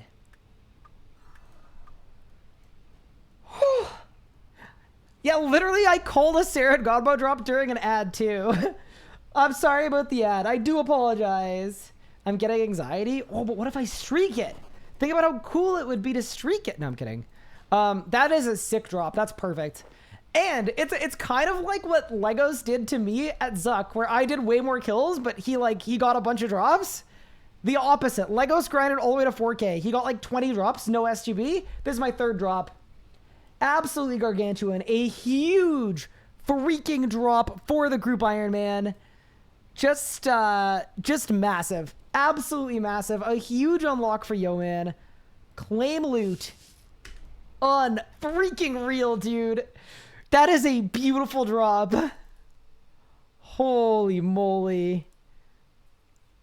That is just a massive, massive drop. RIP weekend plans. No, what this means is I can get a fractured staff of Armoral now. Yeah, we're good. That is not a bad thing. Dormant Saren Godbow. Oh, dude, it looks so good too. And then I'll grab my Pure Orb as well. I'm gonna throw them in storage. And yeah, Legos should be able to make the SGB because I think he's had an absolute ton of orbs. I think he's had like 10 orbs, 12 orbs. Yeah, he's had 12 orbs. Dude, our logs are perfect for each other. Look at this. He got 4 reprisals, 4 orb sets, 3 sauces, and then no hilts, like none of the good hilts. And then look at me. This is such a group Iron Man moment. It's perfect. I literally got the two drops that are needed to complete his log. It's literally it's picturesque. It's actually beautiful. Together we have a perfect log, and he could use his orbs to make the weapons. Now that is some teamwork right there. Absolutely beautiful. Absolutely unreal. I am so stoked for that too. So now Yeoman has Gricko and a Saren Godbow. We got damage. Yeah, Yeoman just got a huge power spike, to be honest with you. Like just nice. A massive. Any drops? Surely. Oh, let's go! Let's freaking go, dude! Oh yeah. Easy game. Absolutely easy game. It is that easy. Done and dusted. You are welcome, yo man. So we're done with Telos. Our Telos arc is completely done. We've got a ZGS. We've got a Saren Godbow. We've got 3 staves of Sasuke that are getting disassembled. We've got 4 reprisals. It's done. That's sick. That is absolutely sick. Real, dude. What a great drop. Our Telos arc is ended. That was exactly what I wanted too. Like, we're not quite at 2K, but we pushed. We streaked 50 kills in a row. I didn't die a single time. How do you only have 1 orb? I don't know. I've been a little unlucky on things, but that's sick. All right, I was gonna have 10 cups of coffee? Nah. I'm just genuinely happy to be here. My coffee limit per day is 2. Oh, man. So, like, now what? Now I guess we focus on the Fractured Staff of Armadal, right? I'm 2 out of 3. Yeah. I guess we send the, yeah, I guess it's Kerapac time. It definitely is Kerapac time. The other thing, too, is I can take clear headed off my gear, too, which is actually really, really, really nice. So I'm going to type up that right now, actually, and ask Pup. Big Pup, any chance you could make me an impatient 4 at some point? Don't need CH anymore. Smile. Because we did it! Yeah, no. Surely we bust out the Kara package. No, I agree.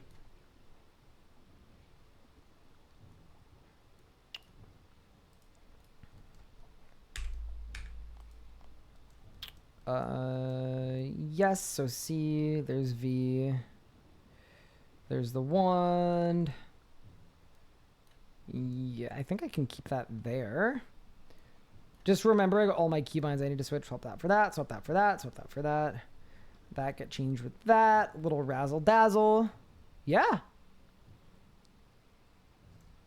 Get some Elite Tectonic. So here's what I was thinking.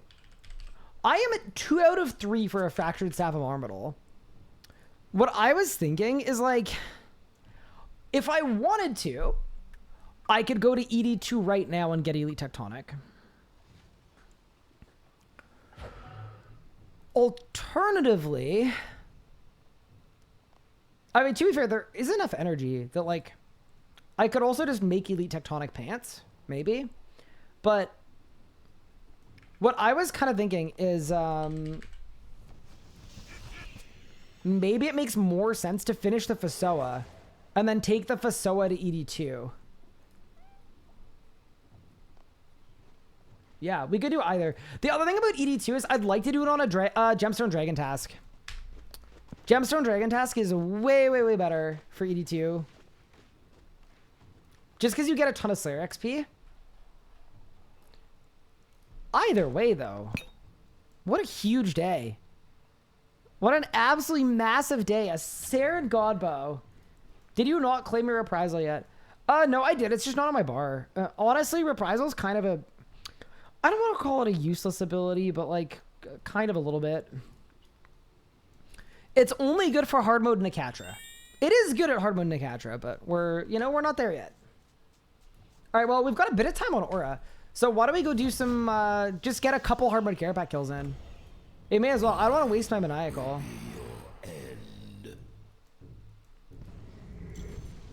I can see it on your bar. Oh, there it is. I didn't even notice. Did y'all get an SCV? I just got a Saren Godbow. Yes, correct. We did it.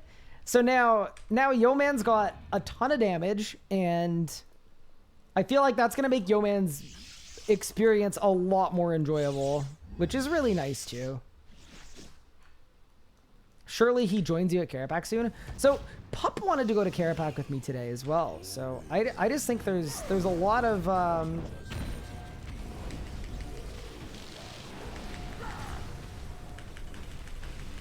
there's a lot of potential here.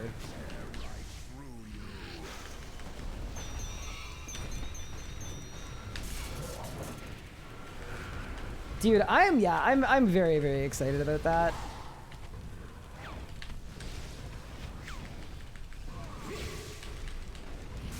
It feels good to help the group too. Get a drop that, like, Yeoman has wanted for a long time too. Oh, I have the wrong EOF set up. Okay, I'm gonna get a lightning wall here. We are not gonna judge me. I kind of messed up the rod a bit. That's okay. Next kill will be better, right? I thought they killed Fasoa. So here's the thing about the Fractured Staff Armadil. It's really, really good for its special attack specifically. So you still want one. You want it for the spec. So most people will Fasoa spec and then switch to their dual wields. But the Fasoa spec is best in slot. It is exceptionally good.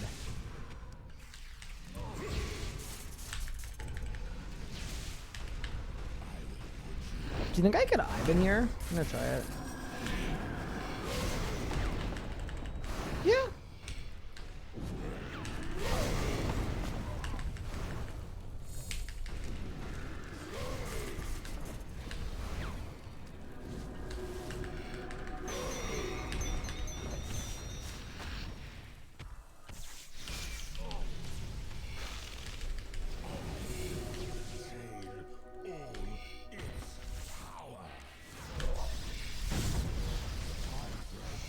Nice.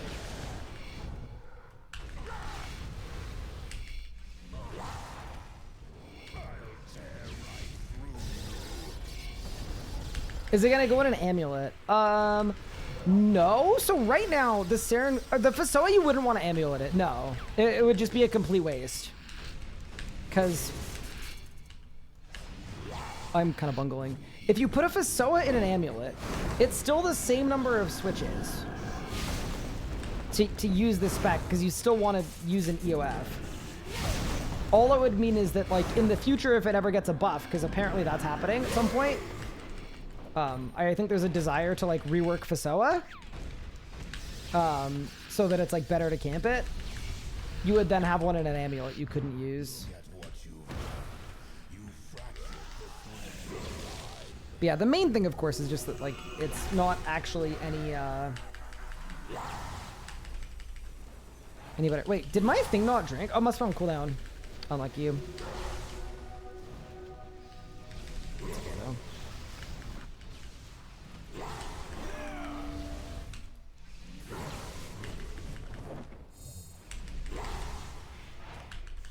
Meta Sunshine looks so cool. Yeah, I always do it on last phase.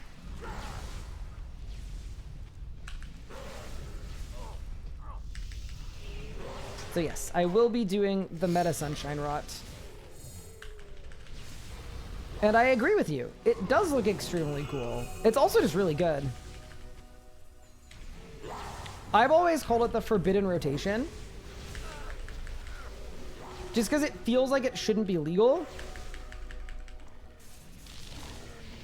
Ready?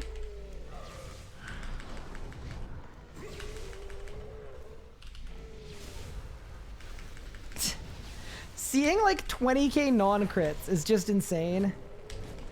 Any drops? Chest page.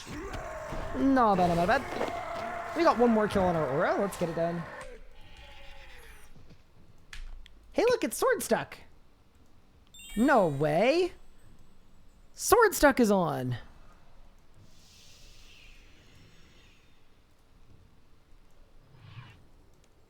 Didn't they say they let people unEF those items to change it?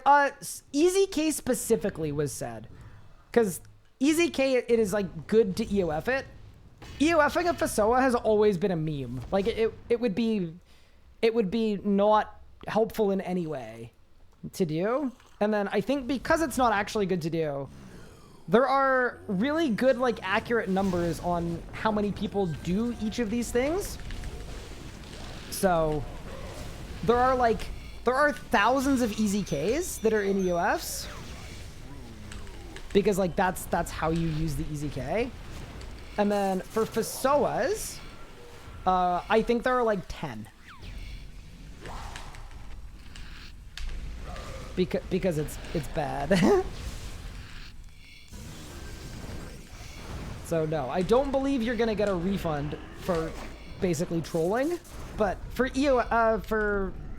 Easy K, yeah, there should be a refund. I hope anyway. I really hope. I would mold if not.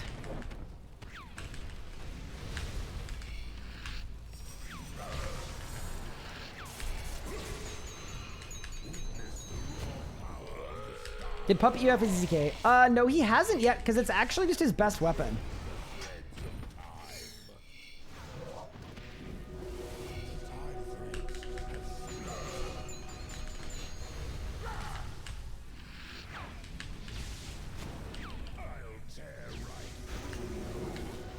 So he kind of can't. I feel like he probably will, like, eventually, but I think he needs Lings first.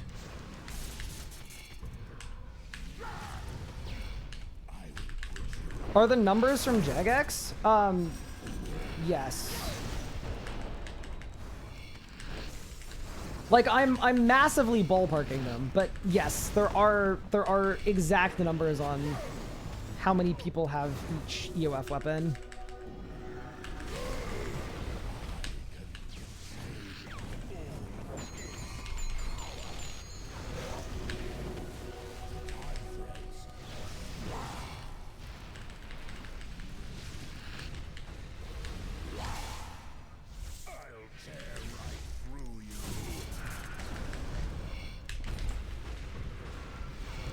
What change it would make it possible to un-UF? So basically the idea is Easy K is getting a rework at some point. And if part of that rework is to make it not a weapon that you'd want in an amulet, the idea is it makes sense to refund people who EOF'd it because the weapon is actually changing in functionality. Which I think is reasonable. Look at what you've done. You fractured the thread of life. And then the difference with the Fractured Staff of Armadil is if the Fractured Staff of Armadil is changed, it was never good in an EOF. And it was never, like, used by an abundance of people in an EOF.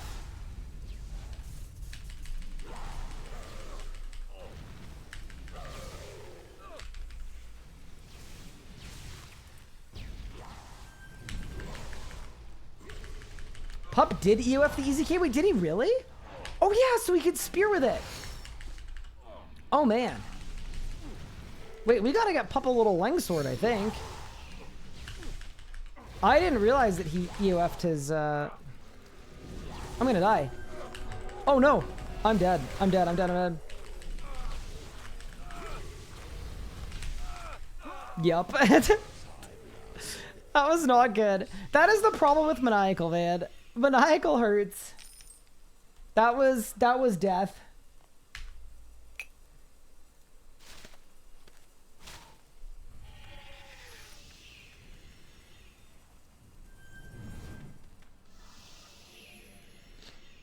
Yeah, Majrat is definitely better.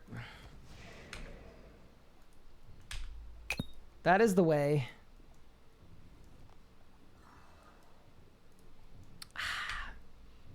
Sorry, that's the best way to recover from a death.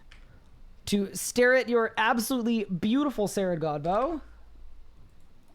Yeah, we'll go back. I don't want to end on a death.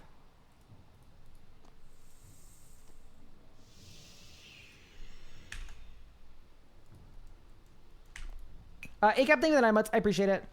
Also, Kerapac is a Calc boss. I just didn't have one, so yeah, let's go. Put that on, put that on, put that on. Yeah, Majrad is significantly better. Oh no. Oops. Wait, you got an STB? Yoop, it's done. Does Weldeval check your group storage? I don't think it does.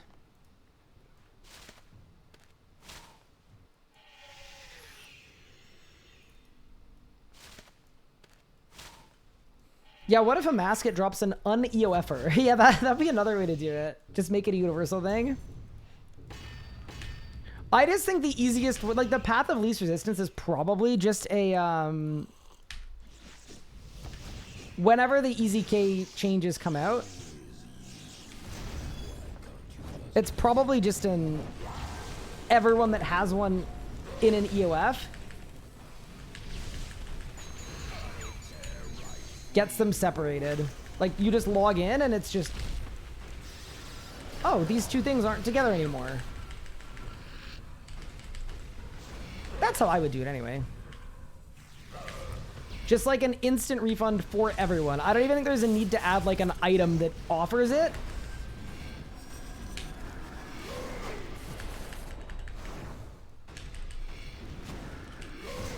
And like, if a player wants to take their EOF out, or gets their Easy K out of an EOF, and then they want to immediately put it back in, I don't know. That's probably fine. That would actually be so memes.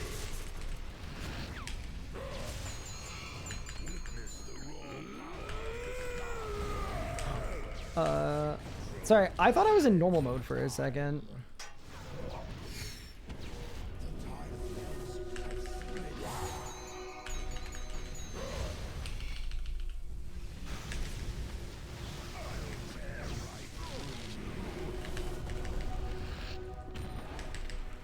Wait, I just cooked. I might be overcooking. By the way, this is why the Calg. The extra adren from crits Lets me do a way, way, way better rotation. 30k! Wait, that was insane! Ivan Staff does 30,000 damage? Bro, why? I'm telling y'all. The Ivan is the way.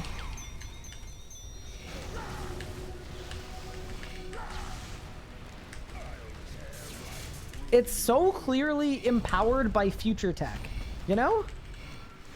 I'm doing it again. Ready? 18k non-crit. Not bad. What easy gear changes are coming?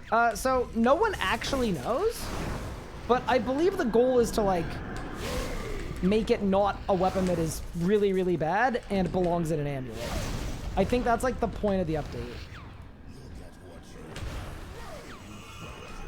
I think that since the Easy K has come out, legendary weapons have kind of had their definition changed a little bit to be slightly different with regard to what they offer.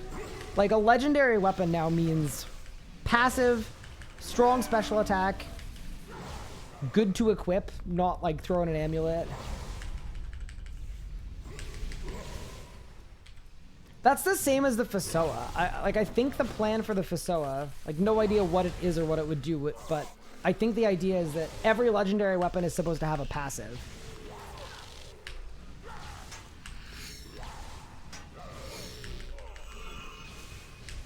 Because it's classed as a legendary weapon. I still don't know about the whole legendary weapon thing. I'm not gonna lie. I feel like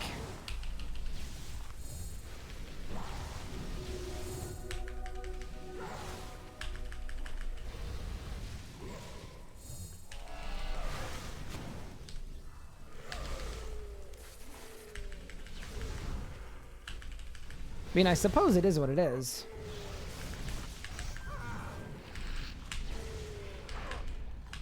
Nice, good little kill. I'm rich. But it was an animation where you pulled the Easy K out of an EOF. That would be really cool. I would love to see the mechanics of that. It'd be like a magician pulling like a sword out of a hat. Like a really, really long sword out of a tiny hat. Is that meta in Sunshine Tech? It is. It's really good. Can Obliteration Spec stop Nex heals on Blood Phase? I would assume it halves them, but I don't know for sure. Guys, I'm back. Welcome back. You got the Igneous Stone? Oh, congrats. Wait, you actually cooked. GZ. That's big.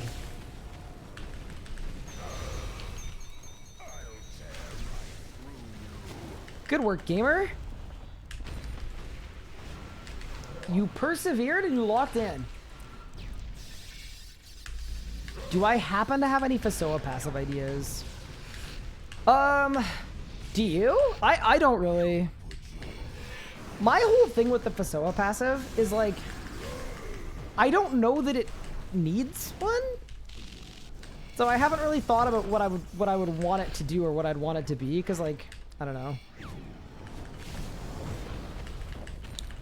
To me, giving the Fasoa a passive is just going to make it compete with the tier 95 Wand Orb that people currently camp. Which is, like, fine, maybe? Like, I don't know.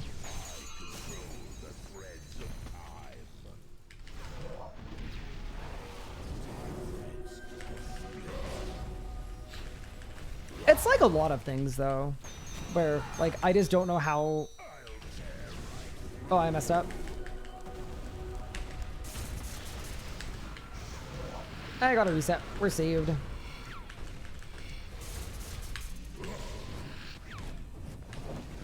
It's the same as the Masterwork thing. Like, I just feel like maybe the Masterwork items shouldn't have been tier 100. Because that also feels kind of weird.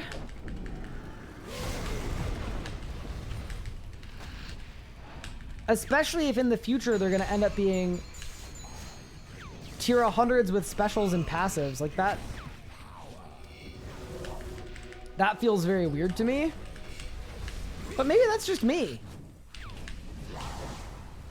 Well, I guess maybe they don't get specials and passives. They get specials or passives? I don't know.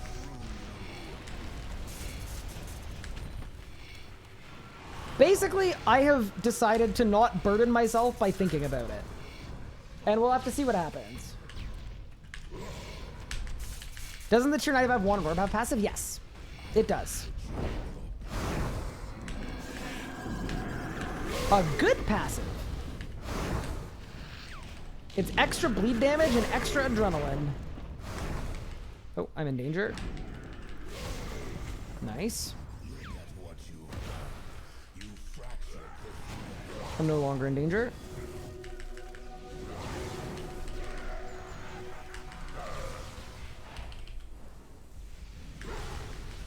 Nice. Hi, Cash. How are you? Bring back Fort Ticking? Fort Ticking's already back. I really actually did enjoy the Fort Ticking, like back in the Fort Ticking meta days.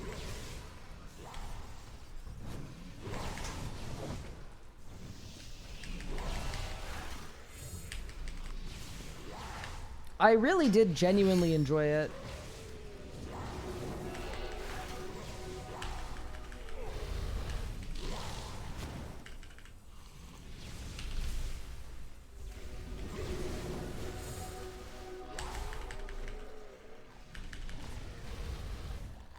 At the same time, I definitely don't miss Fort Ticking now. Like, I'm not mad about not having to Fort Tick these days. Holy damage, that was unreal. Goodbye. Did I win? Another Jazz page. Pretty big.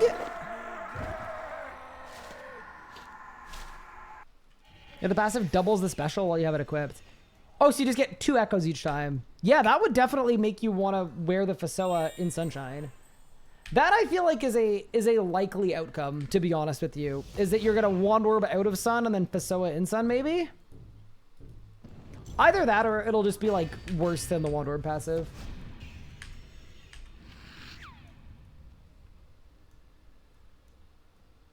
Reason EZK and Fasoa are mained is lack of passive. Got decent passive, would be more choice would choose. Yeah, so choice is really good, I think. Like, I like the idea of being able to pick and choose one, and maybe it's build specific, or maybe it's like the way that your account is progressed specific. Like that, I think is cool. But I think with the way RuneScape abilities currently are, it's a lot more likely, or I think it's a lot easier to end up with like, it's not really actually choice. It's like 2 things fighting each other, and it feels kind of unsatisfying because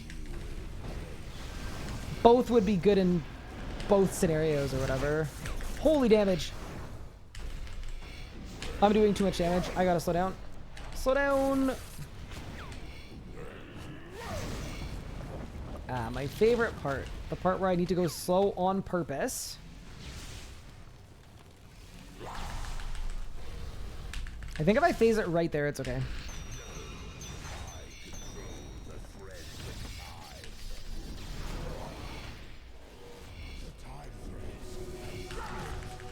I don't know if this works. This might be, this might have been a throw. We'll see. It was actually perfect. It was tick perfect. Look at him go. Yeah, we'll have to see. Passive idea, unlimited time runes.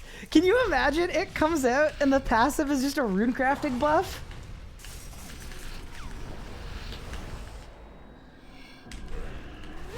%20 more magical thread if you runecraft with a Fasoa.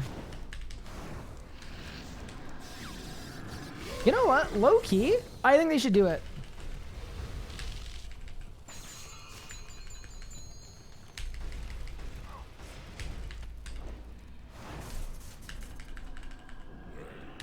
It counts as a demonic skull without being a demonic skull.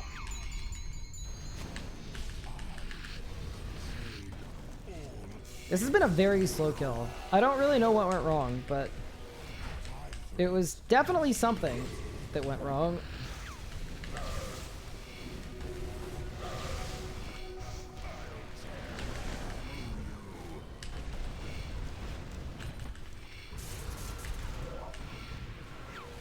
This ad was brought to you by the Marker Plant Gang. Wait, does that mean you're the kind of PvPer that hides under a plant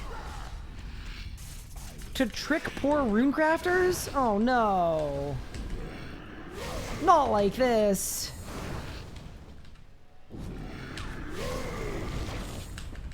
You're a criminal. Actually, I saw one that was where they renamed their character to Bagged Plant or whatever it was.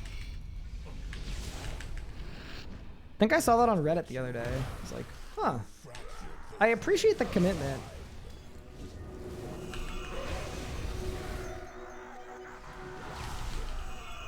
Reminds me of like the old like Torvesta videos where he would just change his RSN to like Chaos Druid.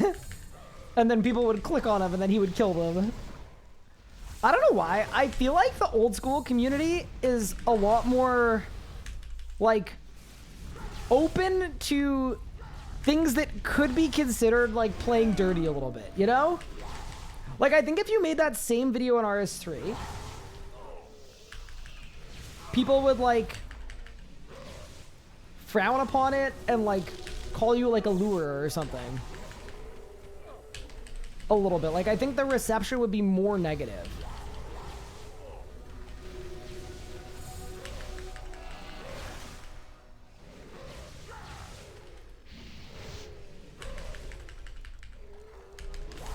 Then again, my crew got away with making a wilderness hunter training method, and then he spent his next day killing the people that were following his guide. So, you know, maybe it is the Wild West out here. What a fire idea. What an absolutely fire idea. He made a guide to like the wildy moth thing dudes that were like up here. About like how good the hunter XP was, like right by the demonic ruins, right? And then the guide, like, I don't know how well it did or whatever. People were watching it, people checked out the method, people like were flogged to the area. And then the next day he shows up in PvP gear and just blasts them all.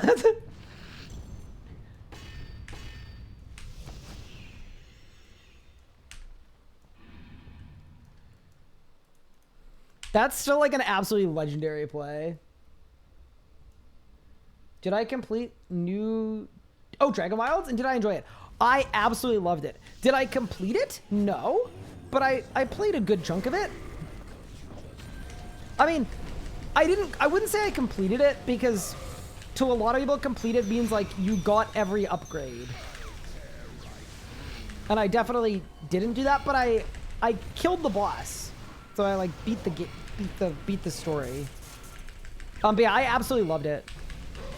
I was really, really, really impressed by Dragon Wilds.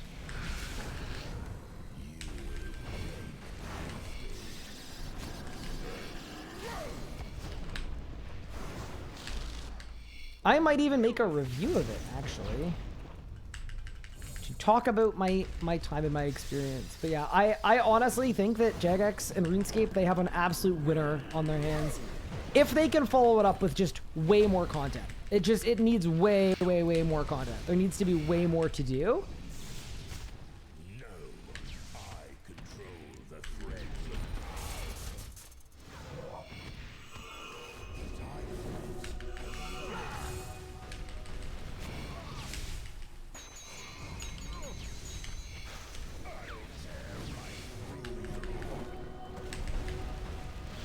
Yeah, I was impressed.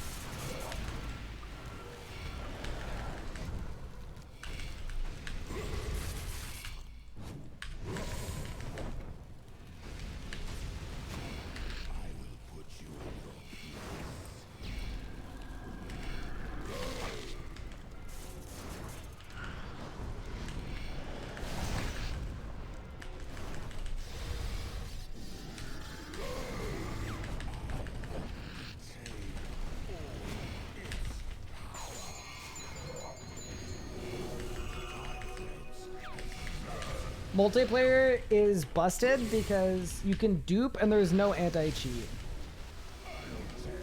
Yeah, I mean, I'm not talking about it as a multiplayer game. I don't think it's designed to be a multiplayer game. I think it's designed to be a game that you play with your friends or you play by yourself.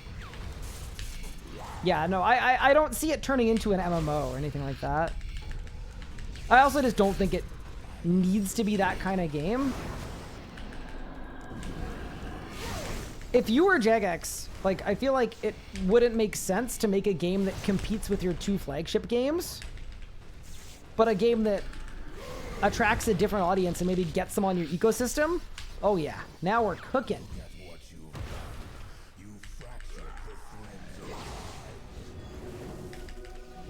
I'm gonna compare it to Minecraft again, because I think it's a decent comparison where it's like, to me it's that kind of game where, yes, you can cheat as much as you want in Minecraft, or you can choose to not do that.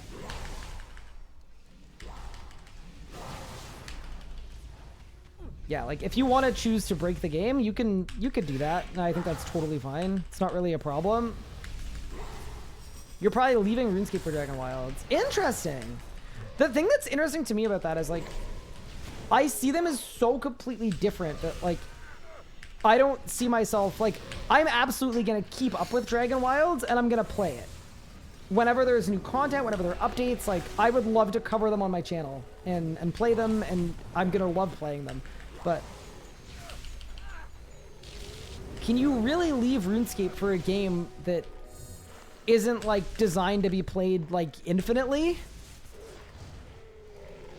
If that makes sense. Like, the time played on RuneScape, like, the expected amount of time to sink into RuneScape is, like, tens of thousands of hours of content. Whereas a game like Dragon Wilds, I don't... Did I win? Nope. I don't see it being that kind of game. I see it as being the kind of game that you gear up with your friends, you have a ton of fun playing for a weekend, and then you play it. You beat the game.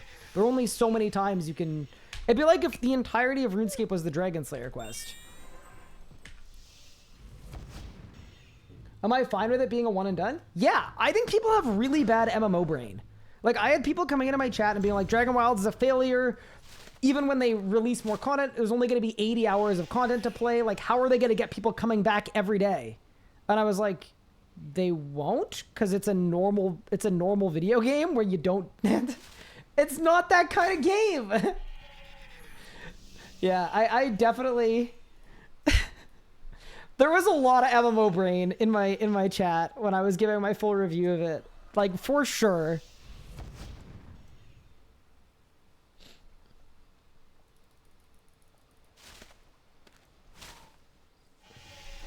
Yeah. It's also a one-time purchase $30 game. So, it's that kind of game. I'm hoping I can get my brother to play it with me, actually. Like, maybe when Hardcore comes out. Well, no, I think it comes from a natural place of, like, RuneScape people are used to assessing RuneScape not on, like, if a release is fun or if this thing is fun or if that thing is fun, but, like, is the game going to be thriving for the next 400 years? You know, like, that is a lot of the time, that's the lens with which it's assessed through. And I also think RuneScape brain, relating to that, and MMO brain, things like player count definitely matter a lot in an MMO. Because, like, you want people, you know, to play the game with. But a game like Dragon Wilds doesn't really... It should... Like, those things should matter to Jagex, definitely, as indicators of if the game is doing well. But as a consumer of the game, it literally should not matter at all if people are playing it or not. Because it's a game you play with your friends. Like, every, like, maybe 3 or 4 years, I go back to Minecraft that I do a playthrough with my wife and we kill the Ender Dragon. Okay? At no point in any of that process have I ever once had to think about, oh man, Minecraft, not as many people are playing Minecraft as they were a few years ago. It is a completely irrelevant fact or stat. It just doesn't make a difference.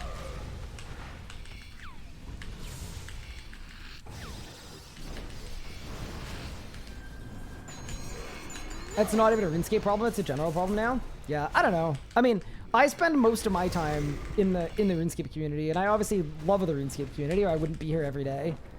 But yeah, definitely from my perspective, a lot of the criticisms I saw of Dragon Wilds were basically that it wasn't trying to be a different kind of game than what it is. Witness the raw power of the star. Obtain all its power. The time frame.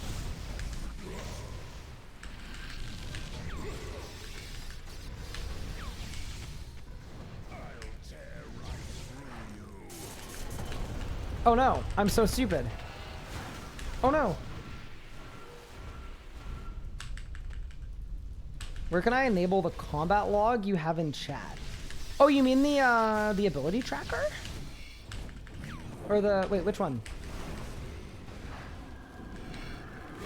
Oh, I have really messed this kill up actually. Okay, give me a second. I also don't have food properly in my preset, which is kind of a rare double L. Okay.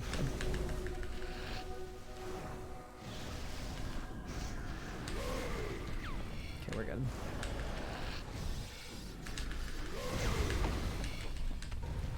You just really don't want to get a lightning wall here.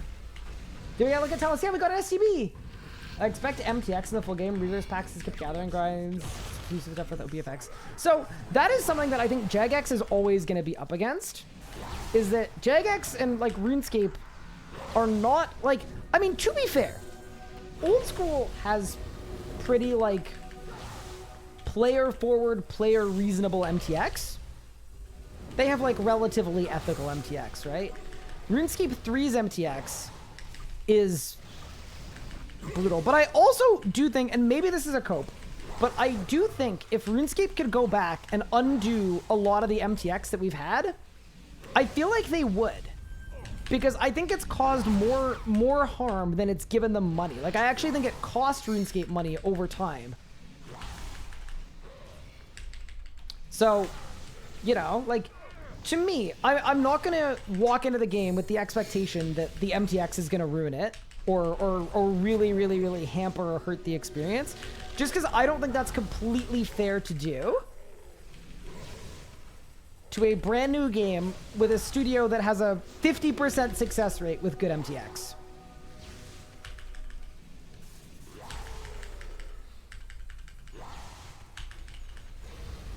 But I do think it's very valid to question the MTX based on what we know, which is RuneScape the 3rd. Yeah, that's super reasonable to me. I'm just like, I'm not going to give the game a failing grade because RuneScape 3 has bad MTX. That just doesn't feel necessarily fair. But yeah, we'll have to see what happens, right? Hopefully there are guarantees that come out like, hey, we're never going to do this, never do that. It's also a single purchase game, which bodes well, I think. Like, I'm guessing we'll have to pay for a server if you want to, like, do a 20-player server with your community, just like Minecraft. But, yeah, you never know. RS Guy, you are like a god so drop in a free-to-play world. Impossible, yet somehow you're here, making everything better. Whoa! They can't unopen Pandora's box. We're here now, and we have to make the most of it. Exactly. But I do think that... also, that is 98 Slayer coming in. Pretty big. Yeah. No, I was blown away by the new game, though. It played way better than I thought it would. It looked way better than I thought it would. It was really, really fun. The combat was fun. The gameplay was fun. The story was good. It's a really solid foundation. Hi, Simp Hunter. Thank you for the 8 months. I appreciate it. Yeah, it's Private Worlds 1 to 4, people. Exactly, right now. That is the current plan. Ooh, I can do Onyx Dragons. Why couldn't they remove it now? Because removing it now wouldn't necessarily... Like, they could, arguably, but... a lot of the damage has already been done, right? Like... RuneScape is going to be known as that game with the MTX forever. The other thing too is like, if you removed Treasure Hunter tomorrow, right?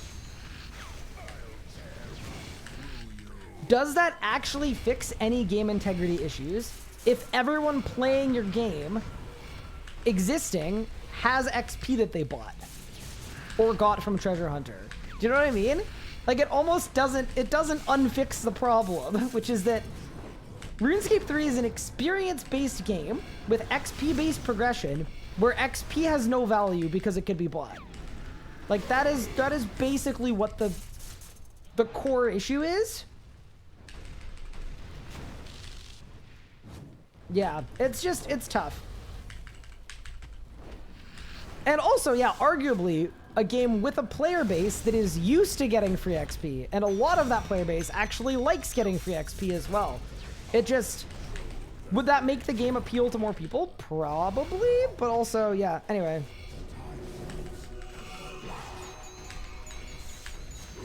To me, anyway, it feels like a decision that was made years ago, and you can't really... There's not a lot of coming back from that. IMO. Or it's very difficult to come back from that. You can't put the genie back in the bottle without doing things like doing a server wipe, right? Which, like, would be obviously cataclysmic to existing players. I'm sure it'd be probably fine for new players. It'd probably be attractive to new players, but it would absolutely kill the entire active player base. And that's the core. You don't kill your core. But do you guys remember one of the MTX like survey-y things last year? One of the questions on it was like, would you be interested in clean slate, like a clean reboot of the game? And I think most people's reaction to that was panic. Because if there's a clean wipe and then everybody plays the clean wipe that doesn't have MTX, everything that you have earned feels like it's lost its value. So, yeah. Anyway.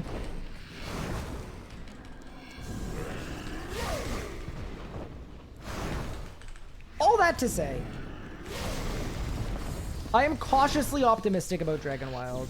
Honestly, it's not even cautiously. I think the most important thing from this beta, or this pre-launch, is it a good, fun game? Yes. I finished playing it. I spent 20 hours and 2 days grinding it. I came back after grinding it for that length of time, and I was just wanting more. All I wanted was there to be more content for me to play. And I think that bodes well. It was a game that I really got stuck in. I would most definitely quit. Yeah, I think most people would. I think that's why, like, that question when it was asked was so upsetting to so many people. But it is a good, like, I don't know, thought experiment with MTX, because I think a lot of RuneScape players dislike MTX, but also I think a lot of RS players dislike it, but also use it, and or have used it.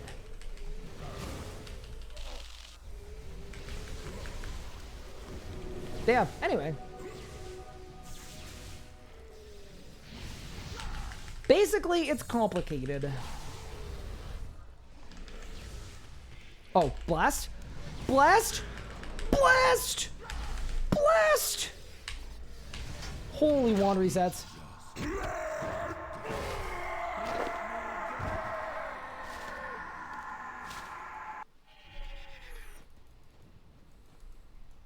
XP schmexp, make the game less complicated. I mean, like, that is good too. I don't think those are different, like... I don't see how that pertains. I guess if the goal is to attract new players, there are lots of ways of doing that. But, yeah, one way would definitely be to fix the reputation.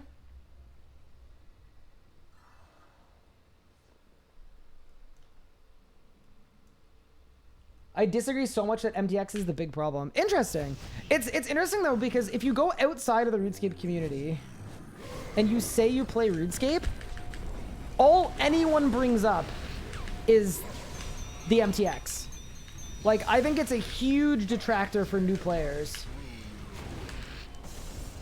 If it's like the first thing that's brought up, like if you're looking for an MMO to play, I think it's like the single biggest hit on the perception of RuneScape. It's not that the EOC was bad when it happened. It's the MTX in my opinion.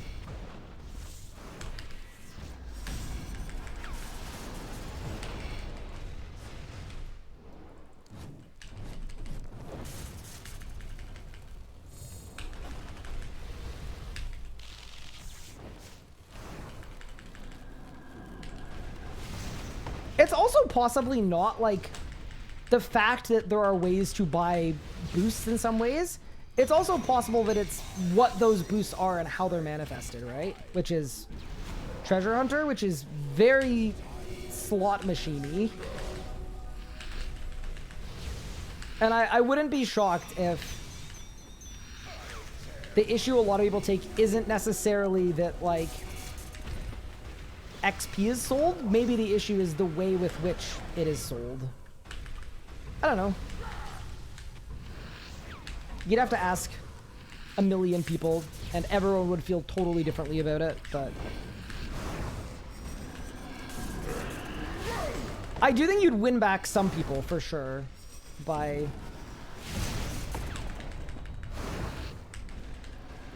doing more ethical XP sales. I think for a lot of people the damage is done and it doesn't matter. Like it's too little too late, but... Oh no. Saved. I do think in general though, people want to play games and support things that they feel like are... not like giving them the middle finger, you know what I mean?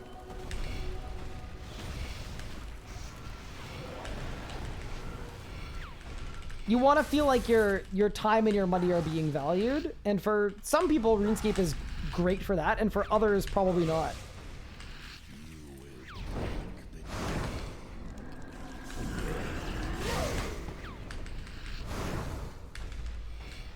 I'll say this though, there is a reason why I almost exclusively play and promote Iron Man modes, because I think they're absolutely fantastic.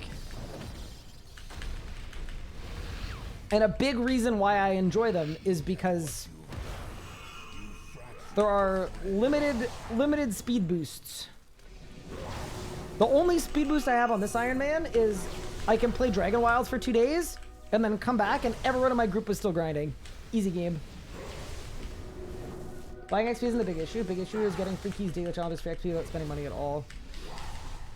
Yeah, I feel like that's an interesting one, because I think that's partially why the Hero Pass crashed and burned so hard, is it tried to alleviate that, right? Get rid of all the free XP and all the daily challenges and the free spins and all that stuff, which, like, yeah, I mean, we would need Jagex to come out with data on this, but I wouldn't be surprised if most of the Treasure Hunter keys used are free ones.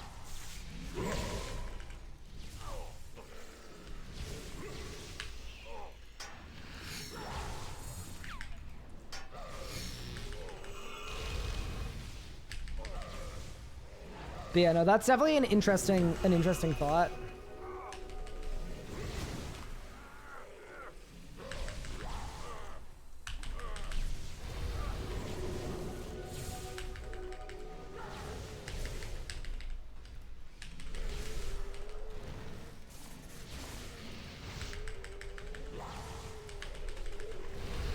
All right, ready?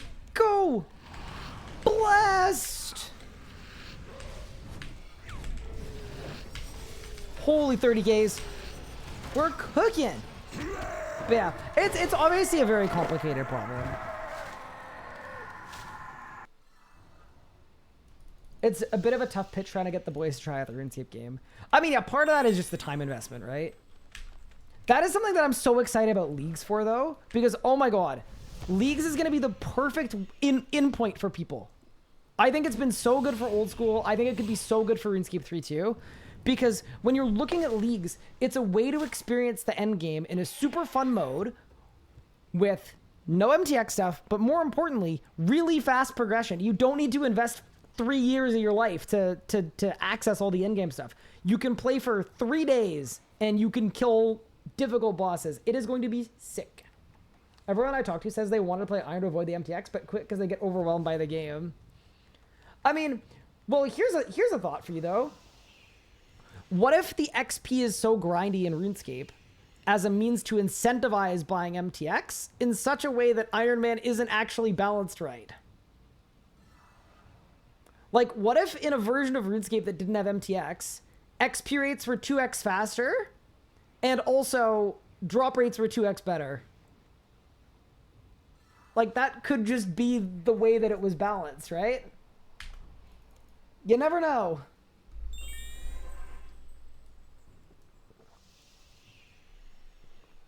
My enjoyment of the game has grown exponentially since I started in Iron. And it stopped all the spending on my main because at the point it feels better to achieve something on my Iron instead. Main is there to enjoy new content on release. Yeah, that's fair. Like, I like playing my main. I spend a ton of time. I PVM a lot with my wife. I take people for boss runs. Like, obviously, I went and did my mastery aura. I really loved it. But I think... I don't know if I would recommend it to a new player, though, because it would take so many years of grinding and slogging, or a lot of money, I guess, to get to the point where you could do the things that I enjoy. Like, I've had people ask me, like, hey, Ryan, like, I want to play RuneScape with you. Like, can I get into it? Like, would we be able to play together? And the answer is basically, like, no. So anyway, that's why I'm excited about leagues. Leagues are going to be great. Because the answer is going to be yes. Come play leagues.